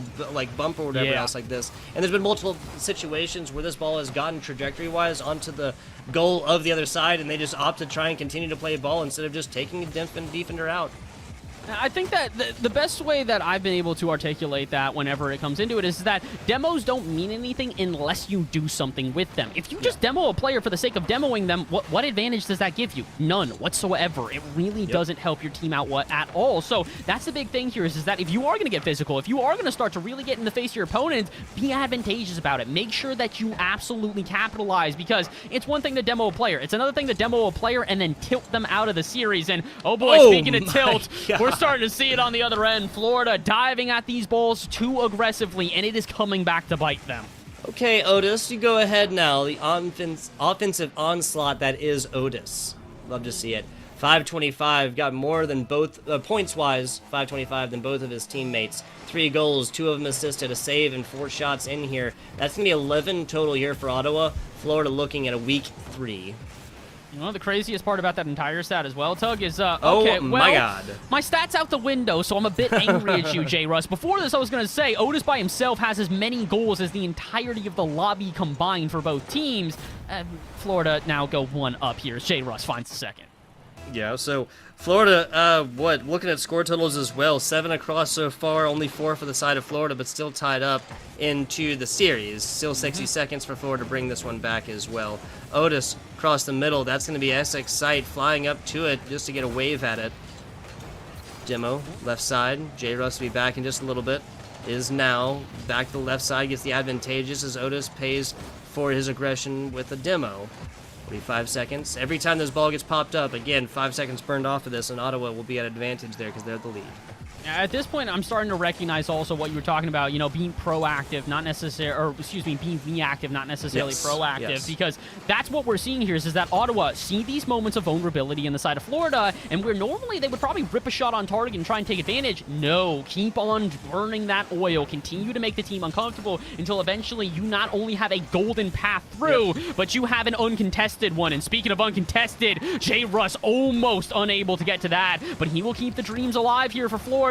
As we get down to 10 seconds left, they'll need to march the entirety of the pitch, and oh boy, that's looking pretty unlikely as Essex side, it is in the most awkward of positions. Strawberry, can they read this? They'll pop it into their own half. It's not a bad idea because it at least keeps the ball alive. But Ottawa, they will not allow it to continue here, and they move on to series point. And Doug, this ain't just series point. This is land point at this point. Series point, match point, land point, a point of honor, whatever you want to call it, Bassa, for the past year. It is on right now. Ottawa and Florida, after a 3-2 barn burner in game number 3, push on to an Ottawa advantage. I want to kind of like just set this one up a little bit more. Actually, oh my God, 4 shots from Florida. The simple fact that they got 2 goals in and 4 shots versus, what is this, 13? I think that's, yes, 13. Yes. Yeah, so just kind of harking back to point. reactive versus proactive. The big problem here for both squads, but more so for Ottawa, is they were more focused on having like a game plan, and as opposed to like, and when I say that, they're always like, can keep in mind like, what do I want to do? Like, this is what I'm constantly going after. This is the call. This is where I need to line up. This is where I need to react to. And so whenever Florida, who is again very, very close in skill level, comes through here and throws a monkey wrench into those plans and then kind of take a ball away, now it's a shift from like, oh, what am I trying to do versus what I have to react to them doing. They've been playing this reactive play and just literally reading, like you said, not necessarily saying like, I want to do this, I'm just going to watch and play the best Rocket League game throughout, right? And that's the issue right now, is it does feel like one team is adapting once they recognize those issues. The other one is kind of just putting their head down and trying to, make the change themselves here. Ottawa recognize that they need to get a little bit more creative, need to get a little bit more advantageous with the pressure that they're putting on. So what do? They do that. They make the adaptations, they change up the way that they are playing, and you can tell that it gets to the side of Florida. Meanwhile, for Florida, it kind of just feels like trying to put a square peg through a round hole. They're doing it on repeat, hoping that they'll get a different result, and running into the same issues over and over again, tripping up over each other as these double commits have not just become commonplace, they've become expected. At this point, Ottawa are waiting until a misrotation leaves Florida exposed, but you know what else is going to leave you exposed? Missing the ball! Yeah, this is just so characteristic of our previous games. When Ottawa makes a mistake, then Florida can read it just like that, like a perfect pop play up, and just their kind of like rebound angles are better. But when Ottawa, like, again, reads what it is that Florida is trying to do and just reacts to it, pushing players out of the way, taking balls away, and then creating opportunities as opposed to waiting for them to happen. As opposed to waiting for mistakes, they're literally creating these opportunities for themselves by simply applying pressure and just waiting. Just like that. Literally just like that. They're not constantly trying to, like, put this ball in a certain place, right? They just rack this around, and Broccoli is generally in the right place, and that sets it up perfectly. Every single member of this auto squad just got a hand in this ball. If you take out one of those, if you take the big shank play to the right side, if you take the centering play back from that right corner, or you take away Nitro in the middle, racking this one in, then that just doesn't happen. Unfortunately, though, there's not much to try and prevent that. When you have a player that reads that bounce off the backboard perfectly and pre-jumps it before you can blink, it's going to be a bit difficult to try and slow them down. And, well, Ottawa, you do need to try and slow them down at this point here. You need to make sure that they are ice cold, because they've been red hot throughout this series, and it might just be enough to propel them to victory. 3.5 minutes to play, and although it's a tied ball game, it feels like Ottawa have found the wind in their sails again. Now, can they sail on to victory and into the sunset that is in Atlanta in May? They've only got themselves one game left if they want to try and punch their ticket, and you also have an offense building here. Nitrivity not quite able to stay on this one, and yep, that is clever out of J-Russ. Recognizes that Nitro has no boost, so what does he do? Just put it on target. Just put it on target. That's J-Ruz doing this one again. All right, so react, but also maybe leave another player back a little bit farther. Yes, like, I mean, the offense has been paying off for Ottawa, and when they have players there, they're able to make plays. But, I mean, just take it to their last goal right there, when they all rack and they all get a hand onto this goal. That's also something that didn't happen just instantaneously. This wasn't just some ping-pong play that hit immediately left, immediately right, immediately in. That, this was calculated, this was coordinated. Teams would have had time to rotate and a player back. Nitro was decently. They need to simply play with that back a little bit farther, because that's two but just big, huge lancing plays that takes advantage of an open Ottawa goal. And that's kind of what we're starting to see, though, is unfortunately it is these little bit of errors on the back end that end up leaving a bit of exposure, and the teams, they're just capitalizing upon them. Another good example here as Florida send the house into offense, but do not leave an extra condo for them to lay back in, because Broccoli, this is about as free as they come. Yeah, I mean, this takeaway before it comes about a second earlier, and again, I think Florida might have been looking to cheat up on the offensive side a little bit too much. Yes, you put faith in your teammate Strawberry to try and block this one away, but also you gotta play like it's possible it doesn't happen. Doesn't matter, Strawberry takes this one away. Maybe a weaker defensive play. Redemption status here as J-Ruz puts this right side and Broccoli can't quite get to it. That's just such a beautiful touch out of Strawberry as well, recognizing that the challenge is going to be immediate. It's a kickoff gone awry, so you know someone's going to try and rush you. So what do? Flick it as quickly as you can. Get it at least relatively on target, and they get favorable bounce off the post there. And oh my word, speaking of favorable bounce, Otis able to keep this one in front of the net. Now what can the rest of Ottawa do with it? Here's the follow-up. J-Russ to spike it out to the side and keep it away from danger for now. We go past halftime, and I will say this, Florida starting to look a lot stronger stronger on defense here, and not just their star-studded player that we've talked about before. Previously, it had been J-Russ to try and fill in the gaps. Now, we're seeing all of the team fill in the gaps. This is much more cohesive out of Florida than any other time we've seen them play today. I can completely agree with you, and perhaps this is just a Gators squad plays from behind. I mean, that is, I feel like that would almost be the best explanation for it at this point. Bit of a runaround here, Nitro, putting it left side. Nice block from SX site. No reason to get this one all the way out, and that leads to another open net situation for Florida. They may have just punched their ticket to a Game 5, my friend. I think that they have, and not only have they punched their ticket to a Game 5, they've finally put gas in the tank of J-Russ here, and that is not a good thing if you are an Ottawa fan. Remember how we said that, you know, when J-Russ is unlocked, he's damn near unstoppable. Yeah, let me give you some stats on him at this point here. Game 1, nothing. Not a goal, not an assist. He doesn't get anything on the board. Game number 2, all right, starts to get to life. Gets the first win there for Florida as he gets 2 assists. Game 3 and 4, 5 goals between the two of them and an assist. He has come to life. He has arisen, and, well, I don't think he's quite done yet. More shots going on target, and Ottawa at this point, you have got to find a way to put some water on the flame. That is J-Russ. You got 80 seconds into this one. Can't agree with you more. 5 shots on 3 just in this game, and it's not even over quite yet. Florida, J-Russ, Strawberry, even XXI, anybody can put more goals on here, but 2 scores puts Ottawa in a dangerous situation. Nice looking offensive. J-Russ sets it up. Strawberry continues on the right side. Now Nitro trying to bring this one out. Easy takeaway from Essex side is now Florida looking to get back in the offensive. They're in their environment like a gator in a swamp. J-Russ, nope, not going to happen.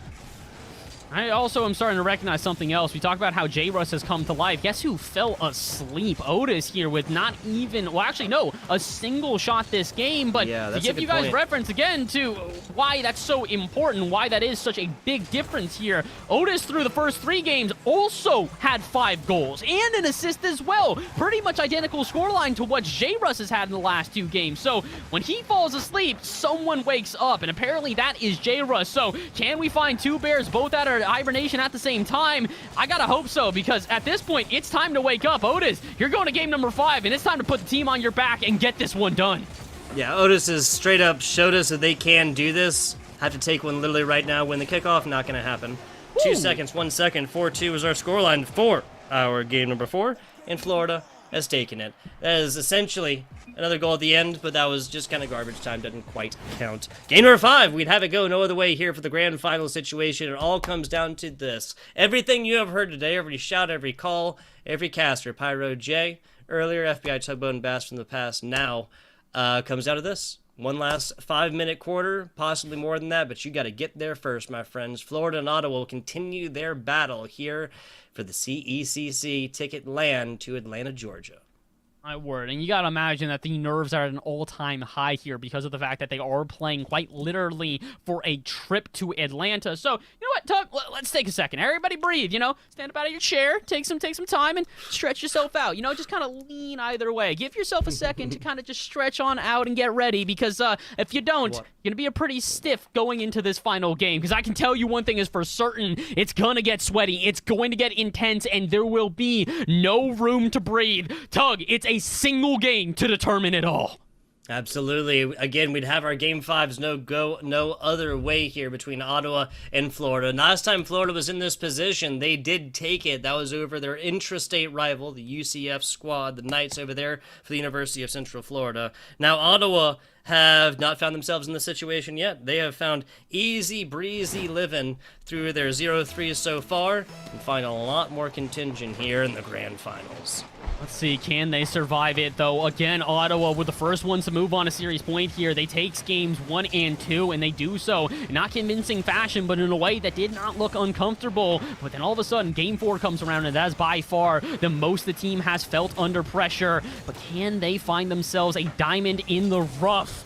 I gotta hope so, because they do have a good offense building here, and it would be wonderful if they find themselves a solid starting strike, but you've got an issue if J-Russ is breaking out on the other end. Here comes Florida, and that shot denied by Nitro, and it goes the other way.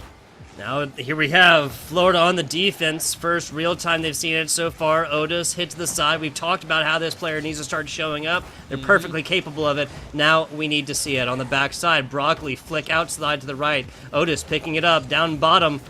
Over to it. Strawberry gives him the business and blocks this one away for right now. Possession going for Florida outside of their defensive third now, Bass. Well, it's a good touch, though, out of J-Russ. He's going to make sure that it stays on the half here, and the pressure continues for Florida. And try and keep it on that half, though, as XXI can't really get themselves a solid touch. And, oh, J-Russ, though, it's a really good touch that cleared off the half again. He's been doing this on repeat this game here, Tug. Just gliding it off the half, relieving pressure, and not allowing Florida to feel too much of it. They're not necessarily going to escape quite yet. Otis is going to put this one to the corner. That's a 50-50 and a double commit out of Florida. We've seen this before. When the panic sets in, it is hard to dissipate. But again, a booming clear out of J-Russ will relieve the pressure for now. A perfect top hit right here. It's flat angle on that one, sent it flying back down the middle. This is where this ball has lived for the past 10 seconds or so. Now we have offensive pressure, seriously. Florida against now. Broccoli running the lines right next to him, picks it up, sends it out. Broccoli, pop play up. Broccoli running in. Broccoli barely stopped right here. Otis and no other member of Ottawa here. A misplay for Ottawa. Broccoli trying to get everything done. That's way too much to ask for of any of these 6 players. I think that he's trying to play this one patiently. Unfortunately, I don't know if this is necessarily the play here in game number 5. As much as before we said, get creative with your plays. If you're not able to penetrate the defense, just try and, make a passing play. Do something to throw them off tilt. Not now. Not in game number 5. You need to start putting shots on target before you get too creative, because the unfortunate reality is, oh my word, Florida, they have succumbed to the pressure here in this game. You can see the defense is back to its shakiness, but their offense is electric. For what they have lost on their back line, they have gained in their front third. Yes, in spades here at Bass. Their offense is firing on all cylinders right now, while the defense, hey, you spend all your time on offense, what is a defense? Who needs you? Back on over to it, Otis. Nice pickup right here, but again, these pickups from Ottawa just not really showing up within the same kind of gusto, the same vim and vigor that we have seen a Florida offense come flying out at so far. Unfortunately, though, we've also seen this scenario many times before, Tug, where it's back and forth, and what usually separates it is a single misplay. This could be the one. J-Russ, though, he luckily reads that touch off the wall. If he had not been there, that would have been an easy breakaway play for Ottawa and could have been the opening scoreline. Nice. But we will still find the scoreline open instead. Intricate try here out of the defense, and it will not be enough. 101 seconds into this, or what left in this, excuse me. J-Russ draws blood first. That's Florida on top, Ottawa down by 1. We have seen 3 score differences, we've seen 2 score differences, we have seen 1 score differences. We have not seen an overtime here between the side of Ottawa and Florida. Demo over here, and that blocks away any opportunity towards the end. Ottawa getting mega aggressive right here, trying to take this one out. Even for their demos, they have done nothing but put 34 boosts back in the tank of 2 different players. At this point, you gotta wonder, is the nerves also getting to the opponents here in Ottawa? It does feel like they're now diving at the ball, similar to how we saw Florida do it in the last game. A good example there is Nitro. He gets a 1v1. What does he do? Just dives at the ball, hoping that flick is gonna be enough to penetrate the defense, and it was not. Nitro with a follow-up. That's not gonna be enough either. Essex said he's gonna get this one up, though. How are they going to be able to now restart the offense with a minute to go? Ottawa have basically one last chance at this one, Tug, and that last chance is ticking away quickly. Otis has got to know this one. We saw this player do everything offensively, but 40 seconds left, and this might be too much, especially when J-Russ strikes twice. That's gold that they just found. That is J-Russ. Both goals here in game number 5. Strawberry coming in a little assist action. And 9 shots total attempted for Florida. That's 1-2, count them for Ottawa. And this is kind of crazy. Remember we were talking about J-Russ coming to life? Yeah, he is beyond come to life at this point here. He has 7 goals in 3 games. The rest of the lobby combined, I believe, has 4.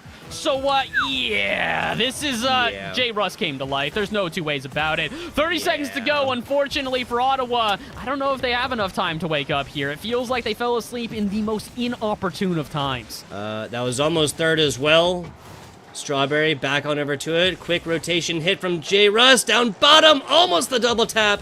And that is still not going to be enough. Even with 3, Looking at a situation, Ottawa cannot come back at this one. Hate to see it. Hate to see it. Last goal doesn't matter. 2-0 lead for Ottawa coming on into this last. And J. Russ just kind of proving that it's his world and we are just really renting space in it temporarily. Honestly, that's the only way you can really look at it here. But you know what else you can look at? Sunny Atlanta at the beginning of May. Congratulations to Florida. You go from the Sunshine State to a place that potentially could be even hotter. But you know what's even hotter than that? J. Russ in his final game. This man was not just red hot. He was electric throughout that. 2 goals on 7 shots, as well as 7 goals in 3 games. Tug, to say this man had an MVP performance, that is an understatement. Yeah, we need to add some extra letters to that MVP title to really do it justice there for J. Russ. We'll see how that goes. Hey, just coming off the interview hotness, right? Coming off all the gusto and the prestige set upon him by getting interviewed by us casters. Hey, speaking of, great job to Florida. Gonna be going to their way. 3-2 victory from them. Again, they did it to Central Florida just a little bit earlier. And we are gonna be looking at a little bit of interview action. We got J. Russ earlier. Maybe we'll get them again. Maybe it'll be Strawberry or Essex site. You gotta stay tuned to find that one out.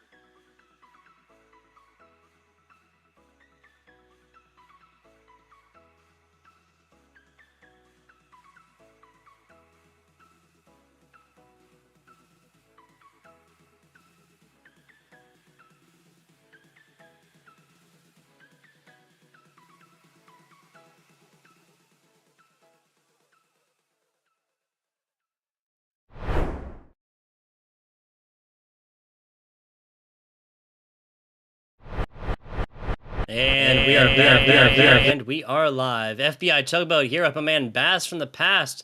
Little post-game interview action coming at you guys. Bass and I decided one serving was not enough. We needed a double bite of old J-Russ. J-Russ, you with us? I'm here. Thank you for having me. There you go. Hey, not a problem, man. Thank you. Thank you for electrifying gameplay. Congratulations, sir. Punching the old ticket into Atlanta, Georgia. You better have an answer for me this time. Now that's a guarantee, but I'll let Bass start you off. Honestly, at this point, I'm going to start you off by just giving you an idea of what you have to expect in Atlanta here. So, the teams that have been confirmed giving invites here because they've won the invitationals thus far: Northwood, USF, UT Arlington, University of Hartford, Stockton University, University of Colorado Boulder, and now yourselves in University of Florida. Of that list I just mentioned, I gotta ask, is there any team that you're either looking forward to playing to or sort of, got your eyes on because they could be a real threat? I could definitely say Stockton is a real threat for us. We have taken a few L's to them recently. Mm-hmm. But yeah, I recognize a few of those names on that list, but Stockton is one that I'll be thinking about the most. It does feel like people are starting to talk about Stockton a lot more often. They're a team that did well in previous collegiate events, but now that they're starting to really give a run for their money against a plethora of different teams, it becomes a little bit more of an intense showcase, which is why I've got to ask you, are you guys, do you think, prepared for Atlanta? If you are able to go and you bring your entire squad, do you guys think you're going to be able to really put up a solid number? Because after the performance you put here today, I wouldn't be surprised to see you guys go deep. Yeah, I mean, we were talking about it earlier. Classes get done in 2 days, and my teammates were saying how they're going to put so much time in. And they said they're going to be Greek gods. That's what they said. There you go. Before Atlanta. Get the reps in. I love it. That's dedication, too. 2 days before classes end, right? So assuming you got 2 days full of finals? Yeah. Rocket League instead. Priorities correct in this world, young man. I love it. There you go, Jay Russ. All right. I want to ask personally about your LAN experience and whatnot. Will this be your first 10th, 1000th LAN? I actually went to a pretty local LAN in Central Florida. So this would be my second LAN. Second LAN. How'd first LAN go? Oh, we got last. Oh, well. There you go. Hey, you can compete and whatnot, right? It was a good learning experience. Redemption run. This will be the redemption. Exactly. Yeah. That's what I was trying to get out here. Everything on the line right here. I want to ask, what's the biggest difference you personally between playing online and playing on LAN? It's really completely different. Like, for one, the crowd makes the atmosphere different, and two, it's just like different setups that I'm not used to.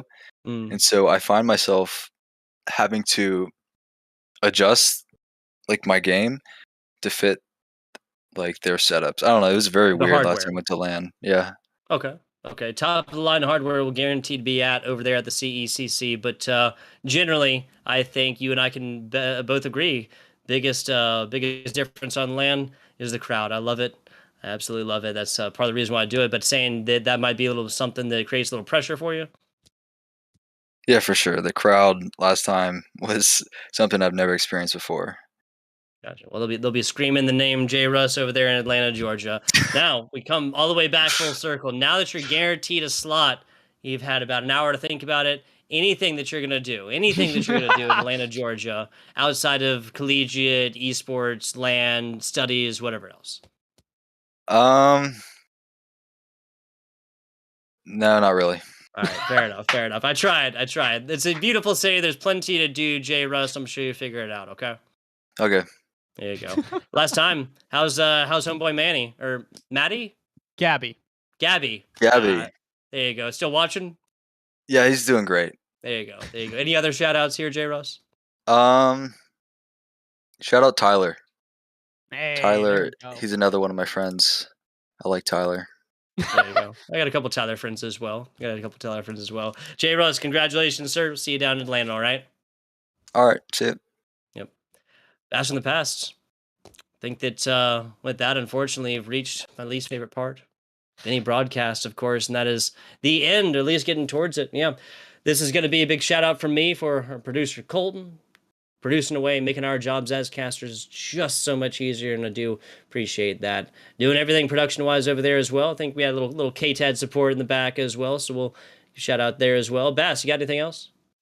Honestly, don't go anywhere. Honestly, at this point, we've got so much more in store for the rest of this week here on Esports U. I believe tomorrow we get into Overwatch and then Valorant, and then we've got Smash. We've got all sorts of stuff going on this week here. So if you guys want to keep up with all of that, crazy thing you can do, you can follow us. Go and follow down below. Turn on notifications, and also go and check out the Twitter. We're doing stuff on socials elsewhere as well, and you can keep up with not only what is happening here on the Esports U channel, but you can also keep up to date with everything going on with the CECC. The Collegiate Esports Commissioners Cup, like we said, is going to be on May 7th and 8th in Atlanta, Georgia at the Gateway Center Arena. And if you guys want to go and check that out, like we said, follow, keep up to date, and keep informed, because we've got plenty more esports action on the channel for the rest of the week here, Tug, and I can't wait to see it. Oh, yeah. Oh, yeah. And there's spectator passes as well. The last thing we needed to mention. Over there, the CECC spectator passes now on sale, so you can go and witness that high-class esports action. Also, follow your casters. Who said that? Who said that? Feel free to. Esports U, fantastic stuff. Colton as well. If you enjoyed what you heard, though, guys, seriously, our hats are down the bottom right there. That's going to be it, though. Appreciate you guys watching. Stay tuned to CECC, and we'll catch you on the flip side.